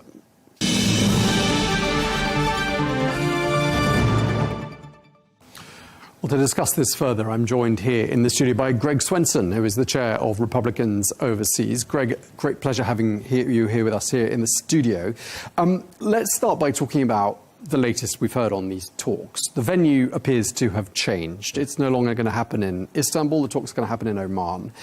And it's easy to see why, from Iran's perspective, that they'd want that change of venue. So they can frame the conversation as being a continuation of previous dialogue and avoid any expansion of the scope of the talks from nuclear issues. Is that your understanding? Yeah, I think that's the way I see it, is in the sense that, Oman was the moderator and then also the location of many of the talks for the JCPOA, which was a complete failure. So I'm not sure why the U.S. would agree to that, but maybe that was just some of the horse trading that went on. So they do have a history of mediating between the U.S. and Iran. But the challenge, and they've done a good job actually getting some hostages released, so I give them credit for that. This goes back 10 years. But I do think that the implication that this will just be about the nuclear weapon negotiations, I think, is a big mistake, and I don't think the U.S. will tolerate that. There has to be discussions about guided missile systems. There's got to be discussions about funding the proxy terrorist groups, and of course discussions about killing their own people that are protesting in Iran. Right, so they've got lots to talk about, and Iran is saying we only want to talk about nuclear issues. Right. Changing the venue at the last minute, firing a drone in the direction of the USS Abraham Lincoln. I mean, do you see a point, you know President Trump, do you see a point where he'll lose patience? Of course, yeah, I do. And I think he wants to give them the off-ramp. He tried that with last summer before the U.S. bombed and sent the B-2s in. He's tried it so often. He even tried it with Maduro in Venezuela last month. And so it's a shame. But if they keep at this, and if they refuse to talk about the things that need to be discussed, yeah, the president will be pushed to use military force. He's not afraid to do that. He'd rather not, though. Because, these talks, pretending that they're an extension of the previous talks in Oman, is to ignore the fact that there is a huge U.S. flotilla in just off the Straits of Hormuz. Yeah. They seem to be in denial. And the U.S. has already dealt with the nuclear weapon threat. We did that in June and essentially either devastated it or eliminated it. Even the mullahs admit that, the regime. And so, yeah, this has to be about the missile systems, and it has to be about killing their own people and the protests and some kind of reform. And the alternative is the president sends in the B-2s again, and we've got a carrier, off the coast of Oman right now. And I think the alternative is complete regime change. So if I were the regime, I would start to play nice. I think it was a big mistake sending that drone toward the Lincoln yesterday. Right. How does the U.S. respond to that? Well, they eliminated the drone, but there was no retaliation. They just eliminated the threat using an F-35 off of the Abraham Lincoln. But I do think that was reckless by the regime. But I think the U.S. deliberately chose not to escalate with the talks being on Friday. So, good for them for not escalating. But anything more than that, and I think it will be a massive threat to the regime. There seems to be a real gap in expectations about these talks on Friday. Iran saying we won't make any concessions, talking about what it considers to be red lines. Right, we're not talking about those other issues that you want to talk about. I mean, do you think the talks can actually go ahead? I think they can go ahead. I think there'll at least be an effort. But if they remain, belligerent like this, there'll be nothing productive that will come of them. I mean, they were completely defenseless when the U.S. went in last summer and took out the nuclear weapon facilities. You saw it in Venezuela, where the absolutely flawless execution with Russian defense systems. There are really no defense systems that either the Israelis already took them out or they're just not effective. And so this would be a very one-sided conflict. I'm not suggesting that we want that, and I know that we of course don't want war. But the Iranian people are suffering.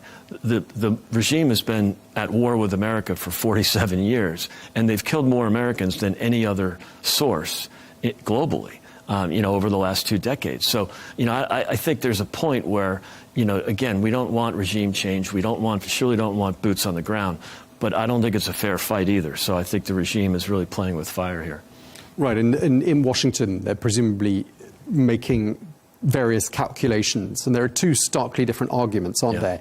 Strike the leadership, and perhaps that'll have the effect of bringing people out on the street, and it will weaken the leadership, or it'll galvanize nationalist-type support for the leadership. Which of those scenarios do you think is more likely? I think it's much more the former. I mean, we've seen that with the protests, and even groups, the protests started with the shopkeepers in the markets, and those were typically people that supported the regime. So things have really changed. This is an economic revolution in many ways, with the economic misery they're suffering. So I don't think that there would be much support, and I think even now, there are people that probably just stay out of the politics, and especially if you're making money. But most of the people would, I think, be very comfortable with some sort of regime change. What that is the difficult challenge. And so we surely don't want to have a vacuum there. And we saw that with Iraq, and we saw that with Afghanistan. So, there are nerves. There's some scar tissue because of the forever wars and the regime change wars. And I think, many Americans are very averse to that on both the right and the left. But this is one where it checks a lot of boxes. It's an enemy of the United States. It's aligned with China and Russia and other bad actors, and they've been really disruptive by supporting their terrorist proxy groups. There's many reasons on top of the fact that the Iranian people are suffering here. What do you think President Trump's advisors are telling him at the moment? Do you think they're speaking with one voice, or do you think they're going to be louder voices like, for example, Steve Witkoff, who's just been holding talks with the Israeli Prime Minister Benjamin Netanyahu? Yeah. We can assume his line of argument will be much more act now. Well, there could be some diplomacy. I mean, the president and his team prefer diplomacy, and I think Steve Witkoff and Jared Kushner have done a phenomenal job in several different places. But there is a moment where the red line's been crossed, and it has, because they were killing their own people. And that was a line that the president drew. So at some point, there might have to be some military action. Again, he's done this before. He prefers diplomacy and make money, not war. He'd rather use economic coercion if that's necessary, and military action as a last resort. But when they do it really well. Right, and this is a president that Iran knows better than anyone means what he says. We saw that in June. Yeah. I mean, this is a president who will not hesitate, as he did with Qasem Soleimani as well. That's right. To take action. Yeah, absolutely. And al-Baghdadi, prior to that. And so, he did it in Syria. He had 300 Russian mercenaries were killed at his command. So, this is a president he's a peace president. He's anti-war. He does not want to use force. But when challenged and when it's for the greater good, he will use force.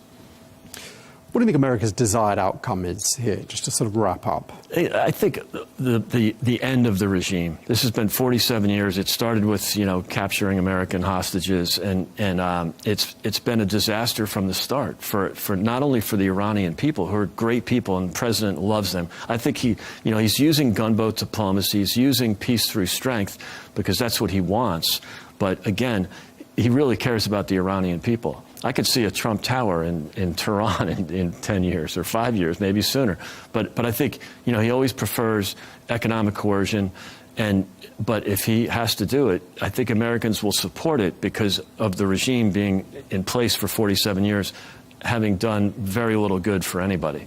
Not only, you know, killing their own people or causing the suffering for their own population, but what they've done with Hezbollah and the Houthis and Hamas and you know, the general disruption here in the region. Now, another issue that is very much on the president's radar is the situation in Ukraine, and a second round of trilateral US-brokered talks is taking place more or less as we speak. Presumably President Trump is exasperated. 12 months into his presidency, there isn't yet a solution. Yeah, I mean, you know, A for effort, right? He's trying. He hoped he could do it a lot faster. The loose cannon here is Putin, and that's been the real wild card. And Putin, you know, really has never honestly negotiated. You know, even when he feigned it or sent some people to the negotiating table, he wasn't sincere about it. The Russians are suffering right now. The Russian people are. The economy is in really bad shape. The outcomes on the battlefield are not great. I think, as usual, a day or two before they sit down for negotiations, he fires a bunch of missiles into Kyiv, and it's really sad to see. That's just maybe the signs of a desperate person. I mean, it is. They are not. They maybe make 70 meters a week of progress on the ground war. They're not doing very well, right. And they can't keep up the production that they saw. And Iran is not able to support them like they were, because Iran's been devastated in terms of the military. So this is a weakened Putin right now. So I would think he should not be feared. He should be marginalized. But we'll see. Right, in Iran, of course, a major supplier of those Shahed drones. I think, in fact, the statistic that I found was that Russia has managed to take about 1.5% more territory incrementally since the start of 2024. So they're not really going to these talks in a position of strength, are they? No, not at all. And they've over 1 million casualties, 350,000 dead soldiers, and at some point, that's more than they lost in all of their other conflicts after World War II. I mean, think about the U.S. lost 56,000 men and women in Vietnam. They lost roughly 30,000 in Korea. 350,000. That's a number, and that has to start to hurt in terms of support in Russia.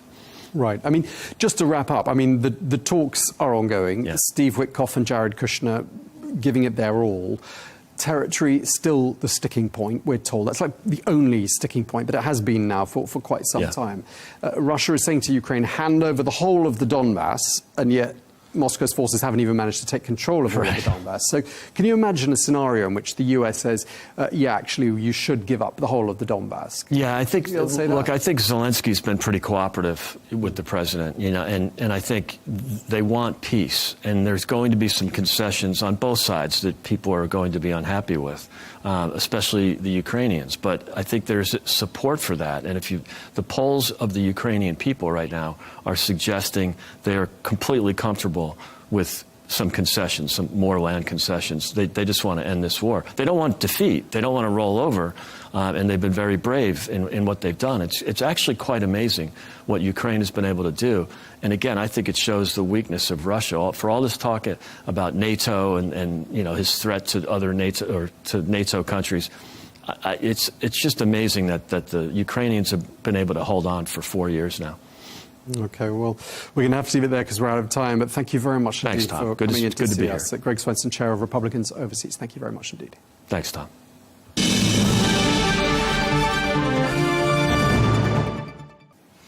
Now, in other news, gold is back in focus. Well, the price of the yellow metal has had something of a roller coaster ride these last few weeks, shooting past the $5,000 per ounce mark at certain points. Well, gold, which is seen as a safe haven, has seen demand soaring, particularly in the context of renewed US-Iran tensions. Well, let's get more and find out what's going on with these fluctuations in the price of gold. We're joined now by Ahmed Khatib, who is an economic analyst. Thank you very much indeed for coming in to see us. It looks like gold prices bounced back during the course of Wednesday trading. I mean, what's going on here? Well, the context of what's happening goes back to 2025, which was the biggest year for the increase in gold prices and silver also, after not seeing such movements in gold for so many years, like close to 15 years.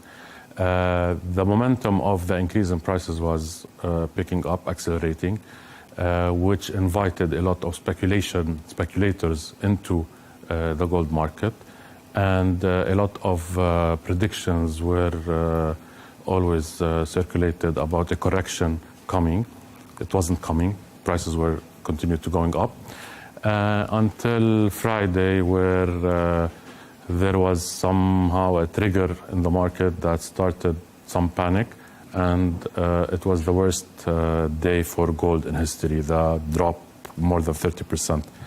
10%, 30% in silver. After the weekend, Monday, Tuesday, we saw like a V-shaped rebound in prices, and it stabilized somehow at those levels. It looks like there is like a shake-up in the risk related to gold trading. The fundamentals haven't changed at all before or after those big moves. Geopolitical tensions are still there. All the economic uncertainty, financial market things not being clear about the U.S. policies related to tariffs have always been there. The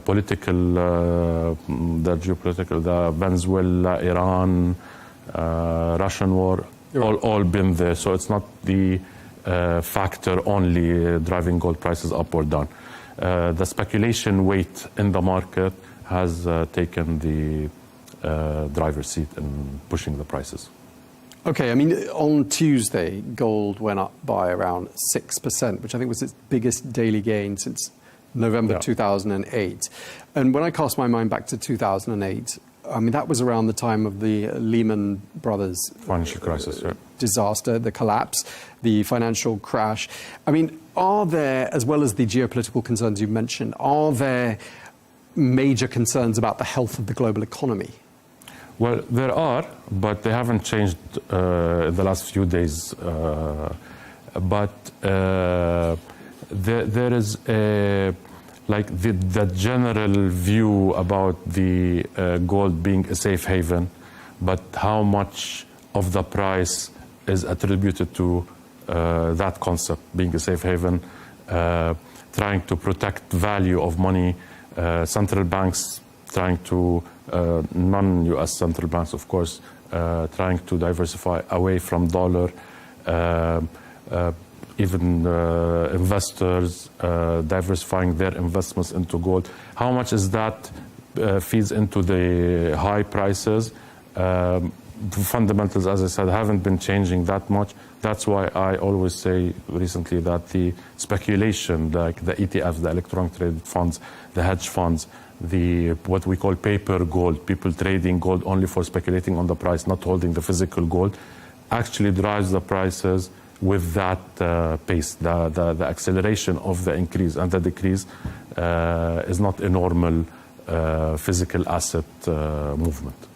And one of the other striking things about the last 10 days or so is that while we've seen gold prices, well, on a roller coaster road, but on a sort of upward trajectory, is seeing that crypto has been on a downward trajectory and Bitcoin's pretty low at the moment. And I'm wondering if there's a correlation. Do you see any? No, I don't see a direct correlation. It's more of things we've been seeing over the last week or 10 days. When you have big movements in asset classes, you see investors moving funds from one asset to the other to cover their positions. So crypto, Bitcoin specifically, was under pressure recently because it also reached, the movement in crypto going up and then going down. What we saw on gold now happened to crypto and Bitcoin specifically. So there is a lot of shifting funds between asset classes. I see it more than a correlation, people moving from Bitcoin to gold. Okay, so we shouldn't read too much into that. Some analysts, some of your colleagues in the industry, have set their year-end targets for gold at $6,000 an ounce. But looking at where we are right now, I mean, do you think this $6,000 an ounce could come a lot sooner than the end of the year? I hope it doesn't, because that makes the market riskier, and this is what we've been seeing recently. Over the last few months, the predictions or expectations of gold reaching 5,000 and 5,500 was expected maybe mid-2026 and later, and gold achieved that in a few days, and then we saw the reverse movement. Now we still see the predictions of 6,000, 7,000. Some go extreme, 10,000 and more. I hope we don't see that movement, because that would be really risky for the market. Okay, does the demand for gold, this is really for the benefit of our viewers, does it mostly come from central banks? Does it come mostly from investors? Or does it come from individuals who like buying gold jewelry and gold coins so they have a tangible asset? Historically, it was the central banks and normal people buying jewelry. But that has been changing over the years, and I'll give you some. In 2025, I don't remember the exact number, but the amounts bought by central banks was lower than what they bought in 2024. However, the money inflow into ETFs that trade gold increased 20 times. So more demand from speculation venues, ETFs, hedge funds, than the physical store of gold. Okay, that's good to know. And it's reported that central banks are increasing their purchases of gold bullion right now. Why would they do that when the price is high? Well, the central banks don't care about the price. They care about the long-term value, because they're mainly concerned about diversifying away from depending on the dollar. Like, for example, China consistently buys, the Central Bank of China consistently buys gold, because they want to have more gold in their portfolio of assets than treasuries of the US, which is in dollars. So that's why central banks outside the US continue to buy gold regardless of the price. You've mentioned already silver, and it's been going up and down like a yo-yo. It was at $121 an ounce last Thursday, wipeout on Friday, down 27%. By Monday, it was $71. But, I mean, when you think about it, last year, silver was at $32 an ounce at various points. I mean, have you ever seen anything like that level of fluctuation before in your career? No. Silver has always been lagging behind gold historically. Now it was moving ahead of gold in both directions, actually, when it was going up and when it was going down. Silver has some other factors that affect it, because silver is used in manufacturing, for EV, solar panels, and so many things. But still, does the demand for silver in such manufacturing requirements justify that much increase of silver recently? We'll have to see how much silver can maintain those levels in the future. Okay, so just to wrap up, I mean, gold remains, it would appear, the ultimate safe haven, with not much sense that crypto gets a look in when it comes to sort of really being the ultimate safe haven investment. No, I think crypto still needs a long time until it proves it can really store value for the long term without severe fluctuations in its value over a short period of time, which is what's happening in gold now. So I don't know how much gold can still maintain a long-term safe haven status. Yeah. All right. Thank you very much. We're going to have to leave it there. We're out of time. Thank you very much. Ahmad Khatib, economic analyst. Thank you very much indeed for your time. Thank you very much.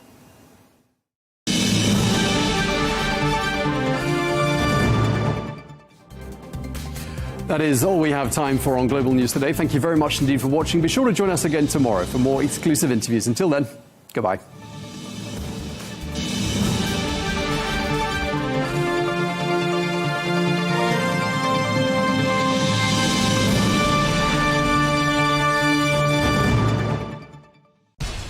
We have to take care of our people, and we're going to take care of our people first.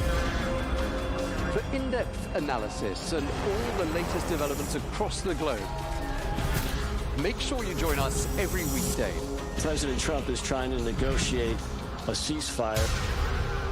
With so much happening, so much information, and so much noise, International law will have no part in his administration.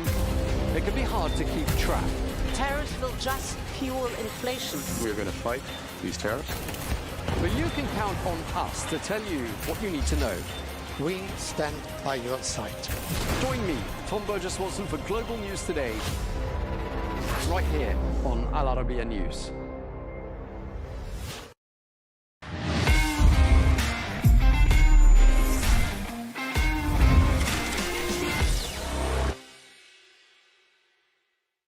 Welcome to the Dressing Room podcast with Al Arabiya News.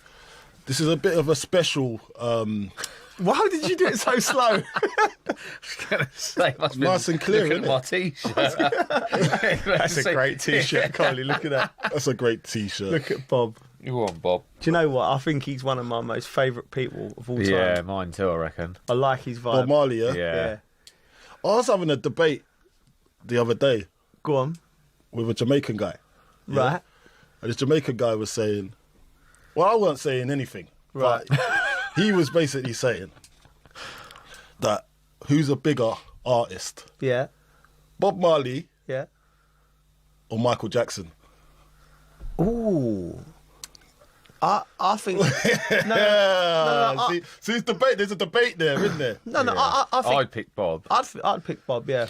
There's a lot of controversy around Michael Jackson, isn't there? But not just that. No. Let's talk about its music. All right, music. I think take Bob had more of a positive impact on the world. I think Bob's. Do you Bob's reckon, my. Yeah. Okay, cool. Out of all my. Bob's the main man for me. Yeah. Well, yeah. Yeah. Yeah. Is that clean sweep? Were you saying I love Michael Michael Jackson. I love. Come on, man. Like I grew up with Michael Jackson. Bad. Yeah. Dun, the moonwalk. Yeah. But I didn't say Michael Jackson. I was just listening, and I was thinking, do you know what? It has to be Bob, because when you're thinking, I think Bob happened more organically. King Charles plays Bob regularly. Does he really? Do you know that? No. Oh yeah, One Love and that. Yeah. Go on. So I'm saying, man. So Go Bob's on, got Your Royal Highness. Go on, Your Royal Highness. You know what I mean? Go on, Your Royal Highness. Really? But Imagine him just bouncing around the palace, listening to a bit. Why wouldn't you? I reckon Bob gets played more than Michael, surely.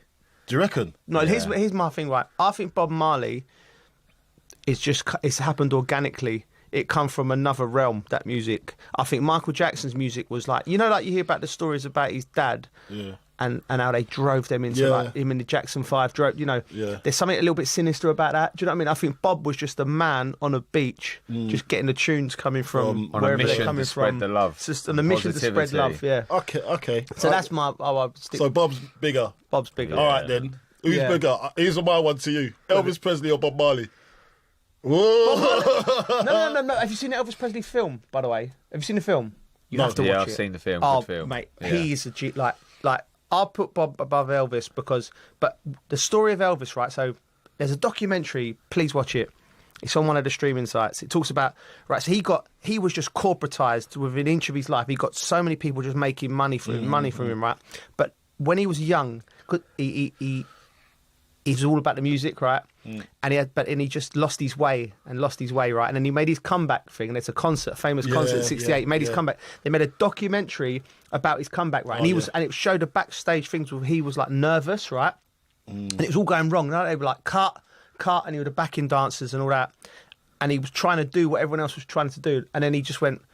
He had a moment. He went, right, now I'm just going to sing and let it come through me, right? And he's just done this concert, mate. Blew my mind. Yeah. He just, and you've nobody seen like. And he started growing in confidence. During the show, you saw it.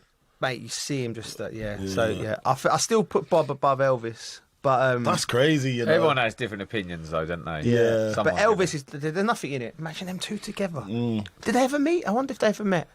Probably. If there's a picture of them out there. I just like, if I ever saw them both of them, I love Bob Marley anyway because he used to play football over at Battersea Park. Like, that's crazy, isn't it? Him and all his mates. Exactly, right? I know, I walk past the house, I live in Chelsea now, and I walk past the house, they got the blue plaque. Yeah.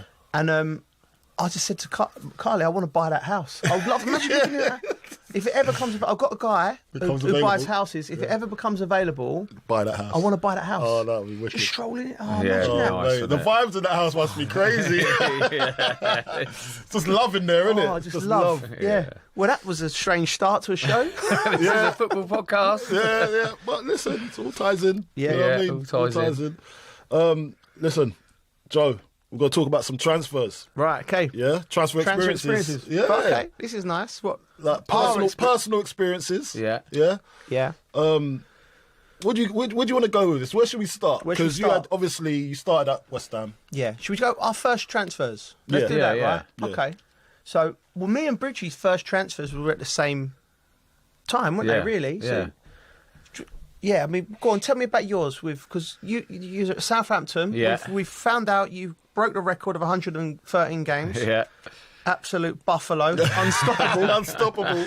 Unstoppable Hero. force that is Wayne Bridge. Yeah. And then, how did it come about? Like, what was the...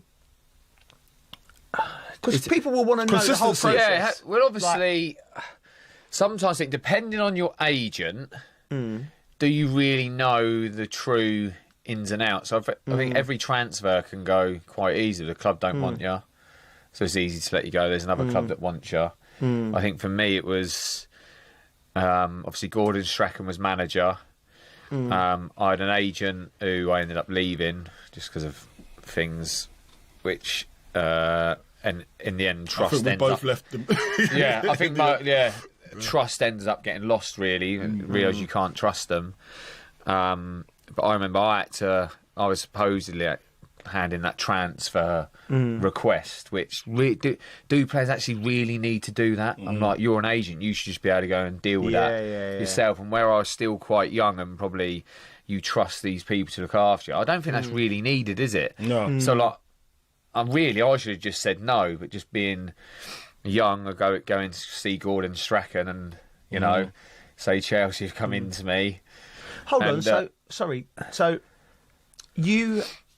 your agent told you had to put a transfer request in because he was speaking to Chelsea. Yeah, and probably Southampton. And Harry says. Southampton. You don't really know, do we? So you don't know if Gordon. So you have I don't to go even know into... what he said to Rupert Lowe. You don't actually really truly know when all trust is. Yeah, players when don't you know, look do back, they? you don't really know. You're advised. So we're on. That always happens. Yeah, as well, we're on pre-season, so I go and knock on Gordon Strachan's door, nervous as. Yeah. Like, and just tell him about Chelsea apparently coming in. And then I can't remember exactly how the conversation went about me leaving. And I said about handing a transfer request, right? Did you have a piece of paper? No, but I kind of said it like, what's going to happen? And he just battered me. And then it was just, he told a story about when he did something with Alex Ferguson and that. Yeah. And he basically just threw it back in my face. Wow. As if to say, you ain't going nowhere, mate. Really? Wow. Yeah. And but I got on really well with Gordon Strachan, do you know what I mean? Right. I understand where he was coming from. And to be honest... Sorry, Bridgie, did he expect it? Like, or did you feel like he was shocked that you'd been approached? I don't think he was shocked, but it was basically like, he doesn't want to let me go. Right, You're his best player. Yeah, of course. And I had a partnership with Chris Marsden at the time who... he just complimented me. It was a left midfielder that always tucked in, so I was constantly bombing. Yeah. Do you know what I mean? We worked well. Worked well together. And he basically just said, "Well, I'll rip it up and throw it in the bin." That's about it. But when it how did you feel about that at the time, though? When he said that? Oh, do you know what, mate? It's really hard because I was so at home at Southampton, and I was so happy that. The actual thinking about the change, it wasn't something that I was thinking, I want to go. In my head, it wasn't, I want to go. No. But I think in terms of football, it's like... Next step. Inevitable. It's another step, and if you want to go and play for the best team. You've got to take that, go and win that things. step. Yeah. And it really, what it come down to is Southampton have always been a selling club, so it didn't matter what he said or whatever. It was going to happen. Rupert Lowe was like, yeah, we're getting money, you're going type thing. But it was an emotional day. But like I said, I don't really know what went on with my agent and the club or Chelsea or anything. But that was basically, that's how it just happened. A few days later, I was, going home. And did you get a phone call saying they've accepted the bid from my agent base saying, yeah, you're going? And then I had to go. Then I had to go and tell Gordon Strachan I'm going. I was like, oh, for Christ's sake! I just had this conversation. I had to go and speak to him, and he just basically said, I was basically doing everything I could to keep you. Really? Yeah, and he was obviously a bit gutted. And what he did do, we had one more training session. He said, "Well, you're still training." Really? Being probably like the little kid I felt like at the time. Went, oh, okay. And then he just run the hell out of me. No way. But he run the hell out of the team, right? So all the team knew it was because of me. And they were going, "This is your fault. This is your fault." But I could run, couldn't I? Yeah. So basically, I was just getting abused by all the lads. And we did this thing where you're running in a circle, and then but then you're opposite people. So if you you're not allowed to catch them. And obviously, I'm thinking, what do I do? I can't let him catch me. And so I was catching people, and I was just like, you're being the best. I was just getting absolutely battered. And there was tears when I left, to be fair, because I was so close to everyone there, and I loved it there. But like I said, I think in the transfer, the way transfers are handled, you take advice from your agent. Can you trust them? Yeah. But there are agents out there that I don't think are trustworthy. handle things the right way, I'd say. Yeah, it's the role of an agent's funny because it's a sort of a necessary evil to allow protection around the players, but whether they've actually got the players in their heart is not. There needs to be something. If it's just left to the clubs, then you're down to like the American system where the players are going to be the bottom of the pile. No, I get what you're saying. What do you think? No, because as you're saying, coming up with agents, and listen, agents are good agents out there, there are bad agents out there. It just depends what type of morals the agents got. You know what I mean? And it's not just that. I just think it's. It was a little bit like the Jermaine Defoe scenario when he got told to put a transfer request in, when really and truly shouldn't need to be told to go and do that. You shouldn't. You would have been getting sold anyway because you just got relegated. Yeah. And it's just sometimes the wrong advice does shape up how people perceive you and see you in the future. Yeah. And then you're walking with that for the rest of your life. Yeah. Because if it goes wrong, not even it goes wrong, people are willing for it to fail. Yeah. No one, you're not leaving with like anyone's blessing. So that's why sometimes when you're young, you just get kind of misled. So I have to say it when it's on mine, because I forget. That same agent, when I broke my leg, so I dislocated the ankle, broke it in half, and broke my leg. They were telling me, "Don't worry, you'll still get a new contract." Really?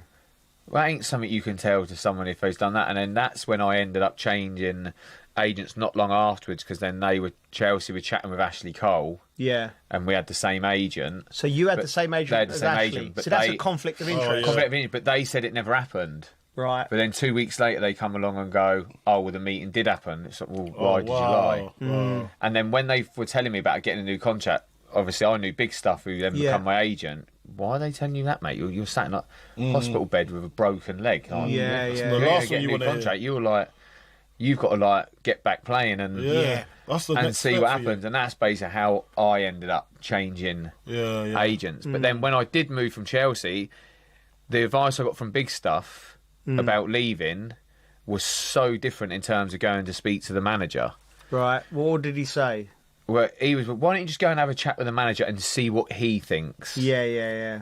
Rather a chat with the club more about what they think. Do they want you? Would they rather sell you? Have a chat with them. Dialogue. Yeah, rather than go, I want to go. Yeah. At the end of the day. Because it's a two-way thing, isn't it? Yeah. Really and truly. Because if you go in there with that attitude, that I want to go, sometimes they'll say, well, you're not going anywhere. We can afford to keep you. Yeah. So, it's our terms, not your terms. Yeah, so we got to be the winners here. You know what I mean? And it goes against you, and then you're just ended up there twiddling your thumbs because you ain't gonna. They're just doing that out of spite now because you told them, listen, I want to leave. Trying to put player power on them. That's one thing clubs don't like. Yeah.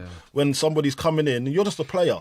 It's a negotiation. You've got to negotiate. Like if I'm surplus the requirements, then. And I feel that way, then it's a conversation. Yeah, but it's surplus to your requirements. You might be fulfilling the requirement of your role at the club. Like they might go, right, we're happy to have player A there because we only need him for 20, 30 games. You know what I mean? And we only have to pay him that. That's the whole thing. It's a negotiation between you personally, as your personal needs as a footballer, the club that wants to sign you and the club that you're at, and then the agent sits in the middle of all of that, and he's got needs. He wants to get. He's only needs I want to get paid mainly. You know, if he's a good agent and he does things right, and he has your best interest. He goes, right, I've got these 10 players. I'm going to look after these 10 players as best as I can, right? But every player's got. There might be a player who goes, I just want to play my career and I just want to earn as much money as possible, and have a cool life. There might be one player who goes, I want to play for my country, or that's ambitions. There might be one, you know, and there might be one that sits in the middle. So he has to treat every different player differently. Do you know what I mean? Like he'll go and advise and guide accordingly. But unfortunately, the role of an agent attracts quite nefarious characters. Usually, in any case, you know what I mean? I feel like there's loads have come out since, or near the back end of my career. It's like everyone wants to be a football agent. Yeah, I know. Like they've become loads. Yeah, I know. No, well, that's because they made it easier at a stage to become an agent. And why do you think they made it easier? Family members are allowed to, you know what I mean? Well, why do you think they did that? Think about it. The federations. Go on. Sorry, I'll tell you why they did it. He's asking you, but he's going to tell you, mate. Go on, mate. I'll tell you, right? Let me tell you, right? You just set up your volley. Go on, then. Set up your overhead kick. This is what it is, right? You're wrong. What do they want? I didn't even start to answer. They want, right? The clubs want more control, right? The agency world was growing. Yeah. They become more powerful. They get more money. Yeah. The best thing to get control, if you let the families become agents, because listen, my dad was part of my agency. Yeah. He knew what his role was within that. He set it up and he was just looking there. If anyone robbed me, that's when he was coming on. Yeah. He knew what he was there for. Enforcer. But he just wasn't a football person and he wasn't a financial person, but he did a great job looking after me and putting the right people around me, right? But it's very, very family members becoming agents is very popular at the moment, and it's also you want to keep the money with your family and people, but then the emotions come in, they make bad decisions, and it rips families apart. It really does. Yeah, money does. Money rips families apart, right? So, but from the football clubs and the federations, they want families involved because they're easier to control. Yeah. They have less knowledge, less experience, and they can be controlled. They can be controlled. That's why they manipulated. I think they should make it harder to become a football agent. You need to be should be stringent. It should be stringent, really stringent. The tests apparently are like diabolical. Really? Yeah, so hard. Good. At the moment. Good. And I think it is harder. But there's a loophole. You just get one guy that's passed it. Yeah. And you just run everything through him. Yeah. Do you know what I mean? And that's the way of getting around it. Yeah. You just give that guy that's got the certificate. Yeah. Some money out of a deal. So you tell him, I've got this player for you. Yeah. So, I didn't pass my test, but I've got the player. Yeah. I've told the player that I'm an agent. Yeah. But you go through, you know what I mean? So there's loopholes of everything in life. And look, not dissing agents, but it is as you say, it's a grey area job. Yeah. Where there's you can change the dynamics of it to suit what you need. But at the same time, there are great, and I know some great agencies out there, and we're not going to just talk about agencies. Yeah. But I think I've had a bad experience you've had a bad experience with agents, and sometimes it is our own faults because we might be a bit naive as when we're younger. No, what you don't know, Coley. It was like we know a little bit about your stuff and your stuff. Well. It's not 100%. Well, I'm not a business agent. There was always an older player in the team you're at. That would want to introduce you to their agent. It's always that. Always back in the day. And it's still the same now. Yeah, still the same now. And then, but you're definitely not your faults because you're young men. What you don't know, you don't know. I was just so lucky to have the my old man had enough top smarts about him because to he knew put people he around knew. him. He knew. Yeah. He knew. He's seen when someone's trying to be shafty. He knew when someone's trying to pull the wool over your eyes. Yeah. So how did your first one come about? My first one come about. So we got relegated at West Ham, and we talked about it a few weeks ago. I said, you don't want to leave, really, do you know what I mean? Like, I was sad to leave, but I knew we was about the same period of our life. We played for England, we'd gone to the World Cup, but we wasn't playing regularly for England, so we needed to make that next jump. So West Ham come to me, they needed to sell me, so they needed to get money, and so I knew that, so I didn't have any of that awkwardness. Do you know what I mean? It was like West Ham were like, we need to sell you. And I was like, I'm quite happy to go because I want to play for England and win things. So I didn't have that awkwardness with the manager. So, but I got to pre-season. You was at Chelsea before me. Yeah. You went before me, and I'm thinking like, Jono went to Chelsea, Bridgie went to Chelsea, Damien Duff went to Chelsea, and I'm thinking, I'm going to be left on the merry-go-round here. I'm getting ready to play in a championship, and I'm like, oh no, and it was Manchester United were interested, Arsenal and Chelsea, and Chelsea were new, weren't they, with all the money, and I was like, and it's just weird. Like I was going to training, and my agent just rung me one day and went, you need to be at Stamford Bridge in an hour for like medical. So I just drove down there, and then I sat in the Bluebird Cafe on the King's Road, and I had some breakfast, and I was just waiting for them to do the deal. It was like, your head's in a spin because you're like, what's going on here? Yeah. Like, what's going on? So 4 hours, I had a couple of breakfasts. and then my dad rang me with my agent, David Geis, and said, the deal's been done. And I was like, but then my dad, smarts, he's gone, hold on. He said, he ain't even spoke to the manager. So we agreed the deal. And then I had to go and meet Claudio at a service station because they was playing, I think you lot were playing that night, a friendly somewhere. And I went, and my dad, well, why are you going to sign that? Chelsea want him, but does Claudio want him? So he said to me, go and speak to Claudio. And I was like, right, what am I going to ask him? Like, and then I went and met him at the service station, and he was just, Claudio, just like, what position he's going, you'll play here and you'll play here, and and he, I think looking back now, I think Claudio didn't really know what was going on because he's bringing in so many players. So I think he's gone, it's like you or Veron, and then, do you know what I mean? Yeah. And so I've gone. So anyway, it feels like you're in a bit of a film, and then you sort of the next day I sign my contract, the press conference, Veron signs on the same day.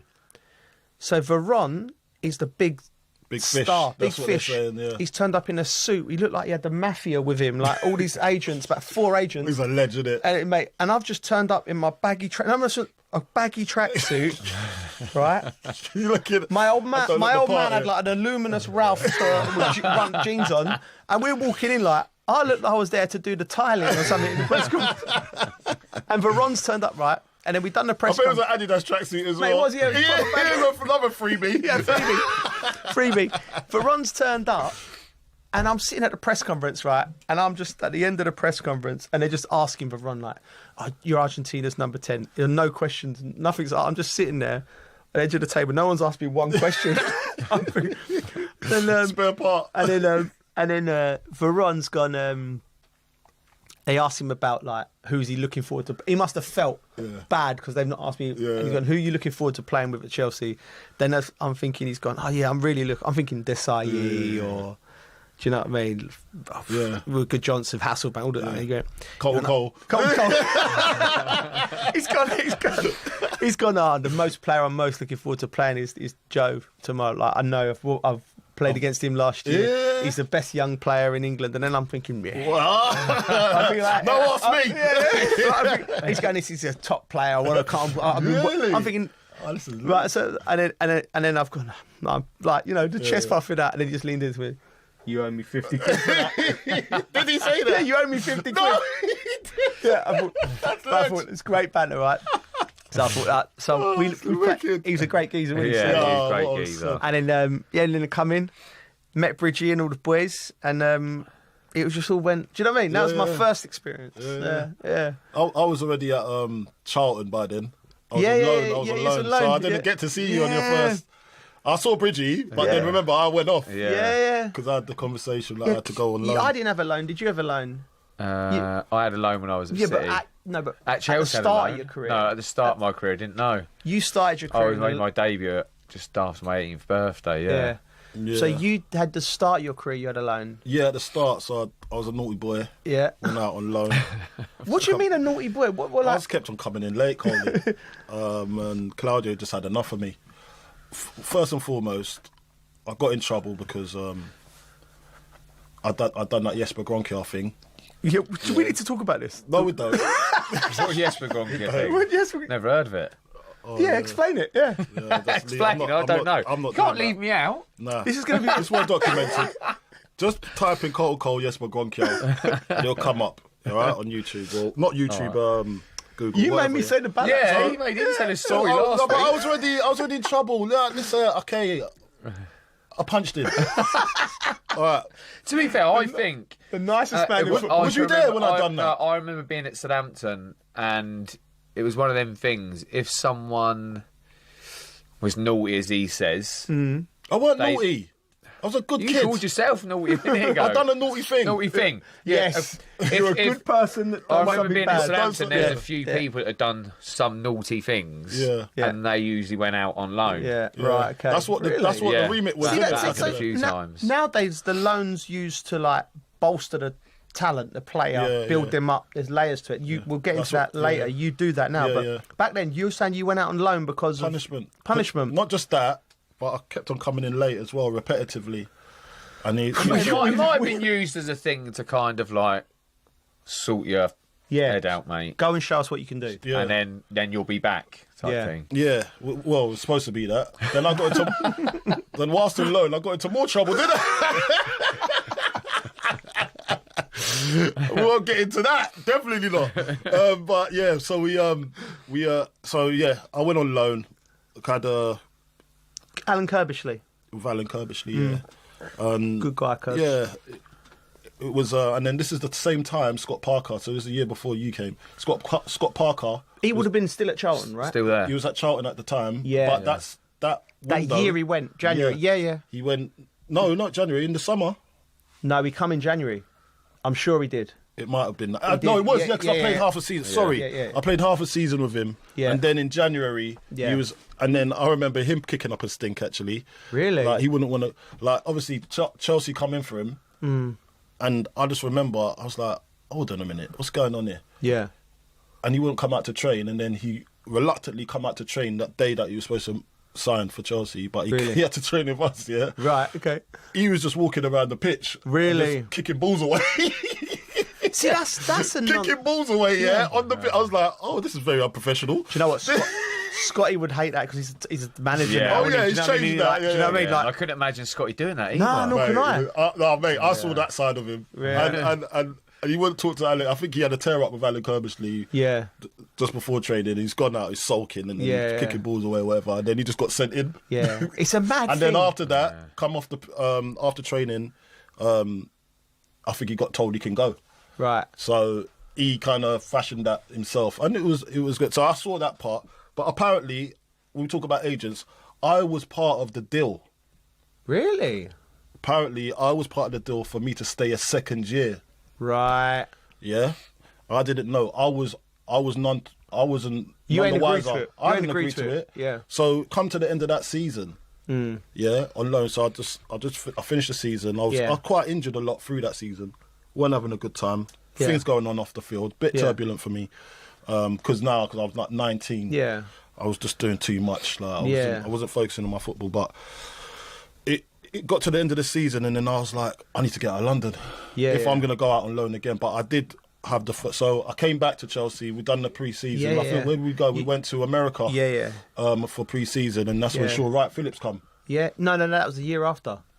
Was that the year after? Yeah. No, Mourinho. Yeah, Mourinho come first year. I can't remember. It's all it's hard. It's all, but But it was the year after. Then I think I went to Aston Villa. That was it. I went to Villa on loan because I was told Mourinho told me that I had to go. Right. I started the pre-season. And I remember that Mourinho said, "Oh, you need another season, and then we'll bring you back." at the end of this one. Yeah. So I was disappointed again, innit? Yeah. But then I remember being in my garden and I was walking around and then my agent says, listen, Kirbishley's going to call you. And I was like, oh, okay. Yeah. So he calls me, he goes, Carl, why aren't you not coming back? You're part of the deal that we let Scott Parker go, we can have you back for a second season. I didn't know all of this. Yeah. So I was, you know what, I dig my heels in and says, well, I'm definitely not coming now. I've got to be privy to the conversation. Were you just doing a deal behind my back? Yeah.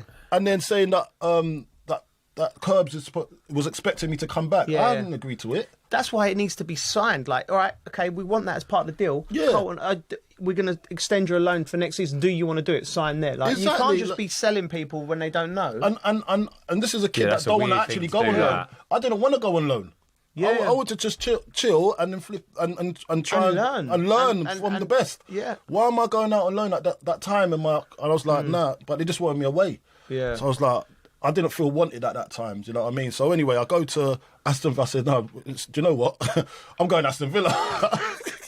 Just reluctantly, and I was like, I'm even going to prove that I'm going to go up the motorway and go to Villa because I wanted to get away from London at the time. Yeah. And that didn't work out for me because my head went in the game. Yeah, I just wanted to come home, man. So I was so headstrong and stubborn. Really? That I just didn't even use the loan as I should have at that time as an experience to be playing Premier League week in, week out, but I wasn't there mentally. And that's why I always look at how these loans actually work and what you're supposed to do on a loan and what type of support you got on the loan as well. Everyone goes for different reasons, don't they? Yeah. So, but I went to Villa because I was being stubborn. I didn't want to go back to Charlton. When really I should have gone back to Charlton, but I wasn't getting advised the right way. Yeah. Do you know what I mean? No, listen, Coley, and no one at Chelsea, because there's so much going on at Chelsea at the time, no one really cared for the youth coming through at that time because everyone wanted instant success. Yeah. So you guys were coming in the door, and then I was like on my way out. I just thought, hold on a minute. Yeah. I've got ambitions too. Yeah. I want to get certain places as well. But what? Because I'm homegrown. I'm out the door. Which was a bit upsetting for me at that time. What's happened there is, I think, you've come through. You're obviously the star player in the youth team. Yeah. Got into the first team. You know, you and should have been. Right as well. Yeah, you've done well in the first team. And the thing about if we didn't have the money, if we didn't get to Champions League that year, if we didn't get to the Champions League that year, I would have been. Abramovich wouldn't have bought us, and because we was struggling for money as well with Ken Bates and everything. I was going to be put in to be one of the main guys, one of the front three. I had a rumour, and I don't even know how true it is now, but during that time, if Chelsea didn't get to the... if Roman didn't come into Chelsea, there was two signings that were muted, was me and Scott Parker, who eventually came later down the line. And you're right, it was like, because the money would have come in from the Champions League, but not the Roman money. No. So they didn't have a load of money, so they wanted to buy two young, good English players and work with the young players. But I think what's happened with you there is the club was just going through such a transition, and you were just probably... Oh, yeah, we was focusing on him for a bit, but now we've got all of this. Yeah. So the world opened up. The world opened up. And again, it shows you football clubs how players are just disposable. Yeah. You know, and then... So it really annoys me when they talk about loyalties and things like that because it can be done. My role at West Ham. Yeah, tell us about that. It's quite changed actually now because we just had a meeting, staff meeting the other day it was quite successful. Yeah. My loans role. We did get a few players that had player of the seasons. Yeah. At their respective clubs, and. All in all, obviously, there's always room for improvement and getting better, more organised. Yeah. But because we've never really had a proper loan system, and it's getting more and more harder for under 21 players playing in the PL2 to break into the first team.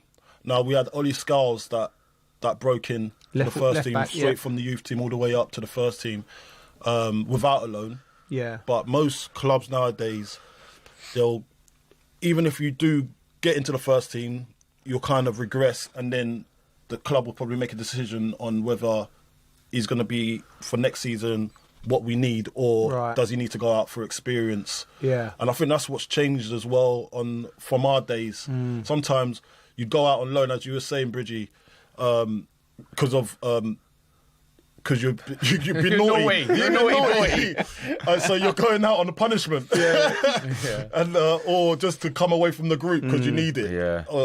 And look at certain a certain way at football and aspects of football that you might need to get, and then see how much it means to other people, and get that experience, gain that experience, and then come back a better person. But we've used it now to try and gain experience so they can close the gap and play first team football with players that actually it means something to them to be playing week in, week out. Otherwise, they're not getting paid, or their life depends on it, or they need to be to get results, because you have to. It's a results within a results business we're in. So I look at it from that perspective and think, it's very vital that you get your loans right, because you can go out and when I look at all of this, and I'm going to ask you guys, is there such thing as a bad loan? Because I think it's all experience. Yeah. You know, like you can send a player out on loan, or you are out on loan, and you could be going through a bad time out on loan, which I did when I went to Villa. I had a bad time, even a bit. I could talk about Chelsea when I went to Charlton. Off the field, and but you need to. I look at it as think, if you're going through something bad, are you going to get that at your parent club? Like, because you're quite comfortable there, aren't you? That's all you know. You know the ropes and everything. But I think it gives you experience to know what it is like elsewhere. So if you did move and go to another club, you're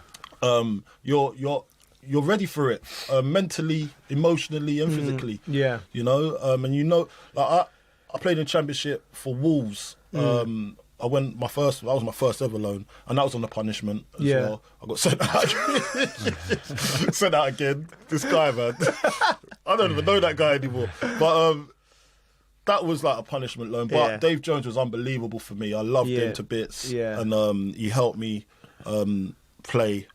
And saw a different side to football. You know, and it did help me. And when I came back to Chelsea, I think I scored on my first game. I was just buzzing to be back. Like I was like, I've got it good here. I'm gonna have a right go at this. So it does help with that. Depends on how you attack it. But when I went to Villa, I did have a bad experience, and I wasn't happy. And I just couldn't wait. I was just homesick as well. I just didn't want to be up there in Birmingham. Nothing against Birmingham, but it was just weren't for me. And I just felt like I wanted to get home. I had 2 years away as well. And I just didn't feel. I just wanted to get back. I wanted it to be like it was again. Was it? And I didn't have the greatest of experience because I wasn't fully committed. But now that's what I'm saying. If there's a bad loan, now I felt that. I felt that feeling where it wasn't great for me, and I was always just trying to be comfortable, and I couldn't get comfortable. So when I come back, I appreciated what I had around me. But there's a saying, isn't there? You win or you learn in football and in life, you know. And if you're going through a bad experience, there's knowledge in that for you to learn. Like, how much of your experiences on loan help you when you're helping these young lads out of West Ham? And how much would you have loved to have Colton Cole now looking after the young player? Oh, definitely. I'd have loved that. But back then, loans wasn't looked at in that way, so there wasn't a team of loan experts. Like, the data weren't there either. You know what I mean? It wasn't data driven like how it is now. So we can now look at, okay, what would be the best loan for a player? Not just because, that's my mate, I'm going to send the player there because I know he'll be looked after. No, that's old school. Now, you've got to now look at the manager. What's he like? What's he actually? What's his stats on playing younger players, trusting younger players to play games week in, week out? You got to look at the type of football that they're going to go into. What type of what do you want out of this player? And what do you want him to learn so he comes back a better player? Because basically you're building the player up to have more value to the club for if you do have to sell him. And I think owners and have cottoned on to that. Owners and people that sporting directors of football have cottoned on to the loans package now to say it's not just a loan to get him away from the club or he surplus the requirements. It has to be for a reason. and that's where I think the football's changed and it's become more business-minded for a loan. So a loan is actually putting value on a player, not just getting him out of the building. Yeah, true. I mean, you've had loans in your career, Bridgie, not at the start. What were they more? Were they more like... My one to Fulham was after I broke my leg and ankle, which obviously was a big injury. So I came back pre-season. Took a while to get right. Do you know what I mean? 'Cause you lose a lot of movement in your ankle, and that got to a stage where Mourinho was like, "It's hard to play you." One, because of the quality we've got here. Yeah. And we just don't know. Yeah. Like, do you know what I mean? It's playing in a reserve game or playing that. He was just like, I just think you need to go on loan for a few months to get some game time. How did that make you feel? Did it feel like going back on trial again? Not really. I think what was good, he had spoke to Fulham, which was only up the road, and he had basically organised that for me, really. Right, okay. So it was up the road, wasn't too far, and he's right at the end of the day. My ankle didn't feel right for a while, so I needed to go and get the game time and know that my ankle would hold up, really. Yeah. So for me, it was a great loan, I think. I had to start playing football to stay in the England setup, really. Yeah. So for me, that was one of the loans which was probably just... it was up there with probably a loan what that year really was that, needed to be Bridgie? done. Oh, mate, don't ask me that now. I think I broke my leg in 2004, so I would have gone in January or Christmas time around 2004, 2005, January time. Yeah. Like my only experience of going to was a foreign loan, going to Lille from Liverpool. It didn't work for me at Liverpool in the first year. They said, I come back for pre-season, they said, look, I was on big money because I come on a free, so it was basically like it ain't worked.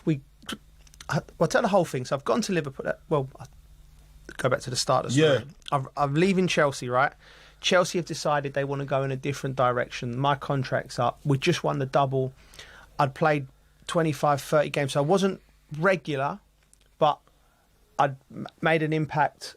Scored the winning goal at Man United at the back end of the season. Not the winning goal, the goal in the title-winning game. Yeah. So I'd played a role, important, but I wasn't where I wanted. I wanted to be where I was 2 years ago before I done my knee, like where I was playing regularly, like Champions League final season and but they just wanted to go in a different direction. Frank Arneson, I think, who come in and brought them young players. Remember Gal Kakuta and people like that. So it's like they wanted to go right. We're double winners. We want to now bring the youngsters through. Joe's 29, 30. Had a bad injury. They wanted me out. So it was sort of like it was pushed out the door, but it was a bit of both. Liverpool come in, and it wasn't the Liverpool of now. They still had Gerrard, Torres, Carragher, Agger, but it was in the Europa League. So I thought, right, I ended up going. I spoke to Roy Hodgson. Then as soon as I got there, I was like, do you know, like the way that Roy wanted to play, you know, I should have really thought it through. Do you know what I mean? That sort of 4-4-2. But I did playing with Stevie Gerrard, I thought I like playing with him. England, Fernando Torres. That's the pull. The pull, and it's Liverpool Football Club. And I thought, right, okay.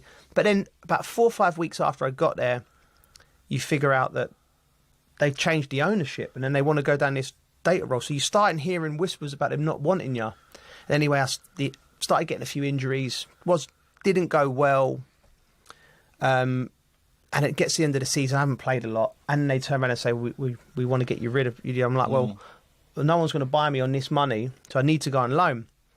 And it was like, nobody in England was really jumping at to take me on loan. And I was getting anxious. So we expanded it out to Europe, and then the first club that rung, there was 3 clubs in France that were interested, Marseille, Bordeaux and Lille. And Lille had just got in the Champions League.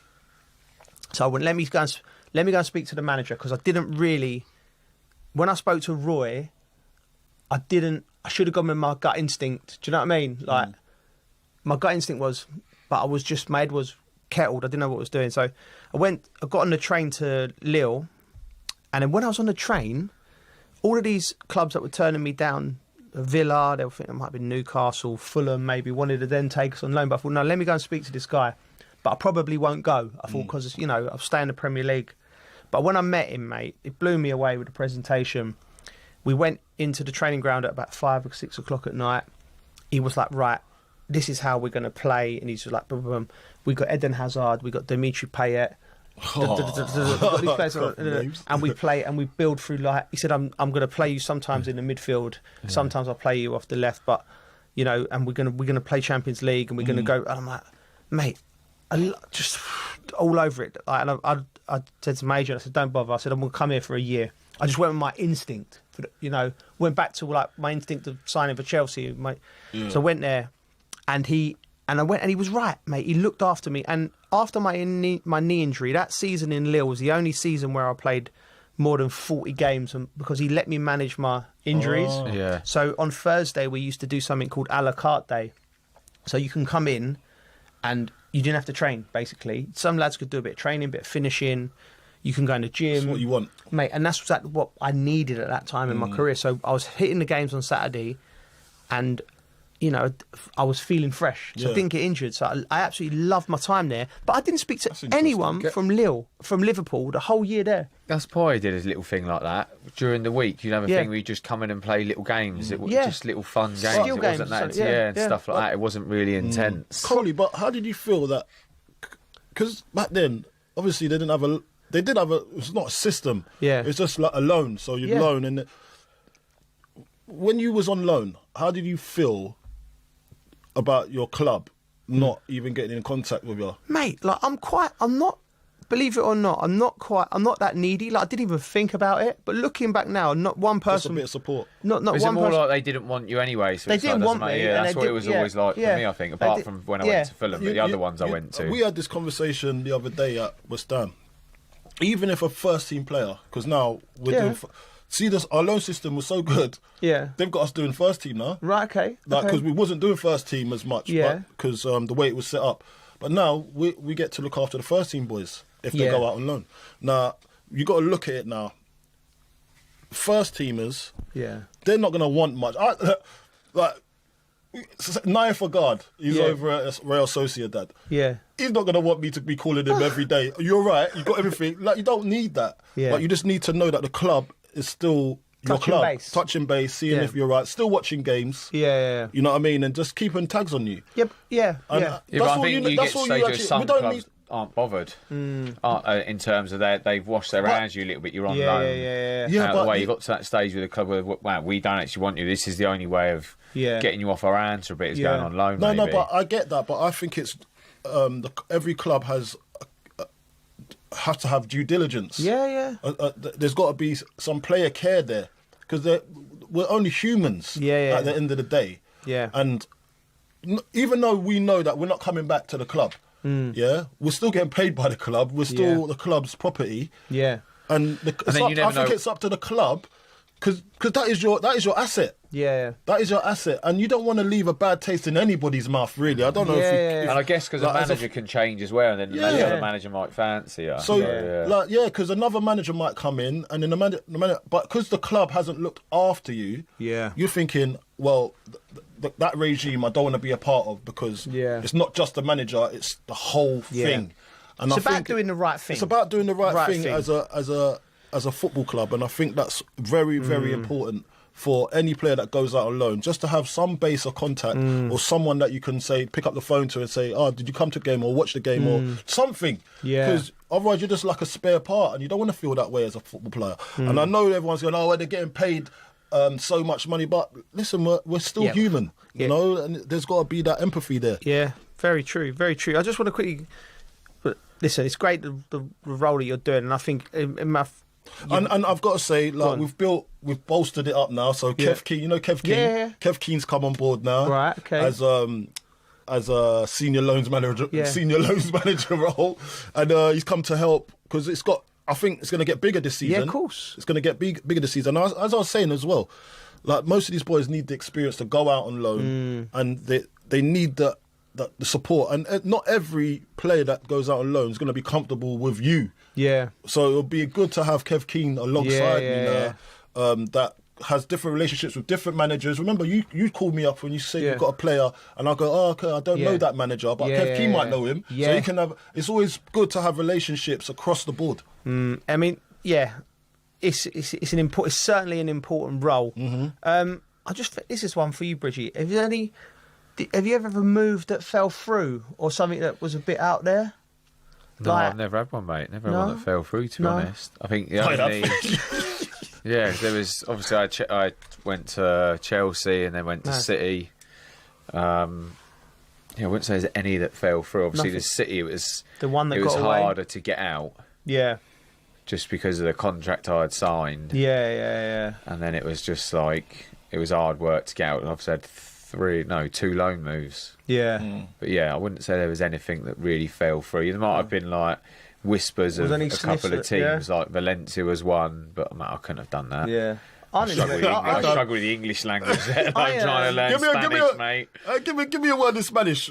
What do you know? Gracias. You got to say about it, mate. Gracias. Gracias. What's that Mexican? Hombre. Did you say hombre? my old man. Mate, I've got no Spanish, honestly. Yeah. I'll just say uno biro. Uno biro? This guy. What's that? One beer, please. I mean, mate, ain't even Spanish. Just point at it and go, yeah. I don't know where to go with that. Useless, mate. I don't know where to go with that. Yeah, Valencia. What about you, mate? Have you had any that fell through? Not Valencia. Like my old man, my agent went out there. They was interested before I went to Chelsea. And you hear rumours in the papers and clubs making a, you know... I always fancied Spain or Italy. I did. And... So no, I don't. I get it. I do get it. Why is he laughing? This is you, man. Which fancy Spain or Italy? No. Okay, sorry. Just like why? Why did you fancy it? I just no. Because we grew up watching Italian football, right? Okay. And I loved that, right? And I wouldn't want to play in Italian league. And the Spanish league was where it was at when we was like 20 in our early 20s. Barcelona, Real Madrid, Valencia. Anyway, but when I went to France, right, and I'm thinking, right, I'm gonna embrace the culture, right? So, what do? So, like, got me croissants and my coffees, right? And do you know the paper L'Equipe? That's how I used to learn my French with L'Equipe. I used to sit there. We had a lovely little in the training ground, a lovely little like bit where the players sit. I didn't used to like coffee. Now I love it. I used to have little because the lads. I see you today with the espresso. Yeah, espressos. Little with a croissant. That's where you learn it from. Reading L'Equipe. I tried to learn the language. Yeah, I'd love to learn a language, but I'd struggle. It was a wicked experience. No, you struggle. Although I guess if you're there every day, and then you're having to learn it, and I guess within football as well, you learn. There's certain words you have to learn. I learned all the bad words from the other teammates. That always happens, though, doesn't it? If anything, when all the foreign players come over and been in your team, you learn all the swear words. Yeah, that's it. Straight away. I love learning. I love learning the language. I love going to new stadiums. Yeah. I love the different cultures. Yeah. And I just loved it, mate. And I would have stayed. I think we finished second in the league.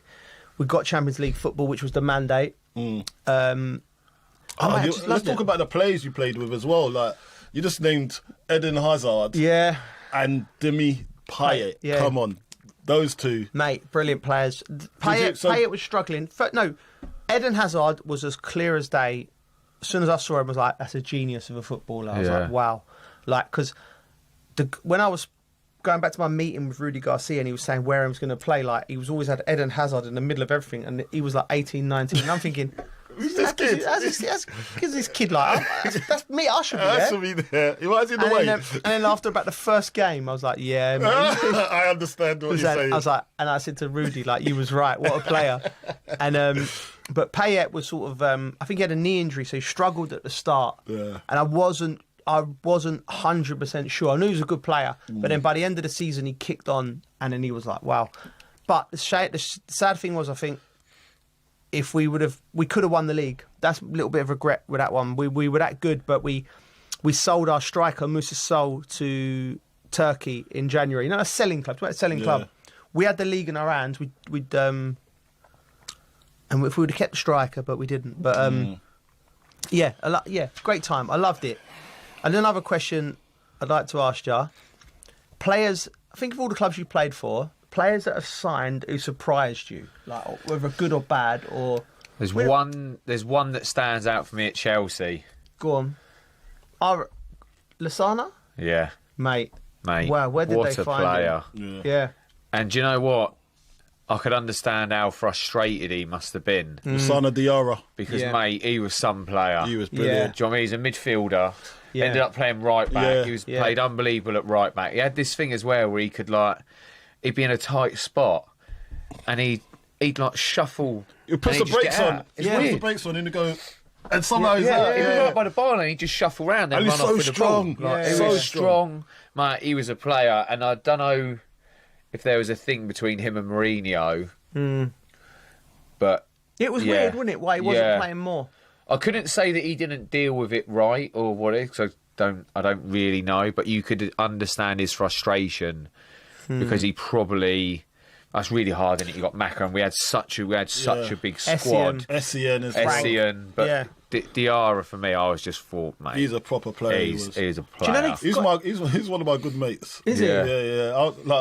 I was his chaperone for when he Really? first come over. I don't know if that was a good or bad That's thing. probably why he wasn't playing. So I don't know whether that's a good or bad thing. But listen, For me, he was one of them he didn't speak a players word of English. Yeah. So he was told to be around me, and I can't speak English as well. So he was double messed up. But he was such a good guy as well. Yeah. Really honest. You seen the clubs he's played for? Oh, mate. Real Madrid, PSG, Mate. Arsenal, Chelsea. He's gone Never to, ever settled He went anywhere. levels. He went to levels, man. Yeah, he's a good I'm so player. proud of him as well because he came in as a young player, and he was so good. Like you thought, this guy's a different level to anything we've got really at this level. And then obviously the first teamers and the first teamers, but he was knocking on the door every week. Like he couldn't not be able to not play him. Yeah, Gwyn Williams, I think, signed him. For the league. Brilliant. Yeah, like he come from similar to N'Golo Kante. Yeah. You know, very similar player as well. So another one. Go on. Was Chelsea, because I didn't really know much about Robin. Oh wow. Oh, Arjun, yeah. When he came on, mate, just used to ghost past people. What a player. Just goes past. He got a big injury. Had a few injuries. Yeah, that's had why a it lot didn't of kick injuries, off to be properly for fair. him.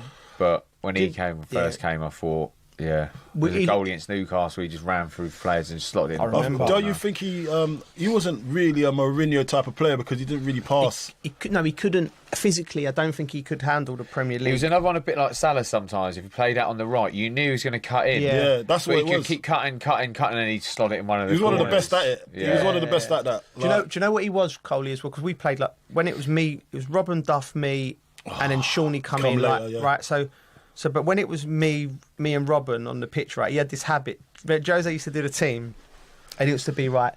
Didier was up top or Ida, and then it will be like he'd put the thing up, and it'll be 10 and 11 or 10 and whatever his number was, 15, and he'd say you could play both flanks, right?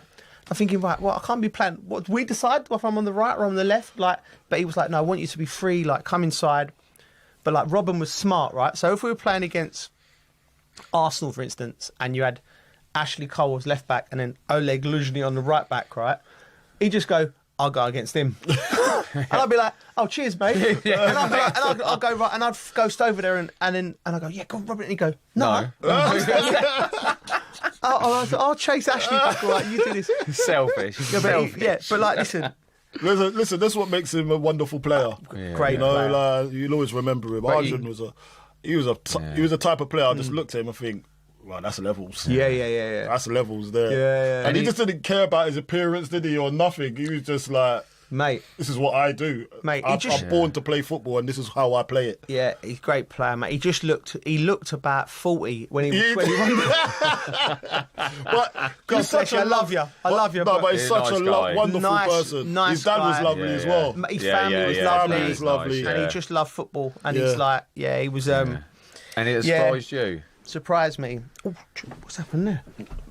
Surprised Back me. to your usual height. Yeah, oh, come on, Coley. You're better than that. Who surprised me?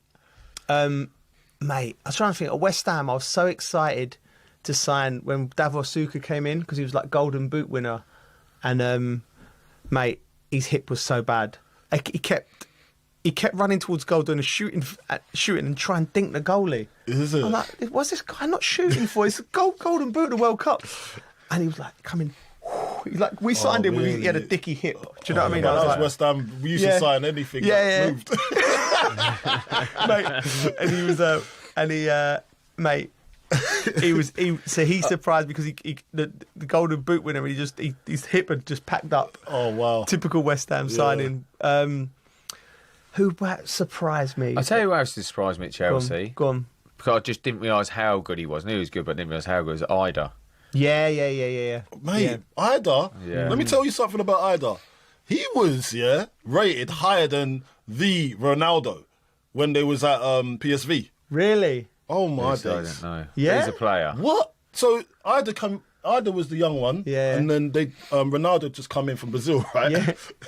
Mate, Ida was the Ronaldo before Ronaldo was Ronaldo. Yeah. So you got to look at levels. Then he got a bad knee injury. Yeah. Bad knee injury, and then that kind of set him back. And then he was playing catch up all the time. Yeah. But then Ronaldo overtaken him and started to get recognition for who he was.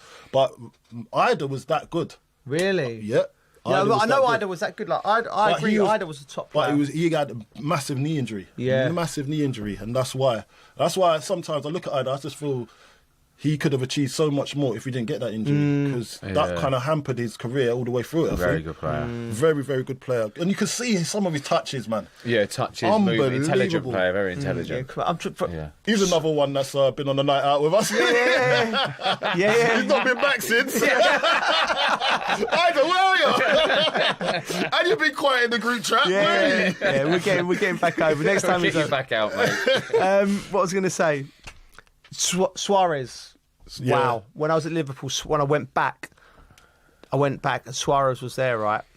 I've never seen anything like it, Coley, right? Yeah. He did, I remember doing a 3-against-3 during the winter because the pitches were frozen and some of us weren't training for whatever reason. It was like me, Carragher and another English person against Maxi Rodriguez, Suarez and one of the South Americans in this little gym.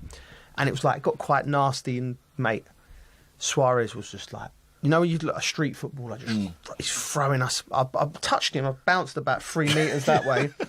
And he was like... That's not hard to do, though. Yeah, he had he was throwing Carragher into the thing and Carragher... Wow, Carragher? Yeah, he was so strong. I couldn't believe it. And he'd do this thing where he'd front you up and he'd do these touches and it looked like he didn't know what he was doing, but he'd always come out with the ball. Yeah. He was so good. He was so good. That's one of my regrets, actually. I wish I could have been a bit more fitter and to have played with him because I think he was a proper genius. I've got a good one actually. Go on. And it's one that people wouldn't. But it's a guy called D. Michaelis. Came to West Ham. Italian. He came from Palermo. Yeah.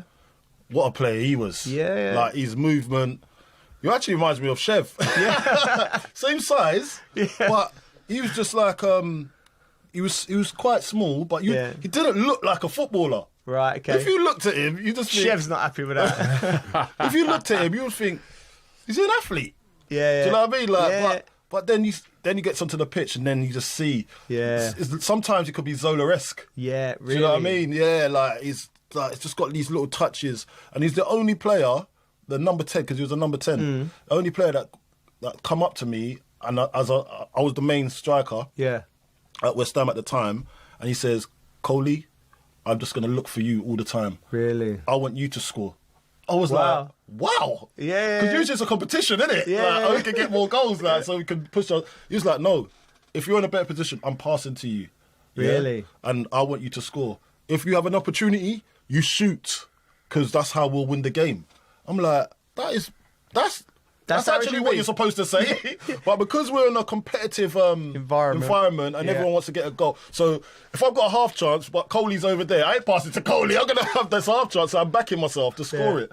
And that's where I saw him and I looked at the game a little bit different. It's a bit weird for me. Anyway, because I've played with an array of strikers at West Ham. You know, we've had loads of them. And then obviously through my journey, and then just to have that, I was like, this guy's a little bit different. And he was so good as well. Like, he set up a few of my goals. Another guy that I'd say was similar to those, another Italian, Di Canio. Yes. So another Di Michele,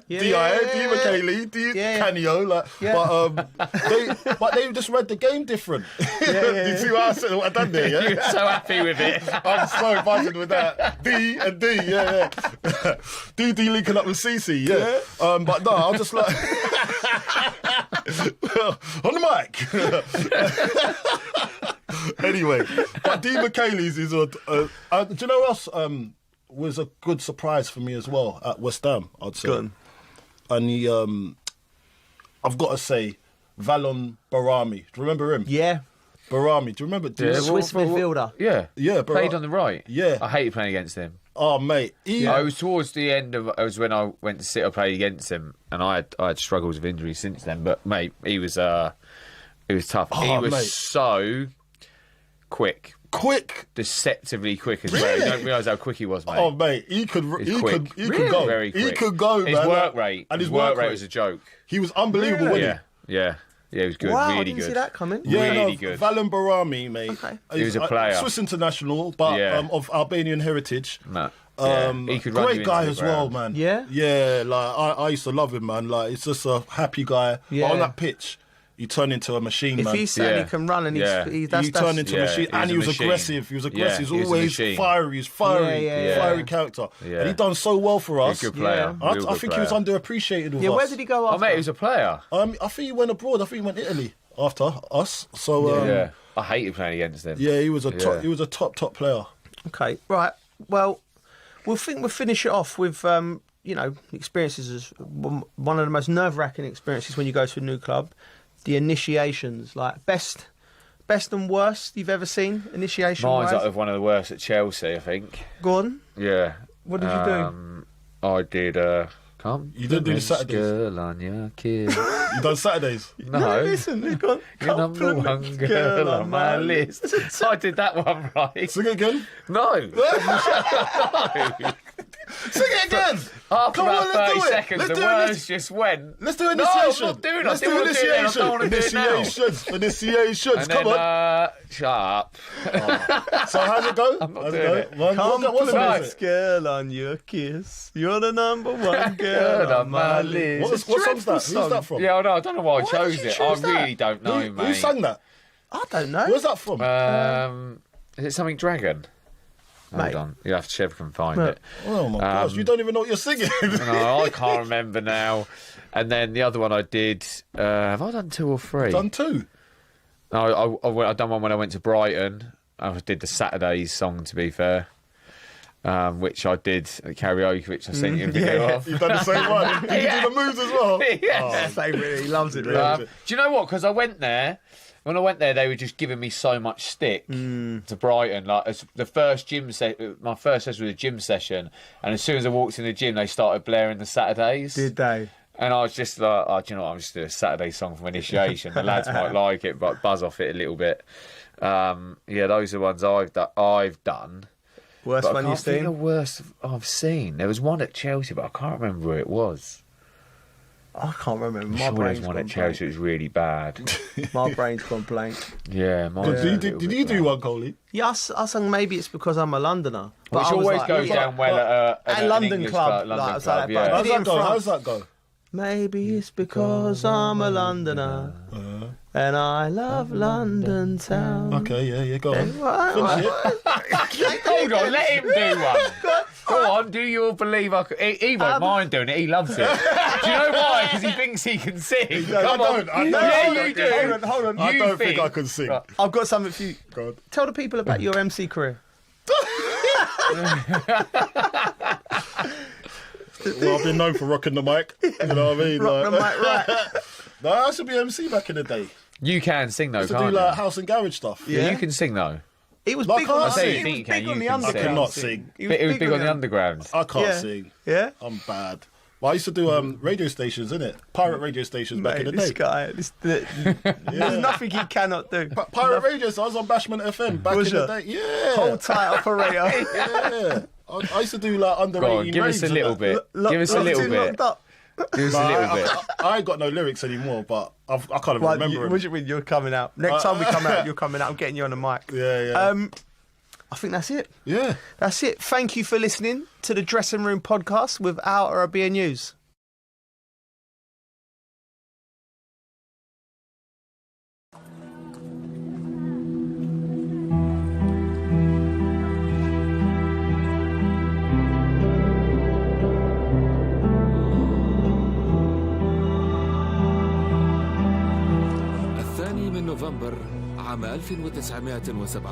On November 2nd, 1917, Britain's Foreign Secretary, Arthur Balfour, wrote a brief letter promising his government's support for creating a national home for the Jewish people in Palestine.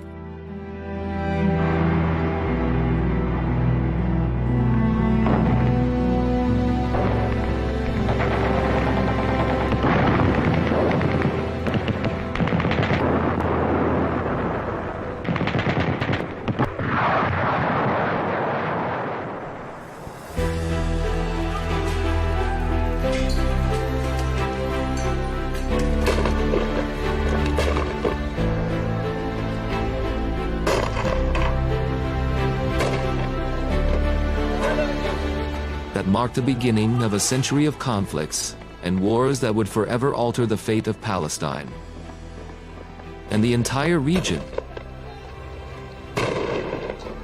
108 years later, Britain's Prime Minister Keir Starmer stood before the world.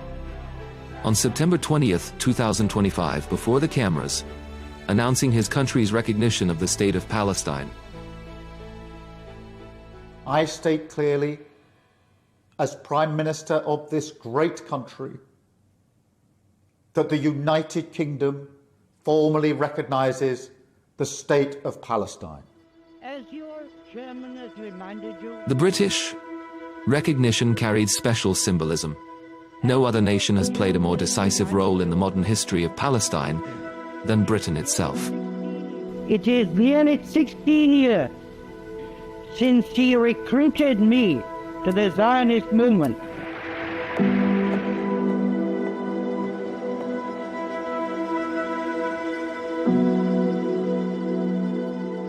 Under the 1916 Sykes-Picot Agreement between Britain and France, Britain took control of Palestine, placing it under military rule, just as it did with other parts of the Middle East.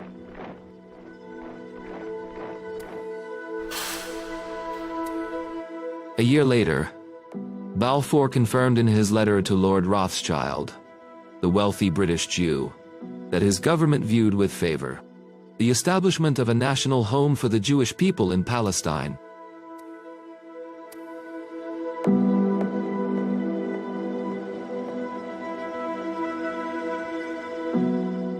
The Balfour Declaration was not just a letter, it reflected a clear colonial policy. Britain had also promised independence to the Arabs, in return for their support against the Ottomans, a promise that was never kept.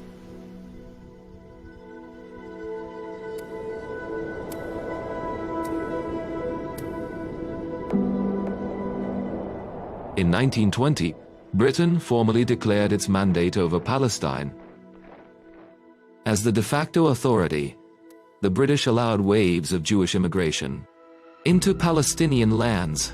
The resulting anger led to massive uprisings in cities like Jerusalem, Jaffa, and Haifa, culminating in a Palestinian revolt in 1936 that lasted 3 years before being brutally crushed by British forces.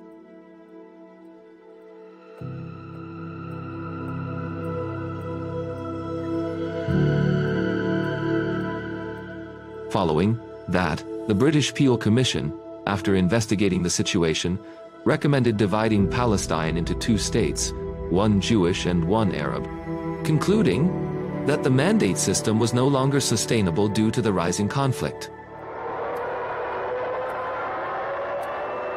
On the eve of World War II in 1939, a British white paper sought to calm both sides. It announced the support for establishing an independent Palestinian state where Arabs and Jews would live together within 10 years. But both sides rejected the plan.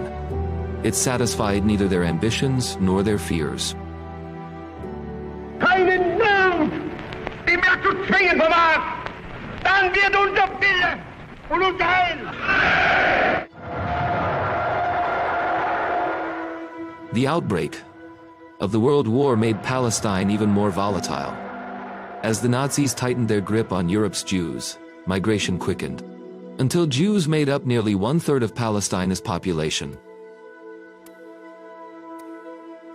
In 1947, Foreign Secretary Ernest Bevin handed the matter to the United Nations, announcing Britain's withdrawal from the mandate. The resolution of the DUC Committee for Palestine was adopted by 33 votes, 13 against, 10 abstentions.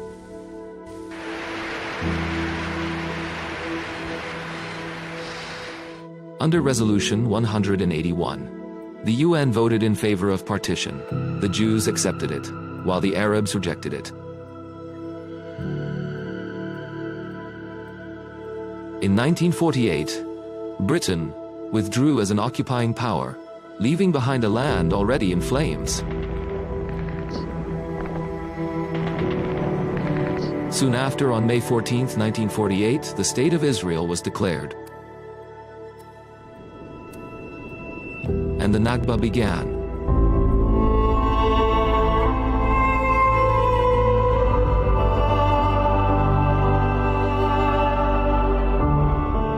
Over 750,000 Palestinians were forced from their homes in the war that followed.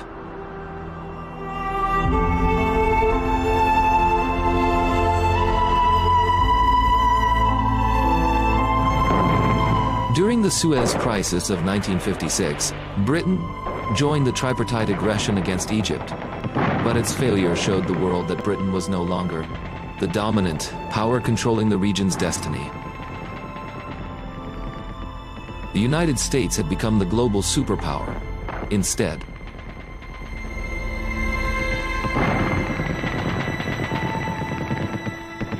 In June 1980,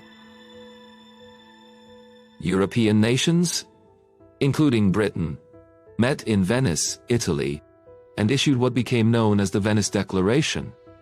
The declaration was a pivotal moment. For the first time, the West collectively affirmed that the Palestinians were not merely refugees, but a people with legitimate political rights.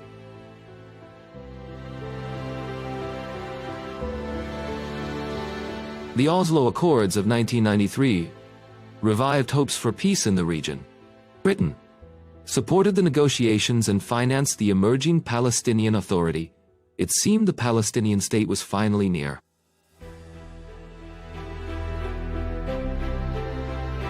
Yet, as settlement expansion and repressive Israeli policies continued, optimism quickly faded.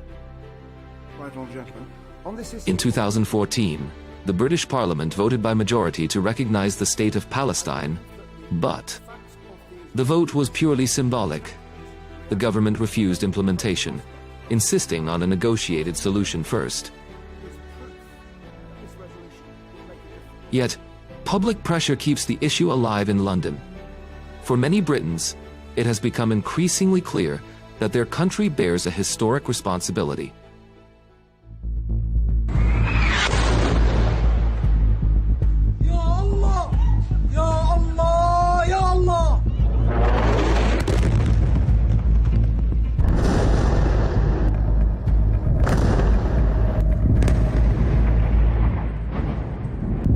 In 2023, Palestine faced another pivotal moment as Israel launched its ongoing assault on Gaza following the events of October 7th.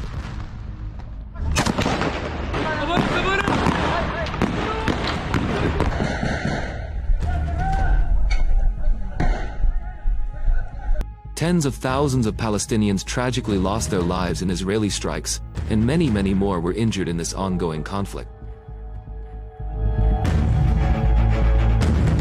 More than 80% of the Gaza Strip was destroyed.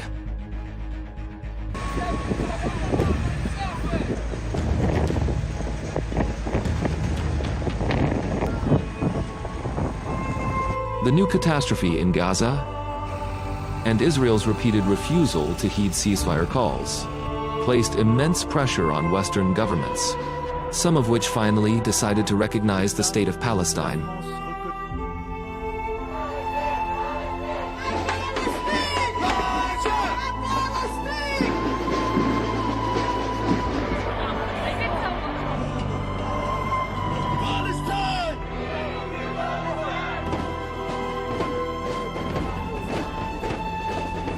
Britain was among the first, and its decision was seen as the most significant and symbolic.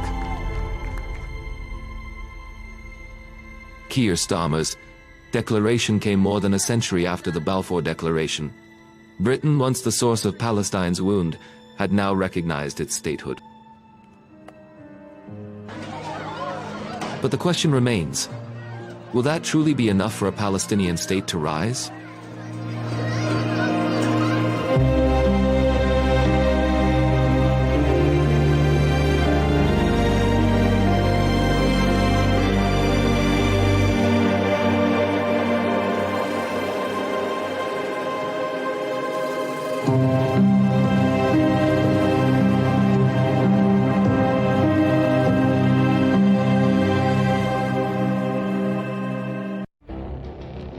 It feels like decades are passing by in a matter of weeks.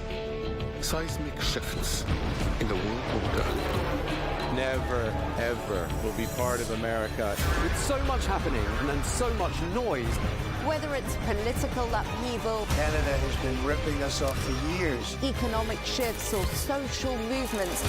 And no one wins from tariffs. I think America can be more friendly to the rest of the world. For in-depth analysis and all the latest developments across the globe. To have an inclusive policy together. The meetings with Hamas gave me some hope.